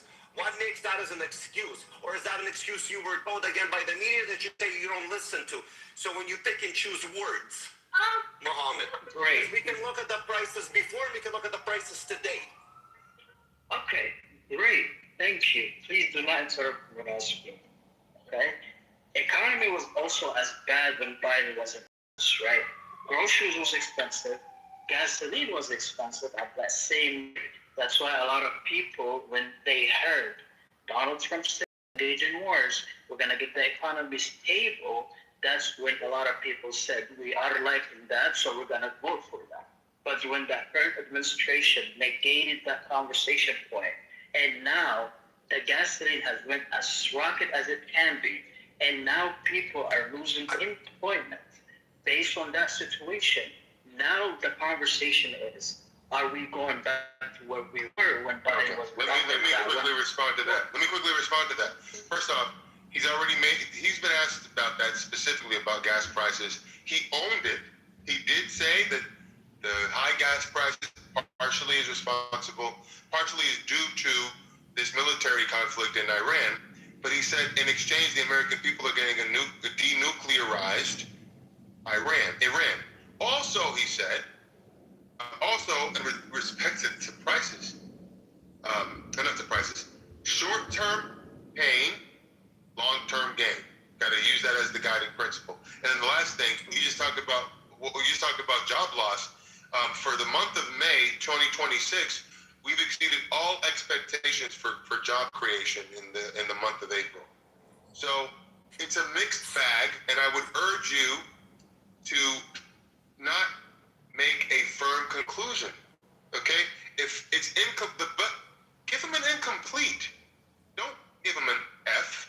Give them an incomplete. I'll give them an incomplete. At least give him at least till the midterms to see if he can right the ship. But it's unfair. I think it's unfair. Excuse me. I think it's unfair. I think it's unfair to take a snapshot of how things are today in the midst of things happening. Okay? Sometimes you take 10 steps back, and take 5 steps forward, and blah blah. Give them at least until the midterms to kind of make a somewhat firm assessment. I think right now, incomplete is the best we can give him. Do you agree with me? We should give him an incomplete? I accept that we should give him. But the reality is now. Let me finish. We have a moderator who would like to contribute. Yes. Her name is Ann Hero. So I just want to say one thing, and then you guys can keep going back and forth. I'm enjoying it. So Anthony, I agree with you both actually, because I think that it's come to a point, Anthony, that I think most people that voted for Trump were okay with us going and helping Israel and all of it, 100%. But now it's gone on too long. And when I say too long, I know that in comparison to other wars, like whatever, I'm not comparing it to another war. Like based on what Trump initially said, and it just seems like he set himself up for failure when he first said, okay, we're going to be there for 2 weeks. He shouldn't have even put a number out there, not knowing what, you know what I mean? So like him saying that, and so it's like every time it's like day whatever, we're split out of there. He's like, okay, we're going to be in there for more time. And it's like, so it's just kind of like it feels like egg on her face a little bit. So he set himself up for failure. But as far as the midterms, this can also, because of this could affect, this needs to be done, this will affect our midterm elections. And we have these Democrats having control of the House, and all that's like what I'm worried about. Right, but yeah, I take your point. Is going to solve that problem, man. There's massive redistricting going on. The Supreme Court decision and the Virginia Supreme Court decision both show that going to be a massive gain in representatives. At least that's what they're trying for. Right, and you have to understand. I take your point, but you have to understand it's an all of the above approach, as you alluded to. Yes, this is the biggest gamble of Trump's life. Okay? This gamble going into Iran was always going to be controversial, was always going to be a gamble. Okay? His political legacy relies on how this turns out, especially in the run-up to midterms, because if things could happen. But like you said, the redistricting is a different, it's an asterisk. Who knows how it's all going to turn out? I actually disagree. When you say 2 weeks now, and then 3 days, and then 4 weeks, I understand that's hard to hear as someone who wants to hear something that you can hold on to as just a bystander. The problem is that I think a lot of people don't understand that there's value to strategic ambiguity. There's value to something, and then the fact that he swears on Easter, he's volatile. That's going to accrue. That's going to accrue benefit. Right. So to the simple-minded Americans out there who just kind of take things on its face and then go into business, they're never going to be satisfied. But to the people a little bit more sophisticated and understand that it's very complicated in the world of geopolitics, there's a lot of things you got to do and say that it's just tough. We live in a fallen world. Can we just acknowledge that I will end by saying I give Donald Trump and his administration grace as they maneuver through a very difficult situation. But can we just acknowledge that there's a point of view where invading Iran is actually not risky at all. The reason is that it is literally a policy of the establishment had always been criticizing him. John campaign in 2007 on the campaign trail in South Carolina was the one singing in their video, bomb, bomb, bomb, Iran. Like this idea of you're only a real Republican if you bomb Iran. Trump just proved that he's a real Republican by going after Iran. This has been a long-standing dream of Republicans, and I actually think this is something he did that's risk averse, because he actually wants to earn all the Lindsey Graham type of credit. Yeah, I think it's one of the best things an American president ever did, frankly. And I just hope he continues, and I imagine he will continue, because he likes to win. And I think he's going to make his performance, and even the performance of the economy, somewhat irrelevant by all of this redistricting. They're frantically make sure that the House losses are minimal, if at all. Okay, so I see where all the points is being made, right? But the reality is that what's happening right now, which is affecting a lot of Americans, basically the threat is we cannot just let's wait until midterms, right? From now until the midterms, what's happening at the World Cup, right? And this is a big sporting event. God forbid a sleeper cell comes up during the World Cup. And what's going to happen within this country? That's a large number. Excuse me, Muhammad. Excuse me. Wait a minute. Muhammad, something that I don't know? I mean, your name is Muhammad. What do you know that we don't know? I do not know nothing, but we have seen. You're on an open app. Tell us the truth. Relax. But the thing is, I'm worried. Where are you going to attack, Muhammad? Stop beating around the bush. Where are you going to attack? What are the names of your friends? Oh, Lord have mercy. Muhammad. What I'm just saying is, you said that was way too much certitude. There is no certitude or anything, but the thing is, I am worried for this country. And we worry that in a situation like this, we have a lot of economy issues that are happening. We do not know what remember. Muhammad, you don't remember what your conscious. Excuse me, normal. Everybody, listen. Do you guys remember when Donald Trump when he was going up against Hillary Clinton and he said at the podium, "Russia, if you're listening," well, I'm going to say the Trump administration, if you're listening. Muhammad is in this room. His name is Muhammad Ma, and I would like for you to question him. What else he knows? I think he knows more information than he's telling us. Lord, when you win the World Cup, Muhammad, it's time to come clean. You're going to feel better. Tell the truth. Oh, Muhammad, come clean. Come clean. Let's go. Are you related to that guy? Are you related to the guy who went into the White House Correspondents' Dinner? Who's that? I don't know. Oh boy, he's playing. I'm not. Now you're playing dumb. You don't know Cole? I am not related. Oh, the White House correspondent there. I forgot his name, to be honest. But no, I'm not related to him. But the reality is, let's just be. So what you're saying is you're concerned that something might happen in the run-up to the midterms? I am not concerned. My concern is the way that this political world is going, especially in this country, right? The economy is moving. It's either we have to come to a decision where this administration say, hey, we are done, and from now until elections, midterm, we're going to focus into a local economy, right? We need to improve the economy so everybody can say, hey, we stopped this, and now we focus on the economy. And by that time that November comes, at least Donald Trump can say, I have done X, Y, and Z and tell them. But if this situation continues to go all the way till election night, we do not know what's going to happen, right? A lot of people will say, we're going to vote Democrat just because. And now the Democrat will go ahead and go for the whole impeachment situation. You're going to get the Democrat in the House again. Do we really want the Democrats to go back and control? Now you control the whole class of the government, right? You got everything under your hands. You don't want election night to happen and you see a landslide, Democrats literally get into the House.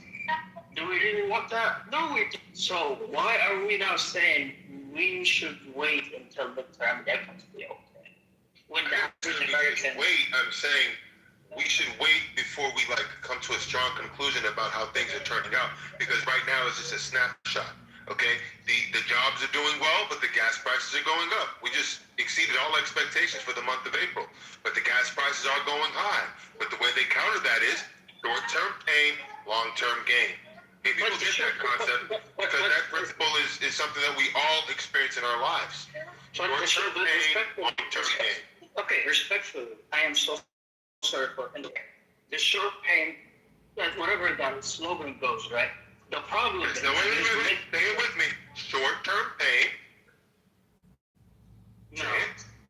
Say it. Long-term gain. Short-term pain, long-term gain. Say it with me. Say it with me. Short-term pain, long-term gain. Okay. Short-term pain. Okay, great. All right, let's get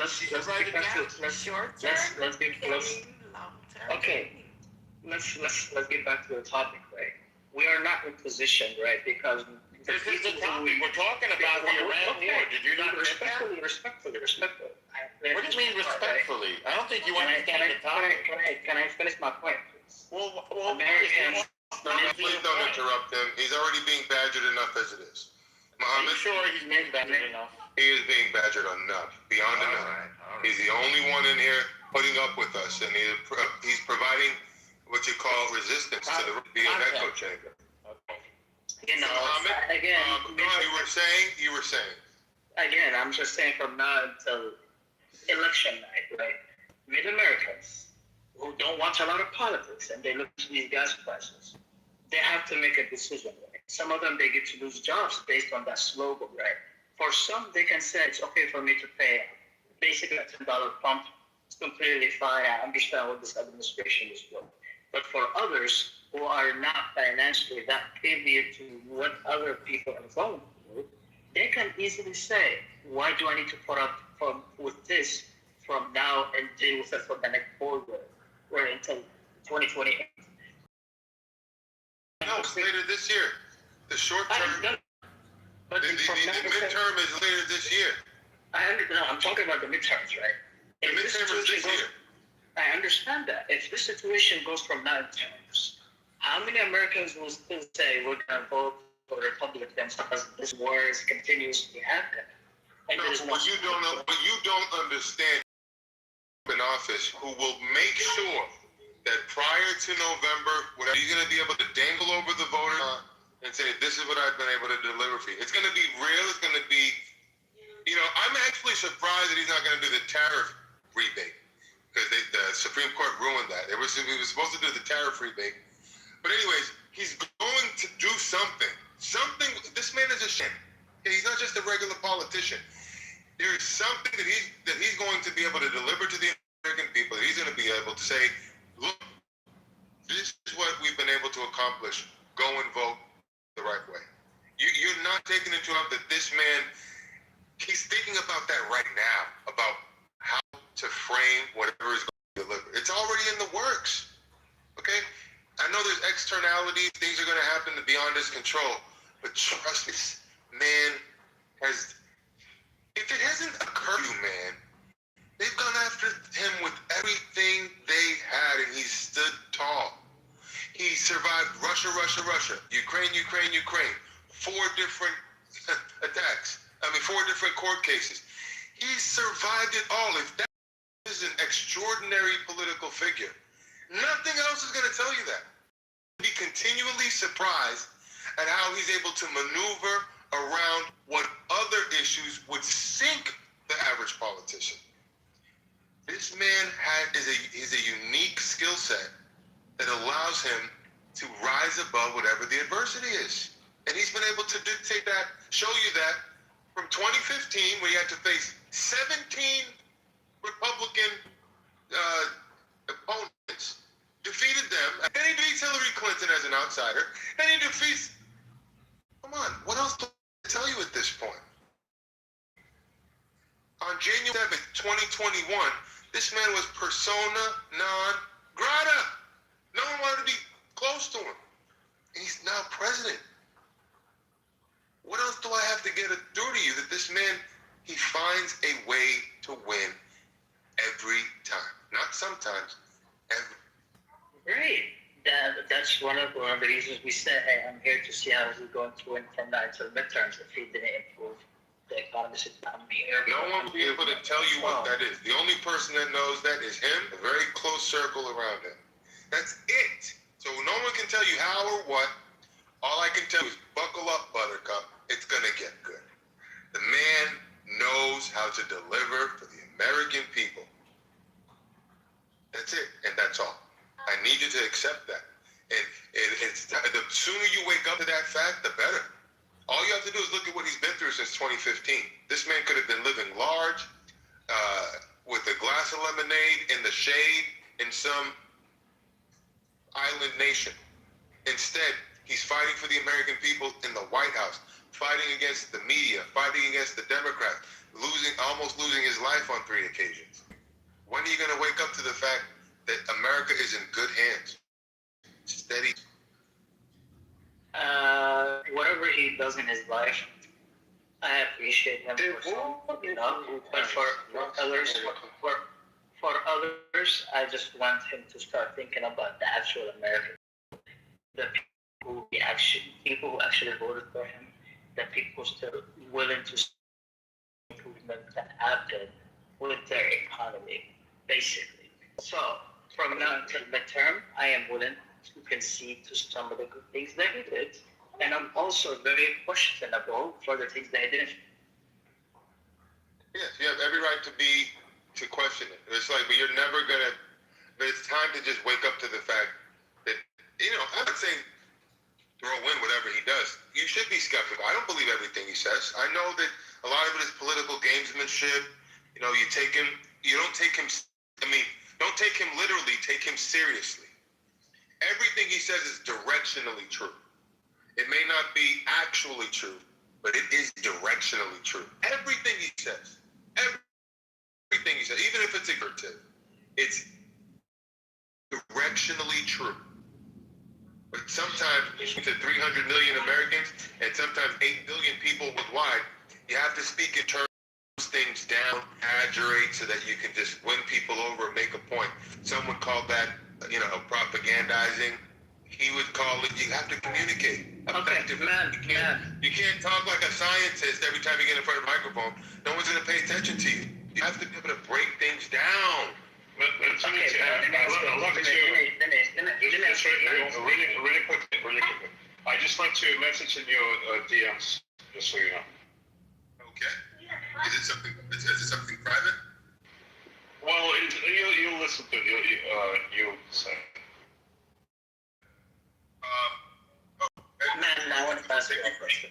So wait a minute. Do you agree that Don Trump, his middle initial is J. I think it's Don Jesus Trump. No, I'm just playing. Don Trump. He's almost like the Teflon man. Teflon Don. Come on, Muhammad. The man has overcame so much adversity to continue to doubt him.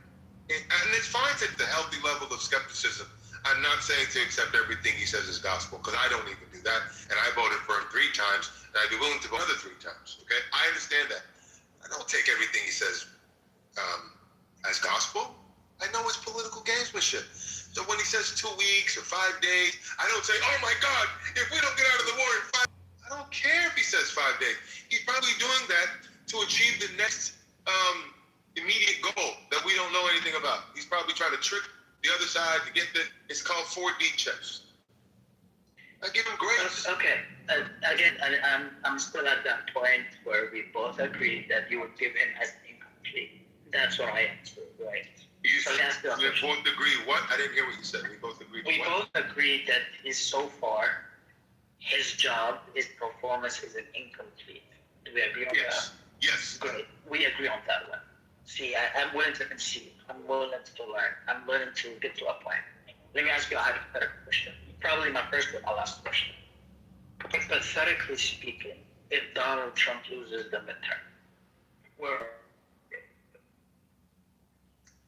if the Democrats overwhelmingly take over Congress, Donald Trump will be able to pivot and find a way to deliver for the American people. Because he did it. I don't know if you remember January 7th, 2021. Okay, whatever it was. It was 2021 or 2022, whatever it was. January 6th, 2021, that's what it was. January 7th, the man, come on, he came from the bottom to the top. Okay? I don't doubt his ability to deliver for the American people. He can communicate better than anybody. There's nobody on the Democrat side that can effectively communicate to the degree that he can. But I mean, hypothetically, if we say Donald Trump loses the midterm, will the Democrats allow him to move an inch to establish anything that he wants? I think the Democrats won't go for an impeachment because I think they realize that the appetite for that in the American psyche is gone by. But if they do that, I think that will accrue to Trump's benefit. Because again, whenever they go for him, whether it's Russia, Ukraine, whenever they target him, they miss. And when I say target him, I'm talking about figuratively and literally. Okay? Figuratively, Russia, Ukraine, all the lies the media came up with good people on both sides. I mean, all failed stories is a whole nother thing, right? All the lies that they did. He's able to sideswipe all of it. So he escapes the targeting figuratively and he escapes the targeting literally. What they did to him in Butler, Pennsylvania, it nicked him there. He put a piece of paper on it for 2 days and he came out glow. You understand what I'm saying? Okay? I understand, but this goes back to 2021 or 2020 is completely different than 2026. The political violence of a situation that we're in right now, we do not expect from the Democrat whatever the hell they can come up with to do or say at this point. No, all they're going to do is try to impeach him. They're going to try to impeach him on the basis of the war. They're going to say the War Powers Act, blah, blah, blah, blah, blah, blah, blah. They're going to make up some lie. Ayanna Pressley with her bald head ass. And you got Jasmine Crockett. All the other people they're going to say blah, blah, blah, blah, blah. They're going to make up their stuff. Okay? Their talking points. And Donald Trump will be able to overcome it. Because their opposition to him isn't based in righteousness. It's based in hatred. They don't care about building a righteous, justified case against him. Because their starting point is hatred. Their starting point is opposition. They can't win. They're not going to win. The laws of nature don't allow hatred to overcome truth. And Donald Trump is a truth teller. Donald Trump is a fighter. Donald Trump doesn't have to be where he is. So they're never going to win. They can try to obstruct and distract with all of their shenanigans. Trump has already proven time and time again that he will be able to hop, skip, and jump over every one of their feeble attempts to ruin him. Do you understand? And I don't know at what point you're going to finally understand that. The Russia was brutal. Okay, they brutally attacked him over and over again. Actually, it started before that when Obama authorized the spying of Trump Tower. Obama authorized the wiretapping of a presidential candidate at that point he was. This man has been perceived as from the very day he stepped on the stage and he came down the golden ladder. He's been perceived as a threat since then, and they've acted accordingly. They only shoot themselves in the foot each and every time. Letitia, Alvin Bragg, the woman in Atlanta, the other guy, the crazy guy who tried to get him in Florida and D.C., they all failed. When are you going to wake up to the point that these feeble attempts are pointless? It actually moved the American people in his direction. He didn't only win the Electoral College, he popular vote, every swing state. When is it going to sink through to people like you that every attack based on hatred, it accrues to his benefit? When is that going to sink in? Well, so far, in all the things that I mentioned, I never said anything about hate, never said anything about whatever, right? My whole contention is, this is where we are, and the only thing I'm seeking is there a level of improvement that I will have from now until midterm? We are in a wait-and-see situation. Again, like you said, the grading that I would give him is incomplete. And from now until terms is there anything different we need to do? Great. That would be something shit. But nothing changes from now until midterm. I'm sorry, you should not be blaming nobody but himself. Oh, things will definitely change. We already know Trump to be someone. We don't Trump know is that. we do know that. Trump is a mover and a shaker. Things are not going to remain exactly the same as they are today. It could get worse, but I think it'll get better. Based on Trump's track record, that things are going to move in a way that fits America. And Trump, with Marco Rubio, with Stephen Miller, dare I say Stephen Miller, who I think is an effective communicator, along with the others in this cabinet, I think they're going to be able to make a strong case that this was the right thing to do, and America's better for it. I think you will see an onslaught. You'll see a blitz on behalf of the Trump administration to wake the American people up to the benefits of the military action and to the other benefits that the Trump administration has delivered for the American people. And, we'll see what happens. I agree, we're in a wait-and-see mode. Incomplete is the grade I give him. And I think you softened, because when you started, I don't think you were at an incomplete. I think you wanted to give him an F or a D or a C.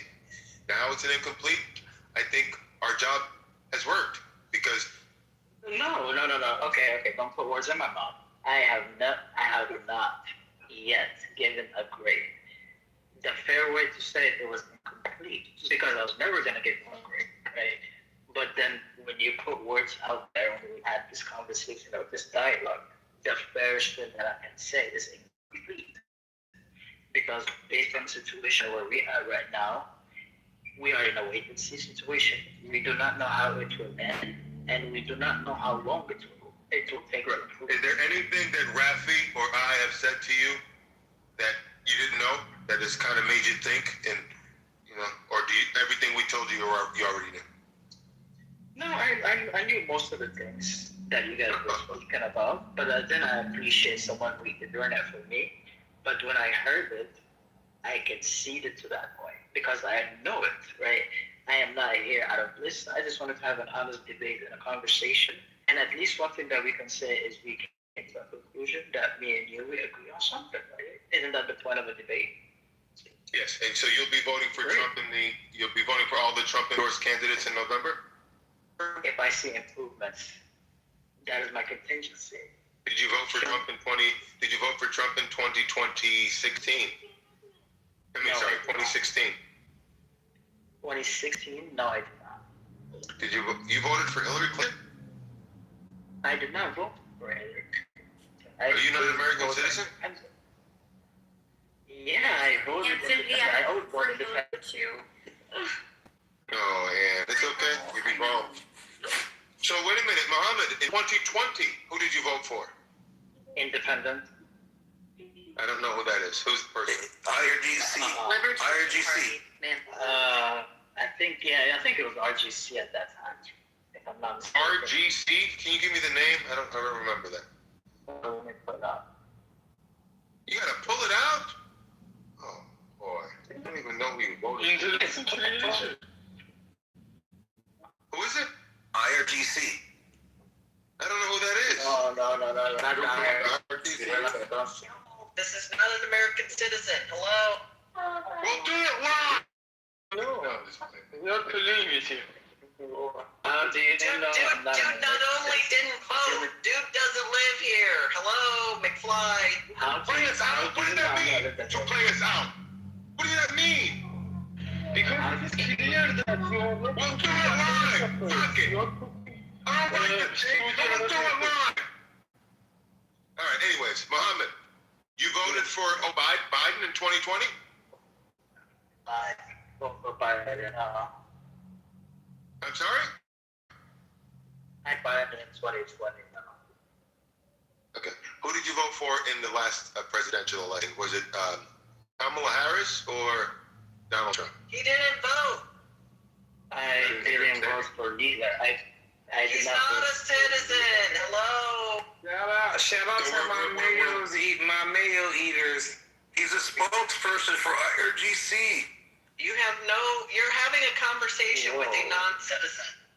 Yes, I know, it was instructed. Although he may not be a voter, it was instructed for those who were listening in the audience because the positions that he was articulating, I'm sure, were the positions of some of the naysayers in the audience, similar to the naysayer on the stage by the name of Pierre. I'm sure he's one of the biggest. Shout out to the mayo intakers. I'm glad that mayonnaise sales are up. You know, I like white people being white again. Yeah, shout out to y'all. I'm off. Either way. Who has a problem with mayonnaise? Now we can't eat mayonnaise. Make mayonnaise great again. When are they gonna stop? Make mayonnaise great again. Make mayonnaise great again. I like white people being white people. We've been our guest. I'd like to invite Free Range. He came on the stage a while back. Free Range, you got something to say before we move on to the newcomers to the stage and get some voices? Appreciate you. I'm listening and see where it's going, and I'll probably hop in, once we kind of I've been talking about it. I've been saying a whole lot. About the thing I was saying. I've been on the soapbox about Trump, but what do you tend to agree or disagree? That's what I do. I wouldn't give him as much praise. I do think he sincerely do care about the country and trying to make the right moves. I think people have a misunderstanding or don't care to be charitable about his moves. Like, this is not a game where someone can just make something happen, right? I understand he made promises that he can't keep, which clearly, as a general rule, you shouldn't do that. But of course, it's politics. This is a way of marketing, so you have to tell people things that they want to hear to kind of get the results you want. The problem is that when he fails, for the fact he's not apologetic, he won't back off and say, "Hey, I know I made some things, said some things I couldn't deliver, but we're still making progress, X, Y, Z."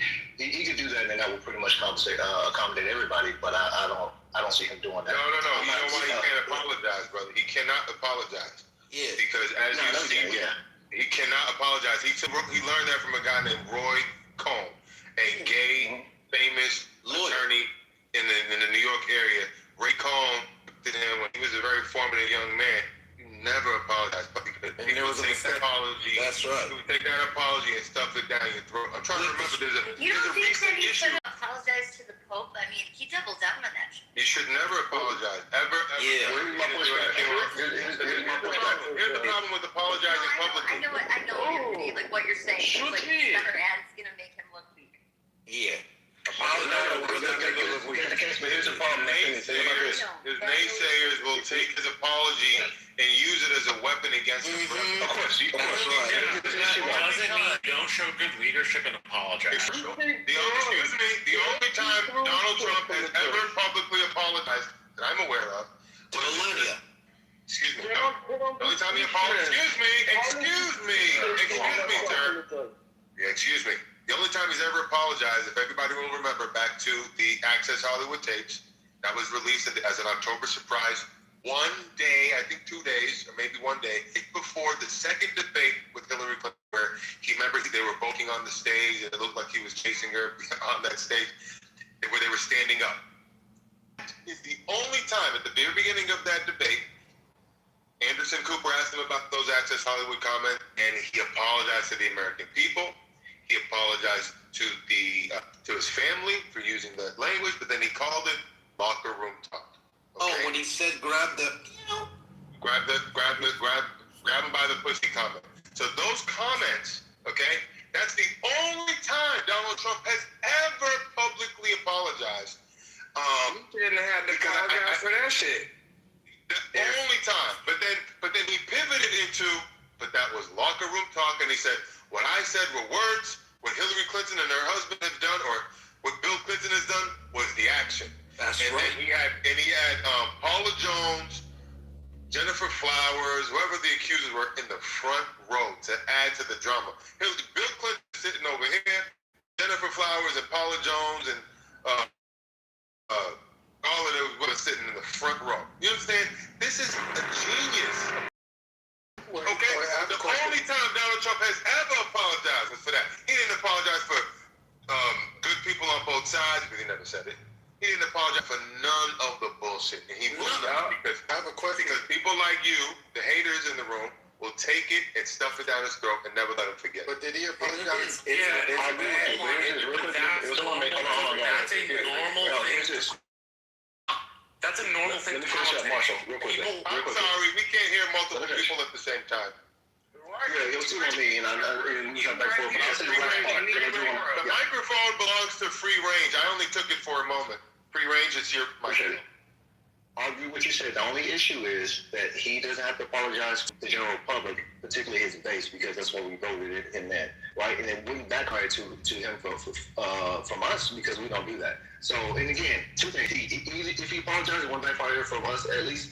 And secondly, he doesn't necessarily have to apologize, but at least acknowledge that he did not deliver on something said. I personally don't give a shit, but I know how people feel a certain way because it's been weaponized against us to say, hey, I'm saying one thing, but he did another. Like, yeah, I expect it because I understand how let me people hear what it operate. would sound like. Hold on, let me hear what it would sound like. How is he supposed to apologize to the base? Let me hear how that would sound like. I just said, yeah, hey guys, I know you guys voted for me on certain things. Now, sorry I wasn't able to wanted to move forward on what we, what we intend to do. Something similar that you can get on his knees and beg for forgiveness. You just acknowledge the fact that he said some things he didn't deliver on. He said he wasn't going to start on the wars, which I think was stupid to say. But since he started something, accomplished. Wait a minute. Okay, hold on. Real quick, I want to quickly respond because when Donald Trump was confronted with the fact that he didn't deliver in the context of the Russia-Ukraine war, okay, he said multiple times, not in just one interview, but multiple interviews, that it was harder than he thought. He said he thought it would be. He said it was harder than he thought. He said there's such extreme hatred between these two men, and da da da da da. So that's good enough for me. He's acknowledging that he didn't deliver it. He's saying it was harder than he thought, but he's still working as hard as he can on it. What's wrong with that? I did it, but that's good. Wait a minute. You never heard him say that?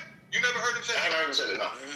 Wow. I don't hear everything he says, but if he said it, then that's cool. Yeah. He definitely said that in multiple interviews. So when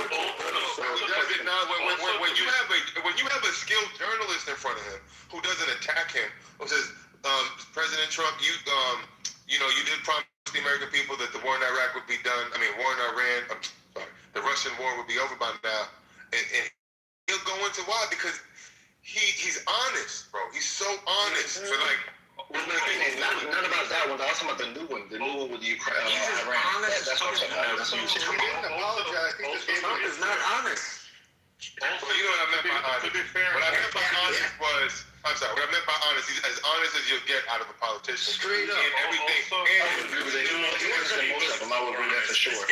This guy lies through his teeth on a regular occasion. I don't. No, don't be going that down. That's not true. He just said he's not honest for a politician. He just says what's on his mind, whether it's honest or not honest. That's the difference. Everything he says, hold on. Everything he says, I wanted to say this to Marshall and Mr. Finley. Everything he says is not actually true, but it is directionally true. That's right. Nothing he says. Nah, dude, the guy has such a complicated relationship with the truth. You're It's not not even allowed to funny. cut me off while I'm talking. Excuse me. It's just one voice at a time. And what I'm saying is, rude mayonnaise eaters. Y'all are rude.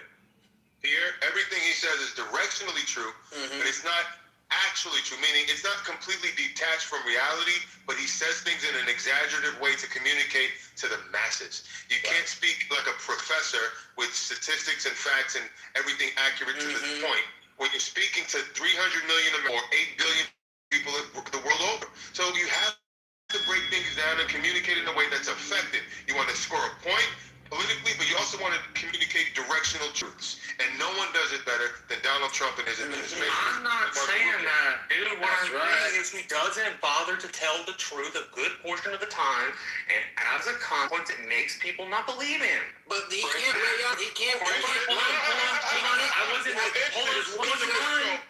done. People got mad when I interrupted them. I was not finished. I was not finished. All I wanted to say at the very end of that was, it's not bad to admit the flaws in our guy.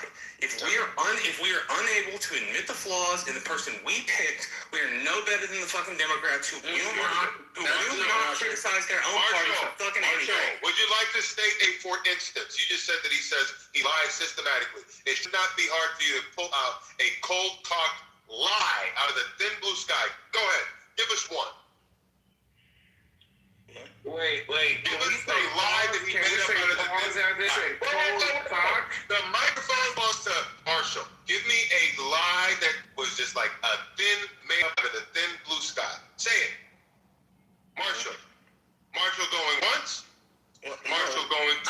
here.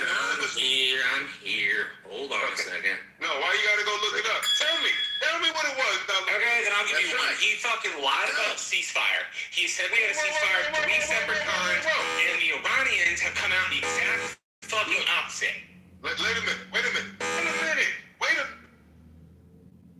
You said that Donald Trump made up a lie about the ceasefire. Is that right? I said he said there was a ceasefire and there wasn't a fucking ceasefire. That's not telling me. And how do you know? Wait a minute. And how do you know that wasn't true? Because the Iranians refuted to American media. That's on them, They ran on to American media. They're like, no, they never got this fucking negotiation with that dude. Wait a minute. Is it possible? Media. Can I ask Marshall a question? Marshall, is it possible? Yo, I'm gonna have to throw somebody down. I'm throwing somebody down. Cut me off. Who's doing that? Peter, please let me finish this. I don't want to cut you down because you're loved in this room by Matt. But I have a question to Marshall. Marshall, is it possible that Donald Trump and the administration were communicating a truth and the Iranian government was lying? Is that possible or no in your mind? That's entirely possible, but Donald Trump prior to that has a history. Donald Trump has a history of not telling the truth. Marshall, the history of it. Marshall, he put you must have mayonnaise on a chicken salad sandwich. Wait a minute. Without you Googling, you not tell me a systematic lie that comes out of this man's mouth because I don't often fucking hold grudges again, but I know they do shit, bro. Come on. Wait a minute. You just said that everybody. Okay, I got one. Yeah, because I got one. In a speech after speech, he made groundwork for challenging the election, making baseless claims of potential election fraud while attacking Biden as incompetent, random, sleazy, corrupt. I'm gonna have to mute you if you don't stop. You wanted me to give you a source. I'm giving you a source. I want you to stifle yourself. I got one, man. If anybody used to watch All in the Family, Archie Bunker used to tell Edith, stifle yourself, will you? Now listen. If he's such a systematic liar, it shouldn't take you Googling, schmoogling to find this big lie that he always tells. I got it does. If I don't hold a grudge, and it's one of those things I fucking remember. I wasn't done talking, brother. Let me finish my statement. But is it a lie if he believes he's telling the truth? No. It's absolutely right. If you say something that is not true, you're either having a difficulty with the truth or you're actually telling a lie. One of the two. It's not true. It's a lie if you say something that you know is not true, or likely to not be true. He's likely wrong. Your mayonnaise is activated over time. I love mayonnaise. We're gonna have to move on from Marshall because he's not being honest. Marshall, no, I am being honest. You're off the tracks 3 or 4 Pinocchios playing from the Senate at least 20 times, earning bottomless Pinocchios, things like the election was rigged. That's a lie. That's not a lie. No. Yes, it's a fucking lie. It is not true. Marshall, that's not a lie. Yes, it is. The election was not rigged. Marshall, he had information that you'll never know. I think he's Hey,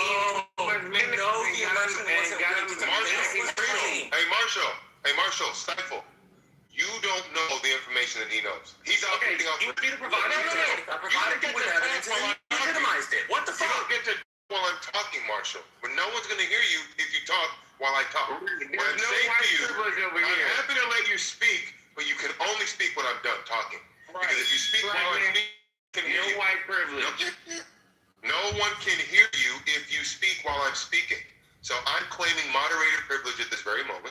I don't mean to lord it over you, but we need to be clear communicators for the people who are listening. It's unfair to them. Mayonnaise eater. Marshall, right? Put your face I already told you that he exaggerates systematically. He says things that aren't actually true systematically, but everything he says is directionally true, meaning it's attached to the truth, even if it's just a little bit.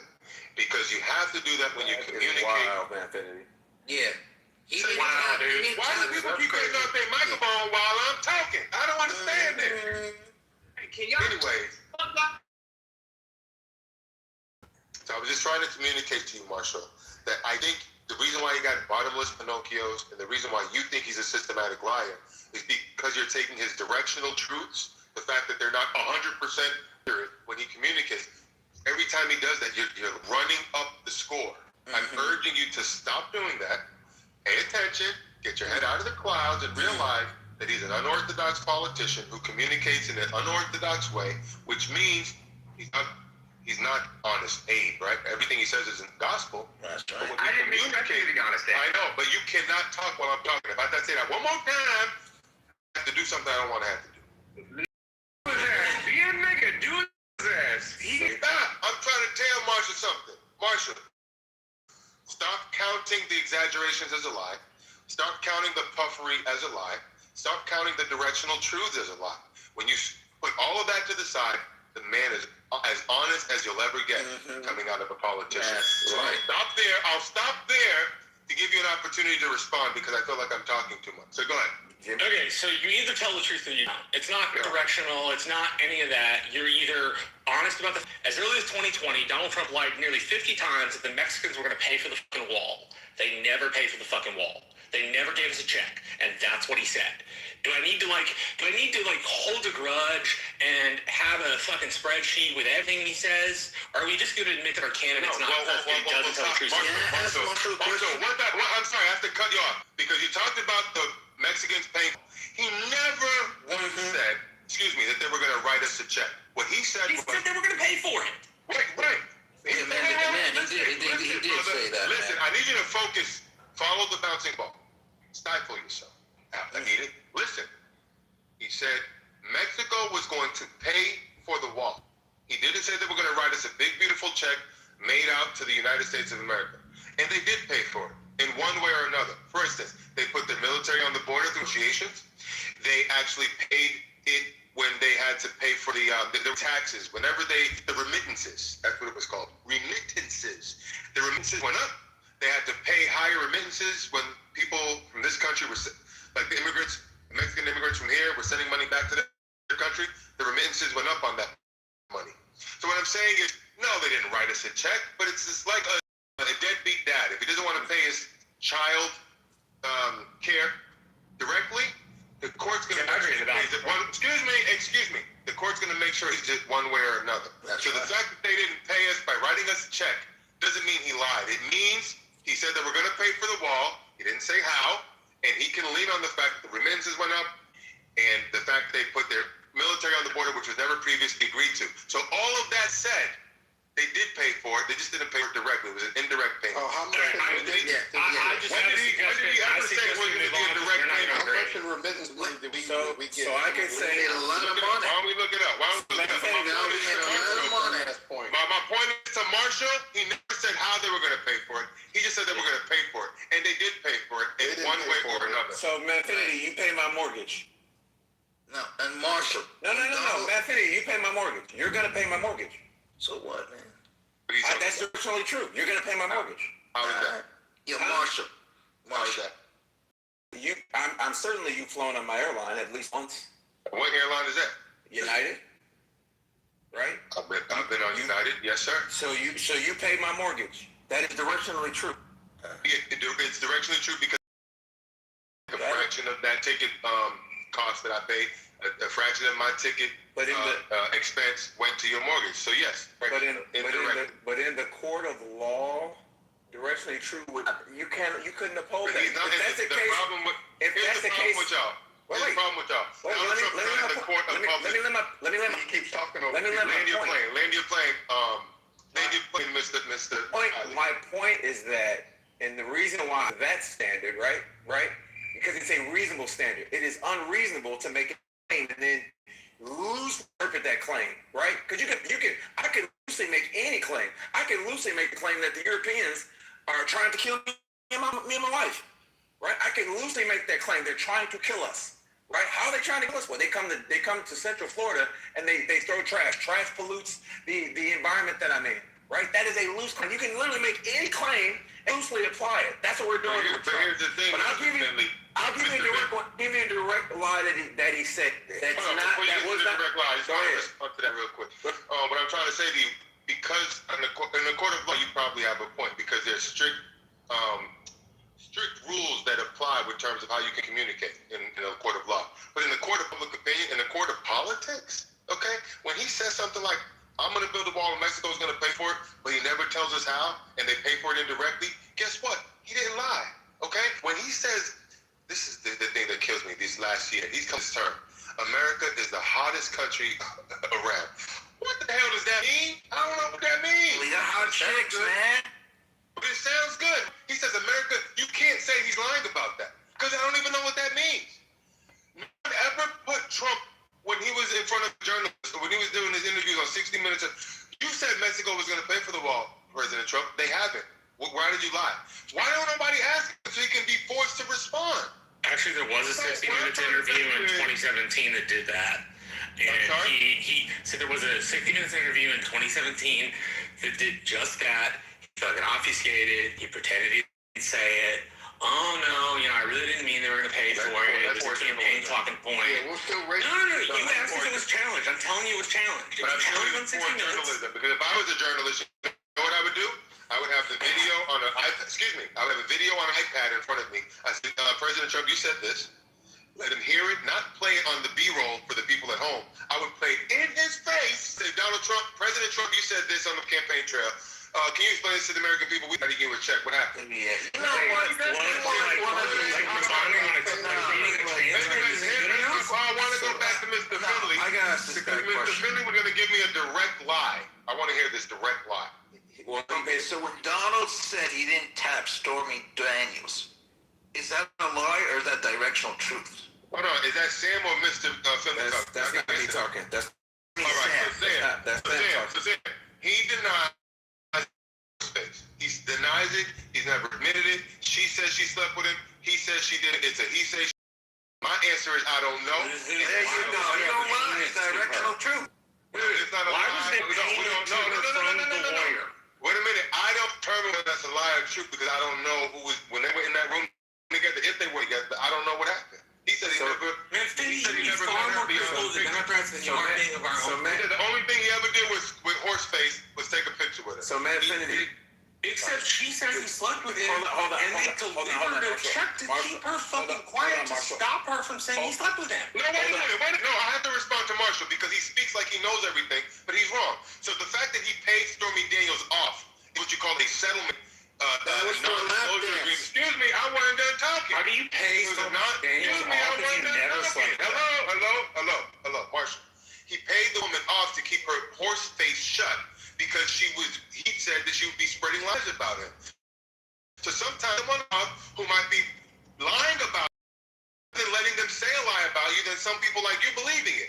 So the paid her money to shut her horse face doesn't mean that it was true.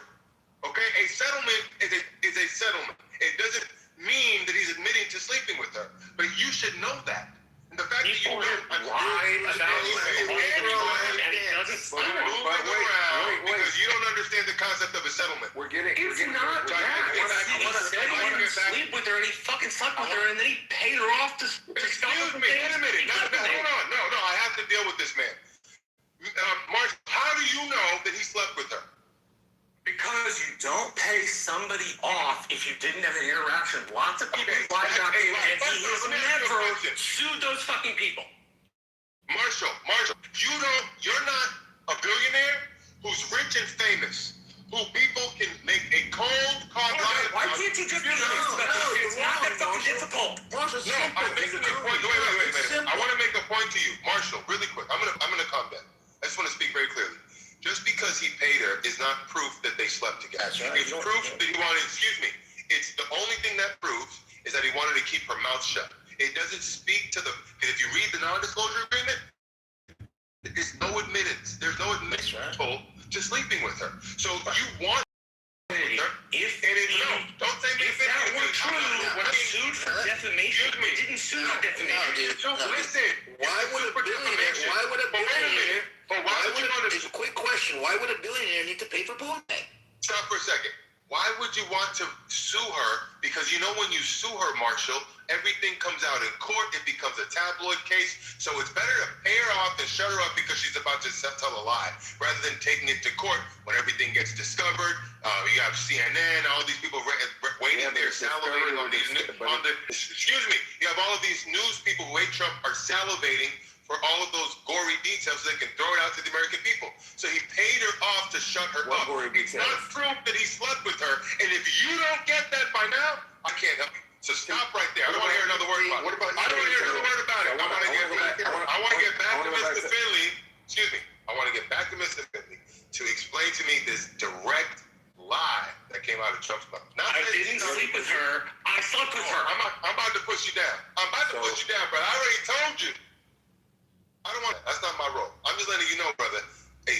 is not proof that he slept with her. If you don't get that, you're not being honest. You're being sycophantic about it. You don't have to pay for poontang. So he said in April. He said in April when gas prices were skyrocketing that they were $1.98 or $1.96 in a couple of states. When that was absolutely, positively not true. It was not true. That was a lie. It wasn't directionally true. It wasn't an exaggeration. Because I see what you're doing, Infinity. I see you're trying to say that puffery, which is what he does. He says America is the hottest country in the nation. I don't know what that means, bro. Puffery is basically when a car dealership advertises. No, I know. What is the hottest country? I'm saying that's puffery. That's puffery. What does that mean, though? What is exactly? What does the hottest car on the market mean? What does that mean? It's puffery. It's an advertising term, right? Bugatti. It's just an adjective that really means nothing, right? Exactly. And it's not necessarily it's not a lie per se. It's called puffery, right? We're not putting puffery in the same lane as a lie. Saying gas is $1.98 or 96 in 2 states when it ain't is a bold-faced lie. So let me tell you why that's not a lie. And it's wait. No, before you move on, let me tell you why it's not a lie. Here's how you'd be able to prove that that's a lie. Is that he read somewhere that the lowest price in America is $2, and then he read it, he believed it, and then he went out to the American people and said, 96. You have to be able to establish that he saw something that directly controverted what he said, and you can't do that. All you're saying is the facts bear out that he was telling something that wasn't true. So being wrong and lying are 2 different things. So using your lies, nobody lies. Excuse me. You're conflating being wrong and lying. Lying means you have to prove that he knew what he said was a lie at the time he said it. You have to prove that he wasn't a misspeak. You have to prove that he believed. So what you're doing, it's very hard to prove somebody is lying. It's not. You have to speak to their intent. You don't know what he was exposed to. So proof. You don't know what information he was given. So proof. Wait. Hold on. So proof means that this is the standard by which we determine if you're telling the truth or not. Right? Here's my evidence. Right? Evidence 1.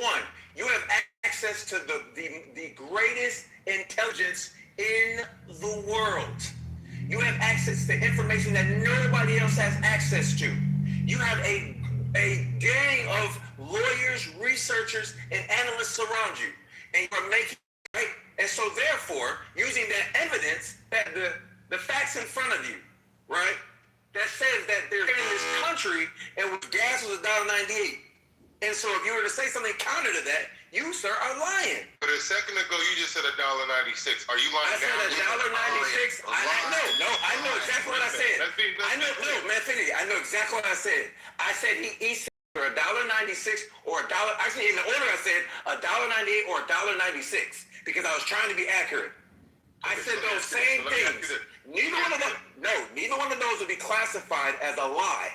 Right, because you're just covering yourself. Let me ask you this: if he said it based off of, say, his assistant or whoever gives him the data came in and gave him something that said it was $1.96 or $1.98, and he went out to the American people based on him believing whatever they gave him. If he said that, now let's just say, out of the crazy hypotheticals that you're doing this because there are a realm of possibilities here. There is that. Listen, anything is in the realm of possibility. It's in the realm of possibility that I'm gonna get $1 million from you tomorrow. That's in the realm of possibility. Right. But it's highly improbable. But it's in the realm of possibility. Okay. Is it? Let's talk about the realm of probability. That's not in the realm. Excuse me. Is it in the realm of probability that he? And I don't even know if what you're saying is true. Okay, I'm just going to assume that what you're saying is true, that he made a statement about gas prices that was lower than the actual gas price at the time. I'm going to accept that as true for the purposes of this exchange. My question to you is, at the time he communicated that publicly, did he know that it was false? Yes or no? Yes. How do you know he knew that? Because, I'll say it again. The evidence that I presented, because proof, everyone thinks proof means within a certain standard, right? The proof. So the question is, you're talking. I need you to answer this question. And the standard, how do you know he knew that it was false? Because I'm using my evidence is he has access to the the greatest. He has a gang of researchers, analysts, and information around him, right? But what if the researchers and analysts get wrong? All of them are not wrong. No, all of them are not wrong. What if he did? What if he didn't? You can write Matthew. But that's what you're doing. You're doing the. I'm not what ifing. I'm not what ifing. I'm giving you the facts. No, you're saying that because he has access to the greatest analysts and researchers in the world, that there's nothing out of his mouth that they could never give him something wrong. I didn't say never. You pivoted and said we're going to instead of possibility, because anything is possible. We're going to argue probability. Right. So it is highly improbable that amongst all of that intel, they got it wrong. It is highly improbable. Because in this country where they reporting gas prices that low, nowhere in this country, it is highly improbable. And that's what I'm arguing. Because you're arguing possibility. Anything is possible. It's possible. Right. It's possible that Obama himself flew over to freaking Washington and killed Bin Laden. It's also possible that he never got shot. Here's the thing: you can never know for sure that when he spoke $1.96 or $1.98, that he knew it was a lie. I can know with certainty because you can't know that unless you investigate it. And at this point, you believe. Listen. You believe that because he has the best researchers around and he has access to so much data, you believe. Did Michael Jordan win 6 NBA championships with infinity? Yes. No. There's a possibility that the guy we're watching wasn't Michael Jordan. We ain't talking about possibility. I'm just using your logic. There's a possibility that the man we watched was not Michael Jordan. That he subbed in an imposter every game. But we're talking about the exactly. So that's what I'm saying. I'm getting off this possibility. You're not going back to possibility. No. I am killing the possibility argument because that's what you're doing now. You're going back away from the possibility. Right. And it is highly improbable that this man with the amount of intel around him got that wrong. Listen, it's okay. That's your opinion. It's not an opinion, it's a fact. Your opinion is that it's highly improbable. It is not that opinion. It's highly improbable. That's like saying it's highly improbable that when I take off airplane, that I'm gonna land safely. No, it's very possible. It's very probable. The plane is in good working condition. You have 2 trained individuals. Right? It meets the safety standards, so it's very probable. But when you say probable, are you saying that it's guaranteed that it's going to perfectly? I didn't get 2 different things. Right. So if it's not guaranteed, isn't there a chance that they gave him wrong? You're going back to possibility. No, I said guaranteed. No, you're going back. No, when you throw out the word guarantee means 100%. Right? Probable means. I'll put it in terms. Beyond a reasonable doubt, right? That is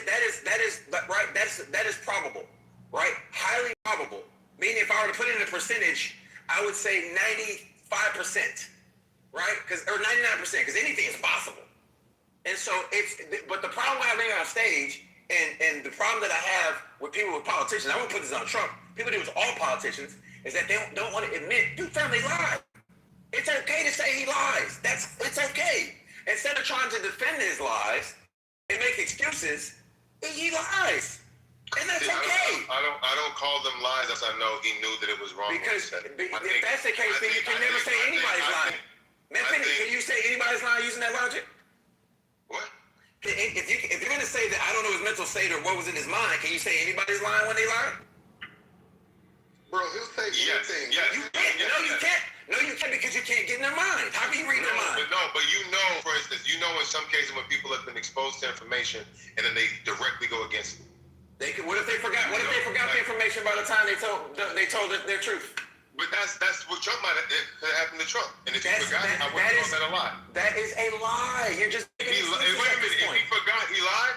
Fam, if you're gonna if you're gonna make the argument that they were presented with the truth, and then before being confronted with said truth, they magically forgot it. You're just making excuses at that point. You're making excuses. And that's what you're doing for the president. You're making excuses. You're absolutely making excuses. No, I'm telling you that nothing he says is completely detached from the truth. Wait a minute. When he said $1.98, what was the actual low? It was like a dollar or a dollar and a half higher. That wasn't even supposed to be mean the truth. Okay, can you bring this out so I know you're not lying? This is April. This is April of this. Hold on, I gotta remember because I didn't. I want to make sure you're not. I didn't Google it. I remember that. That's fine. Because when I heard it, I'm like, where the hell? Because first I'm thinking, I give you this man benefit of the doubt. First I'm thinking, where in the hell in Texas or where they produce oil is gas that freaking low, right? Or maybe Indiana where it's low, right? And then I remember looking at gas money. Ain't nowhere in the country that low. I'm gonna look at it. Hold on. And you're basing it off of what you did on money? I'm basing it off of me looking for gas prices under $2 anywhere in the country. And you looked it up on Gas Buddy? Yes. I looked it up on Gas Buddy. Listen to this. Based on, I'm reading this for the first time. This might prove your point. Might prove my point. Based on analysis from April and May of 2025 by fact checkers and industry 26, April AAA 2026. and Gas Buddy. April 2026. 2025 that the gasoline's prices had dropped $1 to $1.98 or even $1.88 in several states were false. The claims Trump stated on Truth Social and in speeches that gasoline just broke $1.98 a gallon, lowest in years in a couple of states. The facts. Data from AAA and Gas Buddy, which tracks over 150,000 gas stations, showed that at the time of his claims in April and May of 2025, the national average was over $3.10 per gallon. Lowest state averages. During this period, the lowest average gas price in any state was around $2.66 to $2.70, e.g. in Mississippi or Texas, which is significantly higher than $1.98. Where did the figure come from? Put your listening ears on, ladies and gentlemen. Where did the figures come from? While some individual gas stations might have had low prices, analysts know that RBOB gasoline futures sometimes traded lower, but this did not reflect what drivers were paying at the pump. Contextual data. It is accurate that gas prices dropped below $2 at some points during his first term around April 2020 with COVID. However, the claims made in 2025 regarding current prices were incorrect. So he lied. He lied. So I just draw a distinction between being incorrect and lying. Oh my God. I'm sorry, Mr. Finley. In order for me to call something a lie, you have to know something's a lie. He does know. This man has all of the information in front of him. He does know. He does know. Of course, you're not going to say that because person lied. I will admit there are cases where he may lie, but in this situation here, and I know it sucks because it's a big gray area. Politicians do this to where they don't know certain information, but they say it. Say certain things. No politicians lie. It's one of those cases. Okay, right. And exaggeration is one thing. I get that, but this is a flat out lie. No, I'm saying. So you believe he knew that wasn't true? And he said it. He knew gas wasn't under $2. No one in this country because it hadn't been in a while. He knew that, and he found out why. Just like wait, I'll give you another one. When he said when he exaggerates and says there's the highest inflation ever, and it wasn't the highest inflation ever. Right. I understand about it. Exactly. And that, but sometimes for his voters, he will say stuff like this an absolute lie to make a false point. He does that, and we can just call it what it is. Just call it what it is. It ain't gonna. Let me know at this point. Let me say at this point. And here's the thing about that I don't understand about Trump voters. It's not gonna move the needle, right, for them to say he lied. Because those that don't like Trump are gonna not like him, and those that support him are gonna still support him. It doesn't matter. I agree. Just be honest. I can't call somebody a liar unless I know that they had to know it was false when it came out. Listen, if that's the case, then in court, there's no standard. The whole problem with your point is, you're saying because he has access to the greatest researchers, and I don't know that to be true, that he can't say something that's not true. And I'm telling you, even with the greatest researchers, those people could be wrong too. Infinity. So now, and this doesn't even require a lot of research. It's not like we're saying, what's the cure for cancer, testicular cancer, right? We're talking about gas prices. Anyone with a computer can Google that and get that answer. I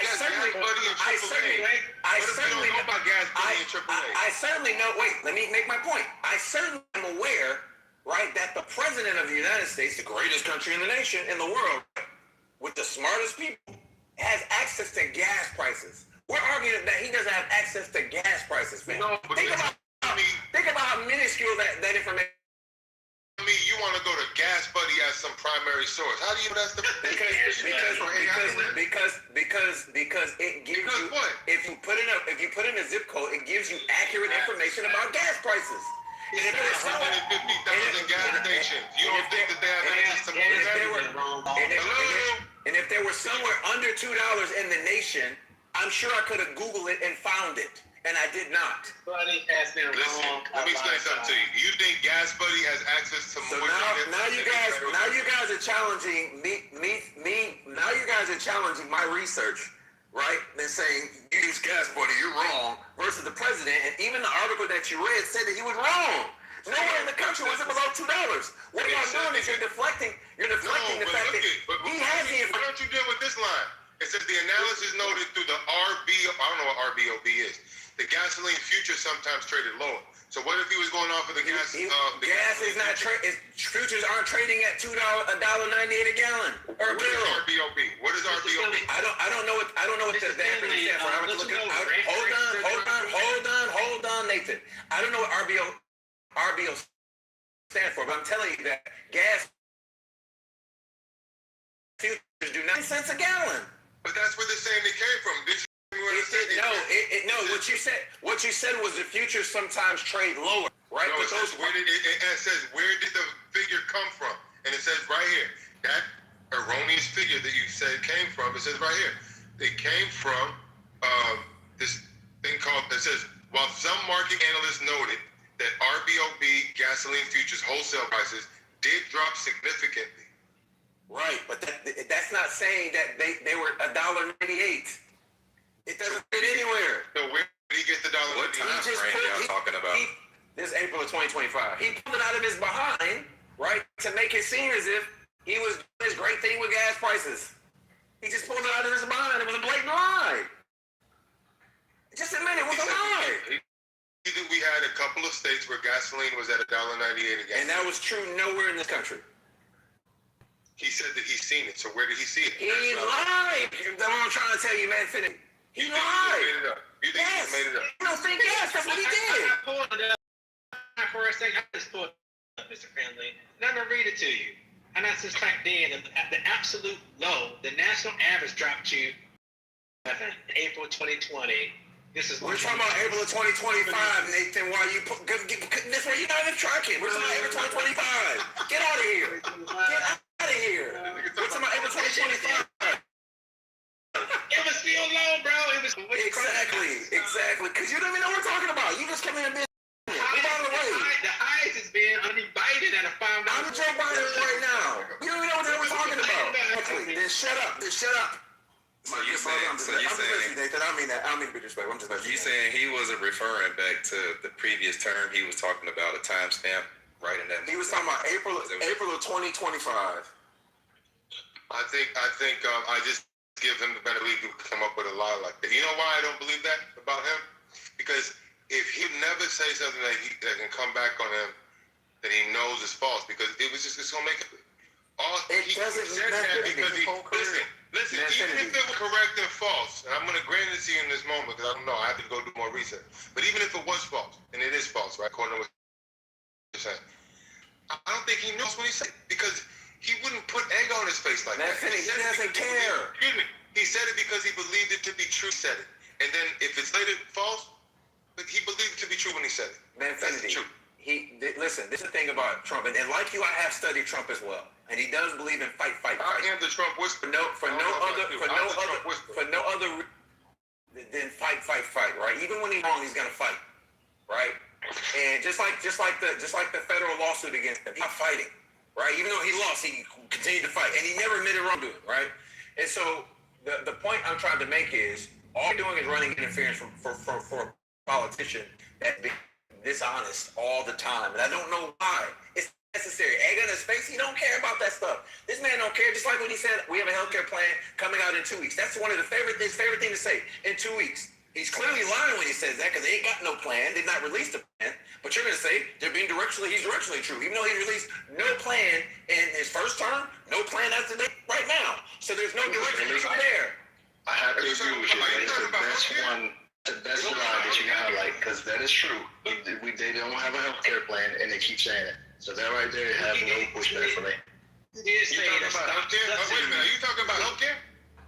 Yes. Yeah, they said they had a plan to replace Obamacare, and they have no plan. They've been saying that since the No, first time. he said clearly, I have concepts of a plan. So that's a directionally true statement. Come on. Concepts of a plan. Listen,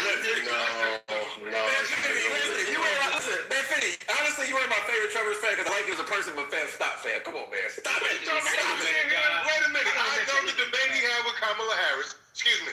In the debate he had with Kamala Harris, everybody made fun of him after he said He said that more than once, though. Excuse me. He said we have steps of a plan. And if we don't have a full plan, it's because the Democrat won't plan. He ain't even introduced no plan. Yes, he did. The concepts of the plan, he's been saying this since his what was the concept of a plan that he introduced? Let me give you the three concepts. All the money that we give in private healthcare. Excuse me, I'm going to give you the three concepts that he's always said. We're going to keep pre-existing conditions. We're going to remove the lines around the states and allow cross-state competition. And there's another concept there. There's three concepts of the plan that he gave out there. But he's always said existing conditions will remain. He's going to remove the lines around the states, and then prescription drug pricing is going to pull it way down. And if you look at Trump RX, he's already TrumpRx.com or .gov. You will see that he's already started to that way. Those are concepts of a plan, and that's also not a new plan either. That's what you mean it's not concepts of the hell it is? So that's Obamacare. And I state regulations is being about Republicans for 4 years. State regulations. That's what he's talking about. Right, because states regulate health insurance, and they want to be able to sell them across state lines. That has been floated by Republicans for 50 years. No. This is what Trump said. No, he outlined those three things as the basis of the plan, which are concepts of his plan. When did Trump introduce? When did Trump present these concepts all at once? He said that many times in interviews. I've heard him. Tell me one time so I can look it up. I'll have to Google it. Let me look it up right now. He said it. He said prescription drug prices coming down. That's not concepts of a plan. That's just saying prescription drug prices are coming down. That's not a plan. That's a concept within That's not a concept. That's not a concept of a plan. So what's the concept of a plan? You big liar. What's the concept of a plan? What's the concept of a plan? What does that mean? It doesn't mean anything. Listen, if I'm saying I have a concept of a plan, this is my plan. Step 1, step 2, step part A, part B, part C. When has Trump ever given a speech and laid out his concept? Because all you're doing is repeating, other than the prescription drug prices, which I give him credit for, right? I give him credit for that. Right? I don't know why you're just yelling, because right now we're talking about the Buffalo Bills losing 4 Super Bowls and you're bringing up the Dallas Cowboys losing the Super Bowl. I don't even know what the hell you're just doing right now. But I give him credit for that. But the whole removing the state regulation thing, which is what Republicans have floated for 50 years, is not a Trump concept. It's not a Trump concept. It's not new either. No. Listen, I don't know if it's a Republican concept for 50 years, but what I am telling you is that he's telling us, he's communicated in no uncertain terms, that the lines around the states, the pre-existing conditions, and the prescription drug pricing are going to be in the plan that the Republicans eventually propose. I want you to post a link in the chat when he said that. And I will. And I will be the first to admit the Republicans have been dragging their feet on that, but it was all due to, and I'm not going to blame him 100%, but John McCain. Remember, if he didn't put his thumbs down, okay, remember, right before he died, he put his thumbs down to remember, he was the hugest critic of Obamacare. Going back to 2008 when he was running against Obama, all the time he hated Trump for works because he doesn't like Trump and his style. So to say Trump, the deciding vote in Congress as a senator from Arizona, and if he went up there and put a thumbs up like a regular person who was constantly the biggest critic of Obamacare, he voted to keep Obamacare intact. What a loser he was in that context. What a loser. Just because Donald Trump said, like my heroes, it was funny as hell. I still laugh about it today. It's a joke. And he didn't like it, but John McCain threw the first punch because, I don't know if y'all know the details, but John McCain threw the first punch at Trump. Trump said what he said about He's a hero because he got caught. Okay, I like my heroes who don't get caught. It was a joke. It was funny as hell. And McCain held a grudge, and he put a thumbs down on the Congress floor, went against his own principles. Fam, if you made my whole point is this: if McCain had done what he was supposed to do, okay, because we were in a thin margin in Congress at the time in 2016 or whatever, 2017. If he had repealed Obama, then guess what? We would have had a Republican full. You don't need to repeal. You don't need to repeal Obamacare to get a full plan. You just introduce a full plan. Once that failed, then they had to just remove the individual mandate, which Donald Trump was able to get done. That's an excuse. All you have to do is come up with a new plan to replace it. That's no, it. you can't replace the plan. You can't replace yes, the plan. Yes, you can. That's literally what Congress's job is. That's literally what they do. Let me explain something to you. All of his political, you don't understand how congressional. Yeah, I was a lobbyist for 6 years. That was how hard it works. So then you understand better than anybody the archaic ways that Congress operates. Congress right to.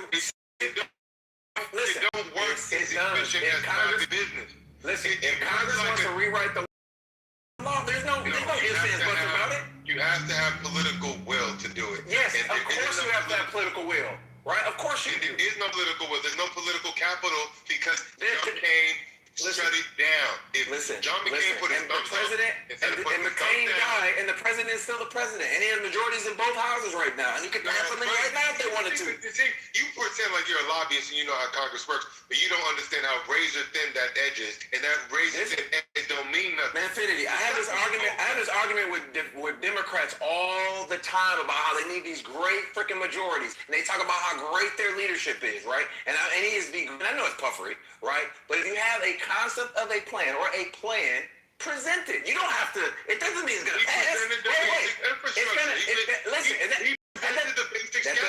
That doesn't mean it's going to pass. I didn't say it's going to pass. But you have to present something. Because when Obama was putting forth Obamacare, right? What did he do? For a year, he campaigned. You're going to be able to keep that's fine. That's fine. I don't listen. That was a lie. Was that a lie? Can I? Or was that something he believed to be true? It was a lie. But here, why was it a lie? Why wasn't it? Let me finish my point. Because if you're going to put forth a plan, right? If there was a plan, you're going to do what he did. For a year, he got on to different states. He campaigned. He went to the districts. He talked to people, and he talked to the residents. He had meetings because he had a plan. If the president had a plan, he would be doing the same. But he does not have a plan, so that's why he's not doing that. That's not true. I'm going to prove to you that he talked about those three. Show me where he's been campaigning on this plan. Go ahead. He did. He did. I didn't make that. Everything I just thought, I didn't make up. You think I'm lying? I'm not here to call you a liar. I'm not here to call you a liar. I'm speaking in directional truth. I just want you to know that. I'm not gonna have that meta argument. That's a pointless argument. Donald Trump. I'm gonna stay on topic. Mexico never paid for the wall. No, Mexico never paid for the wall. Mexico never paid for the wall. They didn't pay for it. Mexico never played for the wall. Kamala Harris was never the border. Mexico did pay for the wall. Kamala Harris was never the border czar. Yes, she was. She was never the border czar. We never opened the Strait of Hormuz. What else? She was never the border czar. Her job was to find. The actual job was because it was an executive order.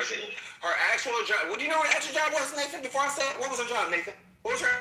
Well, her job is to do whatever the fuck the president tells her. What did he tell her to do with respect to the border? And what did he tell her to do with respect to the border, Nathan? Nathan, what did he tell her? I wasn't there in the room. You don't know. You don't even know. Nathan, you say he never told her she was a border czar? I wasn't in the room either. That's not what her job was. No. That's what he said. He told her. He said she was a border czar. No, he did not. The president. Okay, I'm not listening. Her order. Hey, listen. As of January 20th, Donald Trump outlined the Great Healthcare Plan, a framework designed to replace the Affordable Care Act, while promising to protect pre-existing conditions and encourage competition across state lines. The plan focused on 4 key areas: lowering drug prices, lowering insurance premiums, maximizing price transparency, and holding insurance companies accountable. most favored nations. And then he went into the most favored nations drug pricing. We already talked about that. Direct payments to individuals. The plan proposes redirecting government subsidies away from insurance companies and to individuals to put towards health savings accounts for purchasing their own insurance, aiming for a market-driven approach. Maximum price transparency, ending PBM kickbacks, and PBM is pharmacy benefit managers, and removing the middleman, which the plan argues influence the cost of health insurance. The expansion of alternative plans, so promotion of cheaper, less comprehensive, or short-term insurance plans to increase choice and lower premiums for consumers. Contextual detail, the 2026 framework acts as a broad outline for Congress rather than detailed legislation to significantly reduce federal spending on healthcare by cutting existing ACA subsidies. Last statement.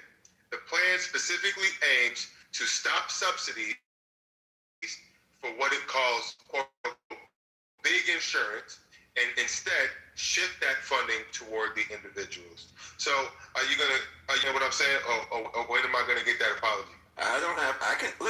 Infinity, I am not too prideful to admit if I'm wrong. You presented the healthcare plan and I was wrong. Wins and losses on stages don't matter to me. Hold on, but I need to hear it. I need to hear it.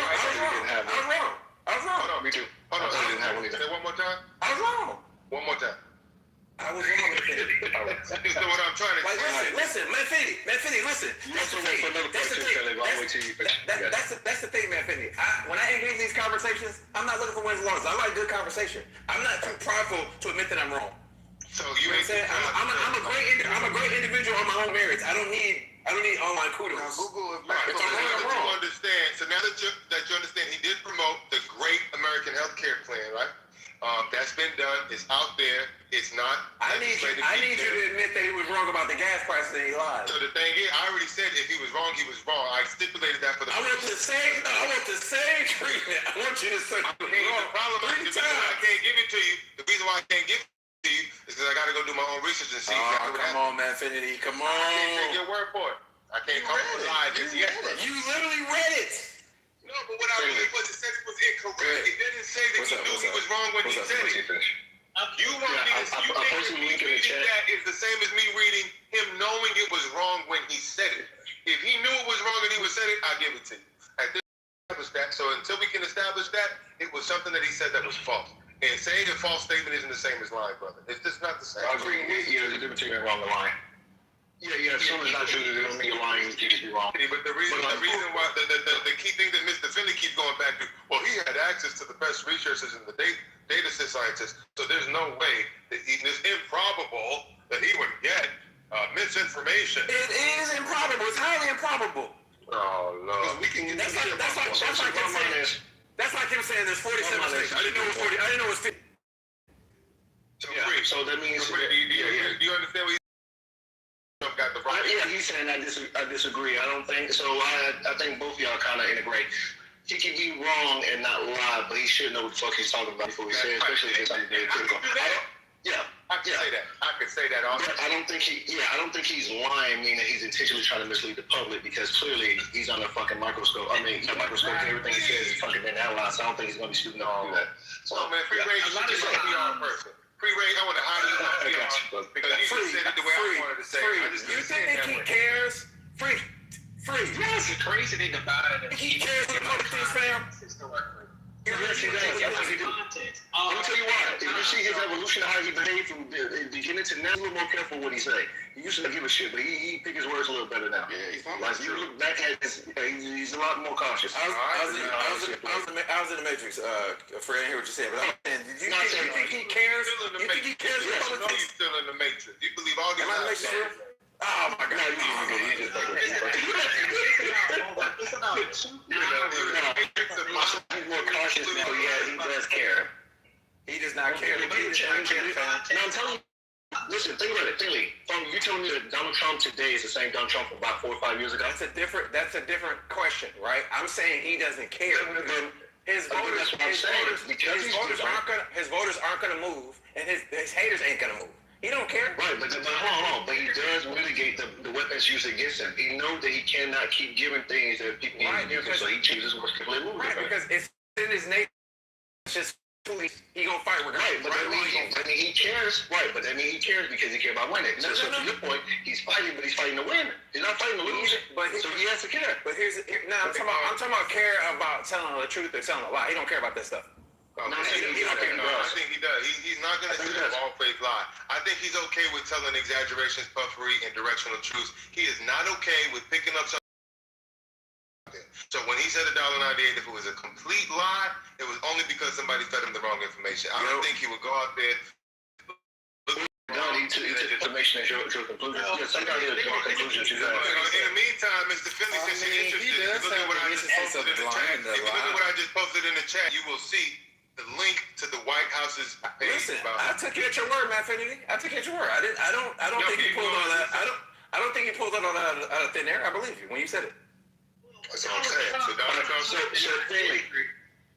Hold on 1 second. In our history, right? In our lifetime, Infinity, Bond, Mr. Finley, Donald Trump is about the first president who dropped the biggest truth bomb in pretty much in our history about the UFO thing. And John F. Kennedy, and Martin Luther King. He's not the first to do that. This is like the fourth or fifth time the government said that. Stop crying. I'm not. You don't even listen, Nathan. You probably justify. I'm not crying. I'm saying he ain't the first. I know. Gotcha. But he's the biggest one. He is the first. So what? Massive load. Brother, you speaking at the same time, goddamn, bro. I'm saying, so what? Who cares? Nobody care about that. Let me scream for a second. Go ahead. So here's the thing, right? These liars, Biden and Kamala, found these UFO files. Barack Obama lied about that shit. You know who our president is? I'll tell you. Our president. You have my Finley. Yeah, that's all you have. Nathan, it's like the fourth time the government has released you. You know, I was in the room, I came out the room, the whole house is listening to me talk to y'all. I'm like, y'all all listening to me talk. You got a whole room full of people listening to me talk from another room. That's wild. Yeah, let me make this. Here's the thing, right? He broke all the ML King files, RFK files, the UFO. That's the most truthful, honest president. Everything all these other presidents since 1970, from 1972 up to now, every president saw these documents, and including Barack Obama, Bush, and their grandmama, and they lied to us. And that's why they don't like him. Nathan. Because he's not fitting the mold to shut the fuck up type of person. Yeah, statutory requirements preventing other presidents from releasing the MFA. I got you, brother. Let me just ask you this. Can you give him credit for releasing the UFO? I don't care about the UFO. What consequences that have on my life? Okay, give 3 things that he did. So there's unreal phenomena. What does that do for me? Tell me. What? Now what does that do for me? But that's just one of the things. How does that benefit my day-to-day life? Go ahead. Just one of the things. Well, it might keep people from killing each other. Listen, if there's aliens out there, ain't nothing we gonna be able to do about it. What we gonna do about it? Maybe we'll stop creating bombs and unify and come together, start building things to explore space instead of building weapons to kill each other. So he might save a lot of fucking lives. Come on, man. Clearly, in the chat as well as in your back channel about the border zone. He said there with her at the beginning of Biden. They said at the beginning of his administration said she'd be over the border. Are you saying it didn't happen? Do you recall that? The executive order that he released said she was in charge of finding out the root causes from certain countries. That was her order. She was never the border zone. But I'll take a look at what you sent me. And you've had conversations with me. If you present information to me that otherwise I'd live with him wrong. But I'm looking for Finley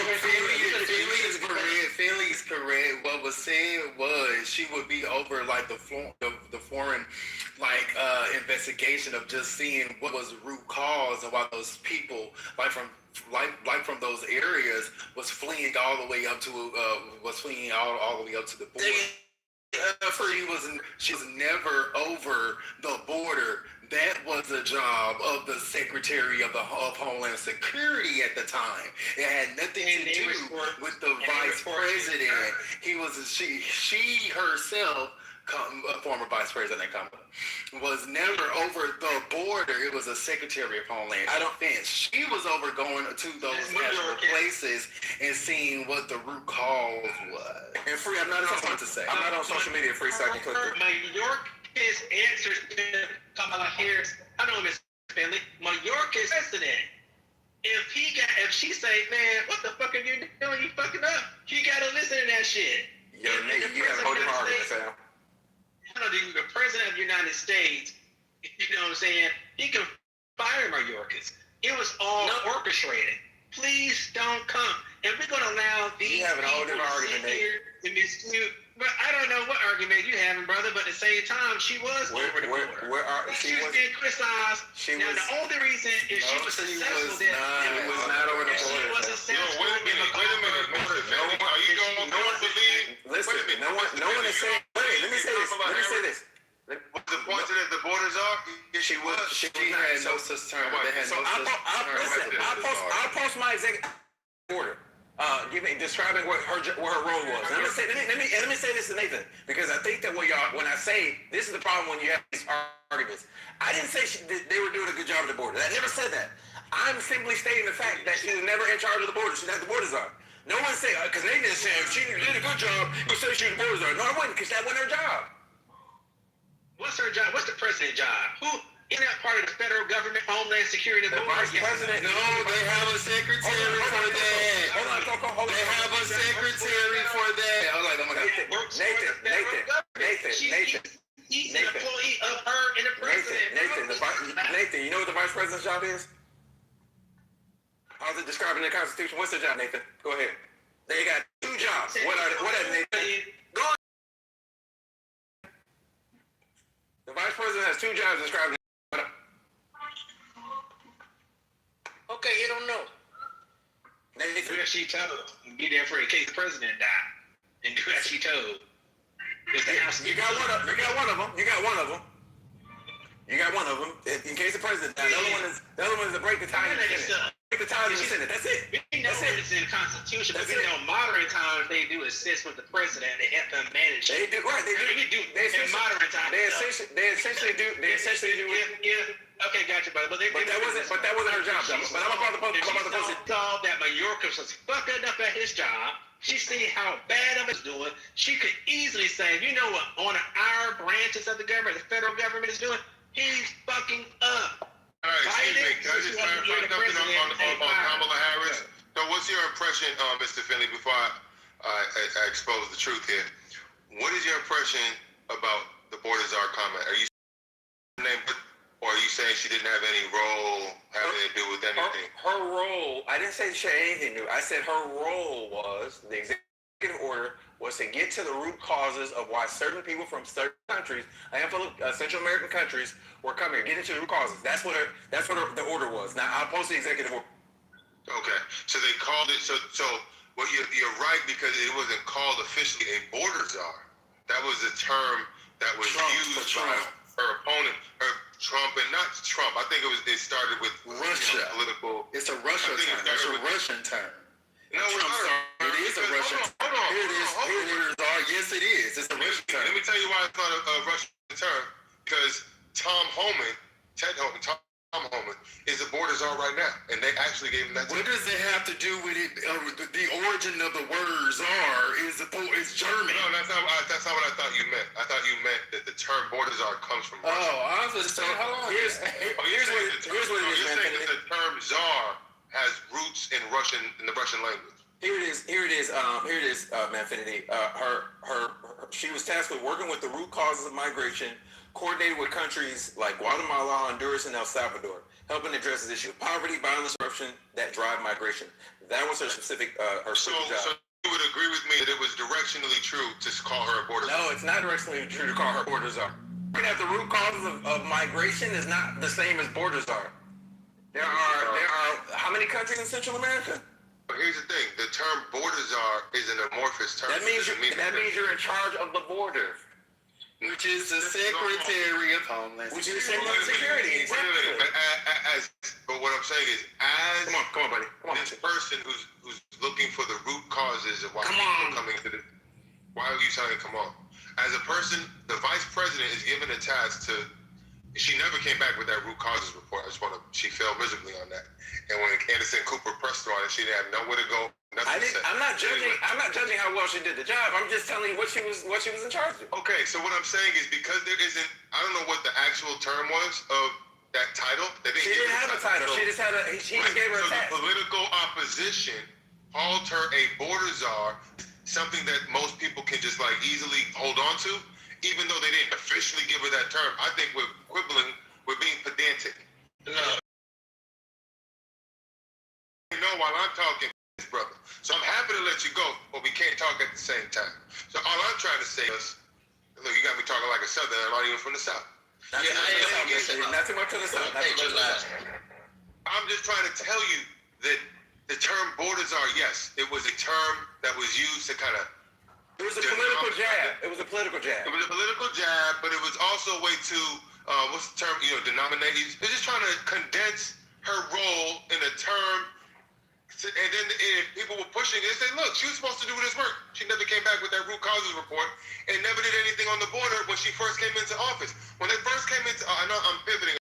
It's important to understand that when she came into office, the administration, they came out with a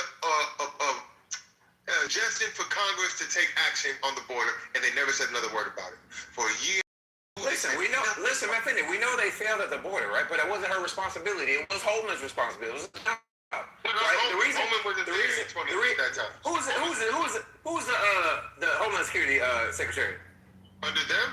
It was that crazy guy with the bald head. New Yorkers, I'm sorry. Hispanic dude. Yeah, New Yorkers. My fault. You're right. So it was his job. The reason they took jabs and put it on the feet of Kamala Harris is because she was the quote unquote heir apparent. Right, to run for president. That's why. No, but not only that. No. Even that's the main reason why. If she never expressed interest in running or was not the heir apparent, because vice presidents always allegedly they were heir apparent, they would have put it all on Biden. It would have been all on Biden. I think she was given that role before she ran for president. I'm saying, just like anything that anything that Trump is doing, they're going to try to lay at the feet of the vice president now, right? Even though it's not his responsibility, that's just the nature of politics. You can't really put it at his feet because he's not in charge. What I'm saying is the actual assignment that was given to her by Joe Biden was in March of 2021. That was 2 months into his presidency. Right. So what I'm saying is she was called. She wasn't in charge of the border. But she was called a border czar and a jab, right. But that doesn't make it true. She announced she was running for president. They didn't. No. I'm saying, but it wasn't her job. It was a political jab. It wasn't her official title. She was never officially given the job, and she wasn't in charge of the border. None of that was true. She was never in charge of the border. But she was never in charge of the border per se. But the fact of the matter is, she was involved in this thing where she was leading the diplomatic efforts with Mexico and the Northern Triangle to address the root causes of migration, which from certain countries, which has to do with the border tangentially. So although it's not direct. It's a directional truth to call her a border czar. Because no, it's not. That's like saying me calling across that border. That's like me saying you're in charge of homicide, but I want you to investigate these 3 homicides. You're in charge of all of homicide, but I want you to investigate the root causes of the north side of the city. You're not in charge of homicides. You're only in a specific part of the city. No, I understand. So that's a different responsibility. No, but if you are researching the root causes of migration, part of that from certain countries, only from Guatemala, Honduras, and El Salvador. I understand that, but even if it's just those Northern Triangle countries, the migration into this country still involves the border. Are you going to say that the border has nothing to do with her research? It does. It's really. What you're doing is reaching. This is what we call a reach. You're reaching. Again, if I tell me, you remind me of Mark Lamont Hill. You're like, you know who Mark Lamont Hill is? Yeah, I do know him. He's a black journalist. I've actually met him. You sound like him. You picked up his the cadence and the way that you speak because you're hyperventilating to make your next point instead of disagreeing with me. I'm not because I'm not hyperventilating to make my next point. You are making a terrible point right now, Infinity. I'm trying to tell you that I'm not reaching. She's researching migration into this country. That means let me put it this way. If I tell you, and that's exactly what Mark Lamar Hill does. Mark Lamar Hill repeats himself. I'm trying to use an analogy that'll make sense. If I tell you, real quick, you see how let me put it this way. That's exactly what Mark Lamar Hill does. That just means he's a smart guy. If I say, Manfinity, I want you to get to the root causes of rush hour traffic in Central Florida. The root causes of the traffic jam, the rush hour traffic, right? Does that make you the director of transportation? No. Exactly. That's a great analogy. She's not in charge of the border. She was charged with getting to the root causes of some of the issues at the border. Right. I'm agreeing with you that it doesn't make her the border czar or the chief person in charge of the border. I agree with you. What I'm saying is her work is related to the migration across the border. Yeah. So when they use the political jab of border czar, they're trying to emphasize her. They're trying to zoom in on the fact that the border is a complete debacle, and she's related, and she's associated with that directly and indirectly. She's associated with Vickle. So they were just trying to pin her to the border debacle because the border was a completely entire 4 years under Biden. So they wanted to indirectly associate her with that. And I understand it was imprecise. The term border czar wasn't completely made up out of the thin blue sky, because her work was related to the border related way. I think we can agree on that. And more importantly, she had been involved in separating herself from it, and they asked her several times, well, would she be different? And she said nothing. So that means she owned everything that came with that. That was a failure. That was a failure in politics. But the claim that we're arguing is if she was a border czar, and she was not the border czar. In reality, she wasn't the border czar, but she was directionally true. You can't call her border czar. I hate. That sounds like such a political term. It sounds like such a political term. Let me ask you a question. That's like I didn't smoke. I didn't inhale. I smoked but didn't inhale. If you were a teacher in front of Mr. Philly, if you were a teacher in front of 30 third graders, and you asked the class, can y'all tell me what Kamala Harris did under the Biden administration related to the border? And a kid raised their hand and said the borders are. You say, well, it's not completely true. I would say, no. If I was a teacher, I'd say no. But you're not correct. My mom was a teacher. You're on the right track. Yo, man, my mom was a teacher. She wouldn't have played that. She'd be like, no, you're wrong. So let me ask you something. Let me ask you something, Anthony. So the role that she had regarding the border, let's just say it's not the border zone, which is fine. I can buy that. That's cool. It's an exaggeration of the term. Did she do a good job in that capacity, whatever it is? Yeah, she did. Mitigating that. Okay, cool. I said that earlier. She just did the border one time. Yo, Free, I said that earlier because a lot of people weren't. I'm just arguing the facts, right? A lot of people interpret if I'm arguing the facts, that means that she did a good job. No. Two things are true at the same time. One, she wasn't a good job. And two, they did a horrible job. Those things can be true at the same time. Yeah, but you're pedantic and semantic, and people don't have room to be dealing with pedanticism and semanticism all at the same time. At the end of the day, the woman failed us in a number of ways and here comes the most pedantic and semantic person on the app. Mr. Concrete Plus has just entered the stage. But anyways, the thing is, we don't deal with pedantic well, because at the end of the day, we as common sense people, we don't care whether the term is 100% true or not. We just care that she failed on the border. I'm not being pedantic. I'm pretty precise in my presentation. Yeah, that's called being pedantic. But it's like you said, it didn't make a difference. At the end of the day, she still failed. So you make. I didn't say. When did I say she was successful? Right. So extinction without a difference, and nobody likes distinctions. Wait. Make a distinction without a difference. It does make a difference. If I tell you that Sean Bradley is a point guard. Sean Bradley is about 8 feet tall. He ain't no point guard. Exactly. He's not a point guard. But He's a center. Not a difference. He still it sucks. does make a difference. He's not a point guard. He still sucks. It's a distinction without a difference. But he's not a point guard though. Understood, but we're not. Why do you want to argue that? Because the argument wasn't about if he was good or not at basketball. The argument was, is he a point guard? That's what we're arguing. We weren't arguing. I wasn't arguing she did a good job. I was arguing that she wasn't. The Borders are. That was the argument. I peaked that game a long time ago, which is why I stopped the conversation to get to this, because I knew what you were doing. I just want to. No.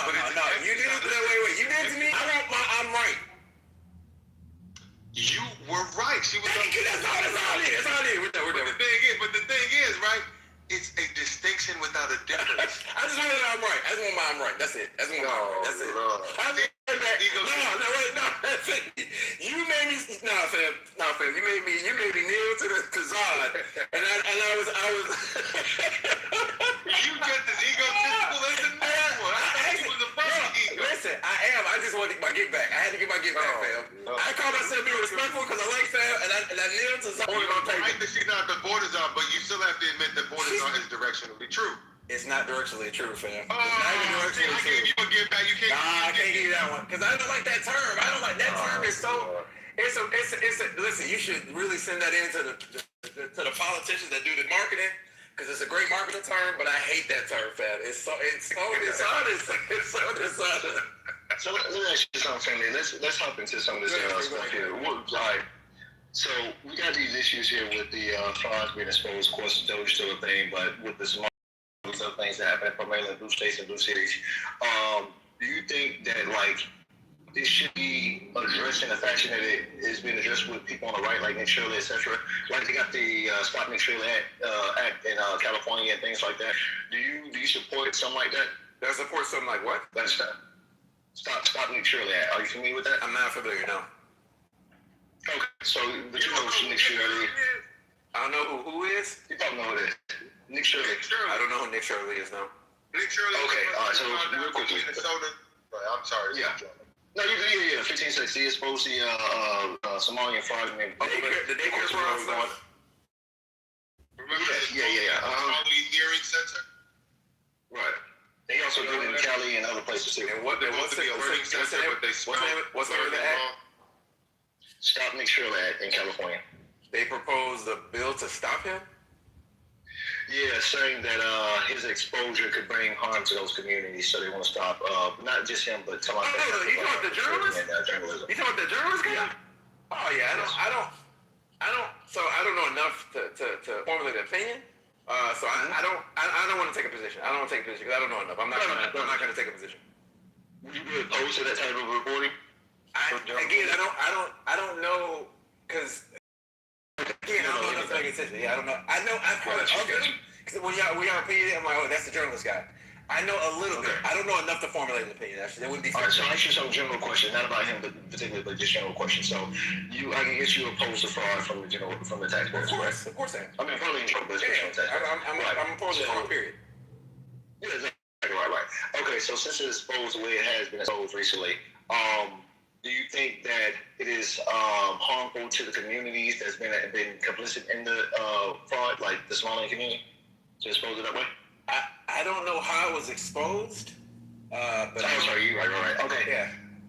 Yeah, so let's just say basic journalism. Let's say CNN, MSNBC was exposing that these communities are doing fraud at a high rate towards allegedly about $9 billion, and some of the money were actually used to support terrorist groups that, Boko Haram, I guess what it's called, support those communities. Do you think knowing that information would bring harm to those communities in America? So I'm gonna propose a terrorist group in Somalia.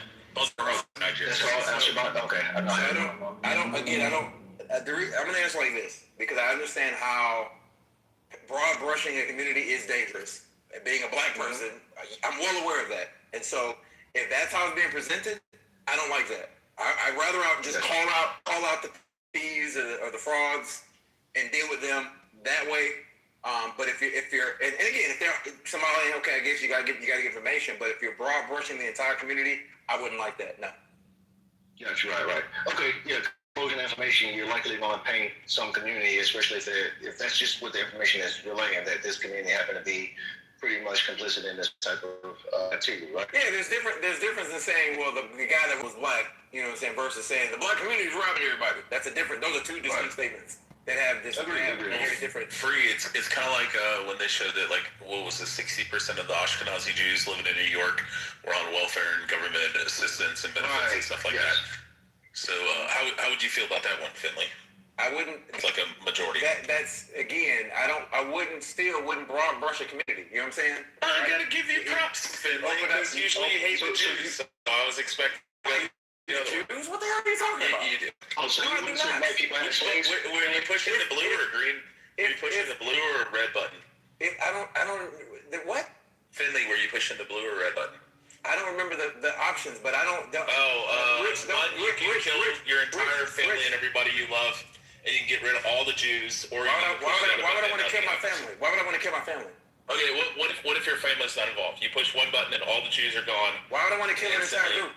Or you push the other one. Rich, Rich, I don't understand. I don't hate groups. I don't hate groups, fam. I don't know. I'm just fucking with you, Finley. Calm down, bro. I don't like. But I don't like. You know. I like to be put in. I'm just fucking with you, bro. I don't like to be put in a hate group. So Finley, back to what you're saying. So you wouldn't say white people had slaves because minority of white people had slaves, right? So based on your logic, if you're a Barbara group, you wouldn't say that, right? I wouldn't say that white people had slaves because obviously white people didn't have slaves. However, slavery was a part of was a part of white supremacy in this whole racial thing in America specifically. Yeah, slavery of course predates America, but on average in the rest within that context.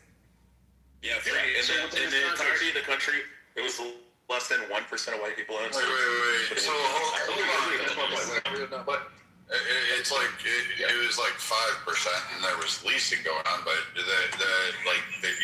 around 18. Rich, hold on. Well, that's what I was factoring in. The white in the whole U.S. Anyway, it was 3%. And then it was only going by the man of the house, so it's way more than 1 to 5%. That's not it. But the point we're getting at is that when you say everybody don't have to be part of the problem in order to paint that group with the problem, right? Because again, when we talk about crime as an extreme minority of every demographic, the problem is certain groups are more are in line with it, like they're okay with it to some extent. Not all, but let's say drug dealing or prostitution, whatever. Some groups are more acceptable in that culture for certain crimes and think it should be okay. So I'm saying that to say that if this group, and this is hypothetical, if this group were okay with the idea of fraud and it's very prevalent amongst them, even though everybody's not involved, would it be okay to say, hey, at that point, this is what these people are known for because they find this to be an okay thing in this country? Well, of course. Think what you just said. You just said the entire group is co-signing, right? Which is why I put, even though a small minority of whites owned slaves within the context of white supremacy, it was a different narrative. They tend to be okay with it, right? And so in that context, if this were the case, well, of course, that's bad. You know what I'm saying? Of course. Also, for the reason it was not 3% for whites is because WASP were really the only people that were considered white pre-1865, like the Italians, the Greeks. Yeah, the Italians and Irish people were really rich enough to afford slaves. Yeah, well, they weren't considered. They were classified as white, anyways. Yeah. So, but wasn't that many Italian and Irish here in the time here we're talking. Don't get me started. So, like Finley, there was also a large group of white people led and by numerous people, but one of my heroes, Thaddeus Stevens, who actually led a abolitionist movement, a blood civil war to actually fight on for those. So, which group would you give the most characteristics to? So that's why I put it within context. I wouldn't put Thaddeus Stevens within that context of white supremacy because he didn't believe in that. He didn't. He's one of the handful that did not believe in that. And when I say white supremacy, I would even put Lincoln in there because even though Lincoln may not have agreed with slaves, or pivoted on slavery, he still didn't believe that blacks were equal and it should be voted. And that was the attitude, the majority of the attitude. And just an additive, ever since you mentioned his name, I've been doing more reading on that guy. He wasn't a very small minority of people, of forward thinkers, along with the great John Brown. I mean, I based my fucking viewpoints on conservatism off of him.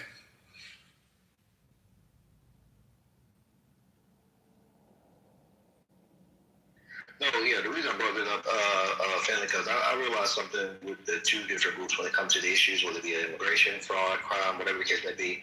I realized that conservatives, Republicans generally tend to address the issue, and then liberals tend to address Republicans. It's like they don't care about any of the issues that people care about. They only care about addressing the people who address the issues. Do you see that correlation? I don't know if I would say liberals are only addressing conservatives or Republicans, because, you know, we conflate party and ideology, because not all Republicans are conservative. They don't go hand in hand. Yeah, I'm not conservative. I'm Republican. Yeah, we did. Yeah, exactly. So I don't necessarily think that liberals are necessarily Democrats either. There are some liberals. Right. I usually say left. I should just say left, because that's typically the case, because it's one of them things, sorry to cut you off, it's one of them things where, yeah, you don't agree with everything, but you agree with enough to be, you know, make it the left first right situation. So a lot of leftists is like issues at hand. And I don't think leftists and liberals are the same. Yeah, I agree. Bill Maher, Joe Rogan. I mean, a lot of them. RFK, like they're on the left, but they don't align with the. And I think the party, the left, is fucking hostage. You know, hostage by the extreme left. Right? They say anything to satisfy these people. I mean, he still is technically. Yeah. Like the Joe Rogan podcaster, like the dude from. Yeah, he's over there. Yes. Since when has I won't say liberal. He's left. He's a libertarian. Since when has he been on the left, or even Democrat for that matter? Yeah, he was gonna vote for RFK. He was and RFK is on the left. Huh? RFK on the left? RFK was not on the RFK was on the left. Wait. RFK is a Democrat. RFK Jr. was an independent candidate. He's a registered Democrat. Yeah, but he was ran as an independent, right? No, he only ran Florida. He was an independent who ran as a Wait. Hold on. Like, they didn't even show his debate. They didn't even show his debate. His debate had to be broadcast differently than Coco, listen to this. As an independent was because the DNC blocked him out. They canceled his opportunities in Florida and in the Midwest. So he was a Democrat. Wow, Coco, you just don't realize what you just said there. He wanted to run as a Democrat. He wanted to split the ticket, and he wanted to go up against Joe Biden, Kamala Harris, and he wanted to advocate for that. Joe Biden. He wasn't going to be. No. Wait, Coco. Whether you wanted to join the club or not, why are you doing that? Besides the point, because they didn't allow his ass in the club. Like, hello? It doesn't exactly. They didn't allow him in the club. It goes to Free's gatekeeping theory on what the Democrats will do. So you literally ostracized him, changed the election, and didn't even hold a primary down in the Southwest. You just automatically gave it to Joe Biden. And then by turn, you gave it to Kamala Harris. And he ran as an independent despite being a lifelong Democrat. He said, I'll go as independent now. I'll shift it up because you guys aren't allowing me on the stages. You're not allowing me to debate. You're not allowing me to actually campaign under the ticket. The DNC blocked that. He's right, Coco. He was a Democrat up until 2023. They did the same thing to him that they did to. Bernie was independent, but Bernie ran as a Democrat to get into but then the Democrats cheated him on the Right. That is one thing I dislike about the party. They don't make a fair fight, which is why they lose elections. Right. That's what I'm saying. I agree. Okay, Coco, if you're agreeing with me, then we don't have any fight right now. We're good. Right, yeah. I mean, they just want him in the club. They need to get in the club. I mean, I hate that they do that. That's why they lose elections. Let them fight it out. Let the voters freaking decide. Because, like, even to be fair on Republicans, Republican side, you had, Vivek, you had Nikki Haley, you had, I forget, DeSantis, you had all those others campaigning. Trump didn't even show up to it. So, I mean, to the first two, he didn't even bother to show up and still won them. He just left his name on the top of the list and gave them the front. And, to be fair, he still won, which was ironic, but he crushed them but they had their debates with themselves. They were on the campaign trail. Nikki Haley was, Vivek and Nikki should join forces. RK and Nikki Haley should join forces. So Vivek actually, I think, probably just remember cake. So it's Vivek. At least I just remember. Well, now he's going to be governor of Ohio, possibly. So we'll see. Kind of like that.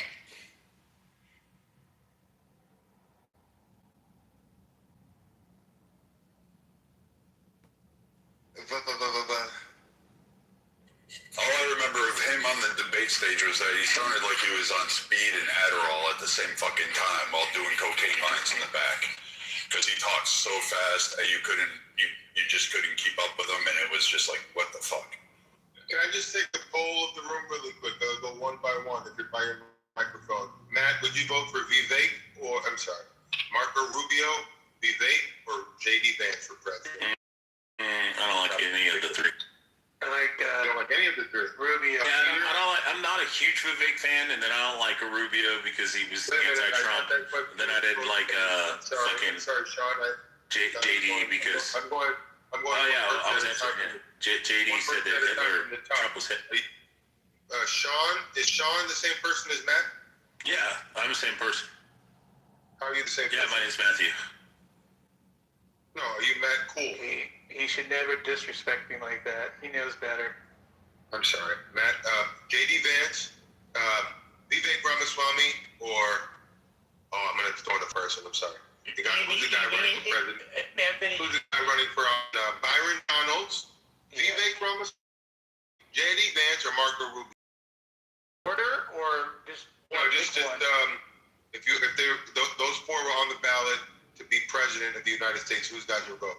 I like J.D. Vance, but I kind of want Rubio. He's more experienced, Like I think he's got the chops to do it. So there you go. Okay, so we've got one vote for Rubio. Peter, if you're by your phone, would you go for Rubio, J.D. Vance, Vivek Ramaswamy? He's not U.S. He's in Germany from Iran. He wouldn't know all these candidates. What about you, Viking? Between the four, Rubio, because I want Rubio only because, similar to what Matt said, I believe Rubio can bridge the gap and reform the Republican Party to become more conservative and kind of carry it through post-Trump and post the what we'll see is a bloodbath of Republicans from MAGA. The MAGA are just winning out globally, and I think that can carry it into the future. All right, someone keep track in the audience. We have 2 votes for Rubio, none for the other 3. Moving on to Sword. Would you vote for Rubio, J.D. Vance, Vivek, or Byron Donalds? Sword's not there. Ann, are you there? Ann going once? I'm here with them. Would you like, if you had one vote, Vivek for president, Byron Donalds for president, J.D. Vance, or Marco Rubio? Who? JD. J.D. Vance. Oh, we have one for J.D., 2 Rubio, and none for the other 2. I guess the other 2 are pretty well inexperienced. Coco, I know you're approaching us from the left. Is that true? I'm approaching us in the mirror. Say what? Oh, come on. I didn't hear what you said. As an American. I know, but are you approaching us from the right or the left political spectrum? So on the political spectrum, I'm approaching from the left center. Left center. So as a left center individual American, the question is, who do you think would pose the greatest threat to anyone on the Democrat side? And I want you to answer honestly, not in a surreptitious way. Just answer honestly. Who do you think would pose the greatest threat to a Democrat emerging as the winner? Do you think it would be Vance, Rubio, Vivek Ramaswamy, or Byron Donalds? So if one of them, if they were, who would be the biggest threat against them? Who would be the biggest threat to anyone that were to emerge from the Democrat Party? Between those gentlemen named? Yeah. Oh, definitely Rubio. Rubio, you think he would be the strongest candidate out of all of them? That nigga, look, I'm not gonna hold you. That nigga, look, all I gotta say is, if it weren't for Rubio right now, Trump would be in a lot of motherfucking more hot water than he is right now. That's all I gotta say. Can I ask you, as a person from the left, can you tell me what is it about Rubio that makes him such a strong candidate from your perspective? Regardless of whether people think that he's like copping out of his own race or whatever have you, he is diplomatically inclined. He is he in regards of very, very good at that. So when, like, for example, a lot of times whenever Trump do be going overseas and having these diplomatic meetings, Rubio is his right-hand man. So if anything, if anybody were to be a threat to the Republican Party, it would be him, because that nigga, in a sense of professionalism, is doing a great job. He ain't worried about, tweeting a whole bunch of 100 times or whatever have you. This nigga just about the business. And so you think your perception of Rubio that could win over a lot of independents with his style, because he's not as aggressive or right. He's just about the business. Mm-hmm. Okay, interesting. All right, Glow, are you within the sound of my voice? Glow once, Glow going twice. Glow is not there. What about Bree? Bree, are you within the sound of my voice? Bree going once, Bree going twice. Bree is not there. Free range, are you there? Free, yes, sir. Free, are you approaching this conversation from the political left or the political right? Oh, between these four candidates, who would be the best candidate, strongest candidate? Vivek Ramaswamy, Rubio, gosh, why am I missing? J.D. Vance or Byron Donalds? Strongest to at least it would be. They are good, yeah. I agree. It'll be Rubio, J.D. Vance. Don't rank them, but who would you pick for president of those four? Oh yeah, it'll be Rubio, for sure. It really is a tight tie between J.D. Vance and Rubio. I think Rubio because he's just he's better around there. I think the J.D. Vance is too. J.D. Vance comes off as a person who has all the textbook answers. He operates like a robot when it comes to media, which is very good and healthy because it's not much they can weaponize against him. But Rubio comes off as a real person who actually is knowledgeable and has a lot of experience and actually can move through the media and the background of politics to get shit done. So I think he edges out over J.D. Vance for me. But can I ask you this? Since I thought Coco's input was interesting coming from the left, giving us his perspective on the right, if there's anyone on the left that could emerge that poses a threat to Republican winning, or someone from the right winning, someone on the left that you view as the biggest threat right now? So that's relative. So I don't think there is any big threats right now. Kentucky governor. Who's that? What's his name? Bashir. Thank you. Yeah, he's a piece of shit. Bashir. Don't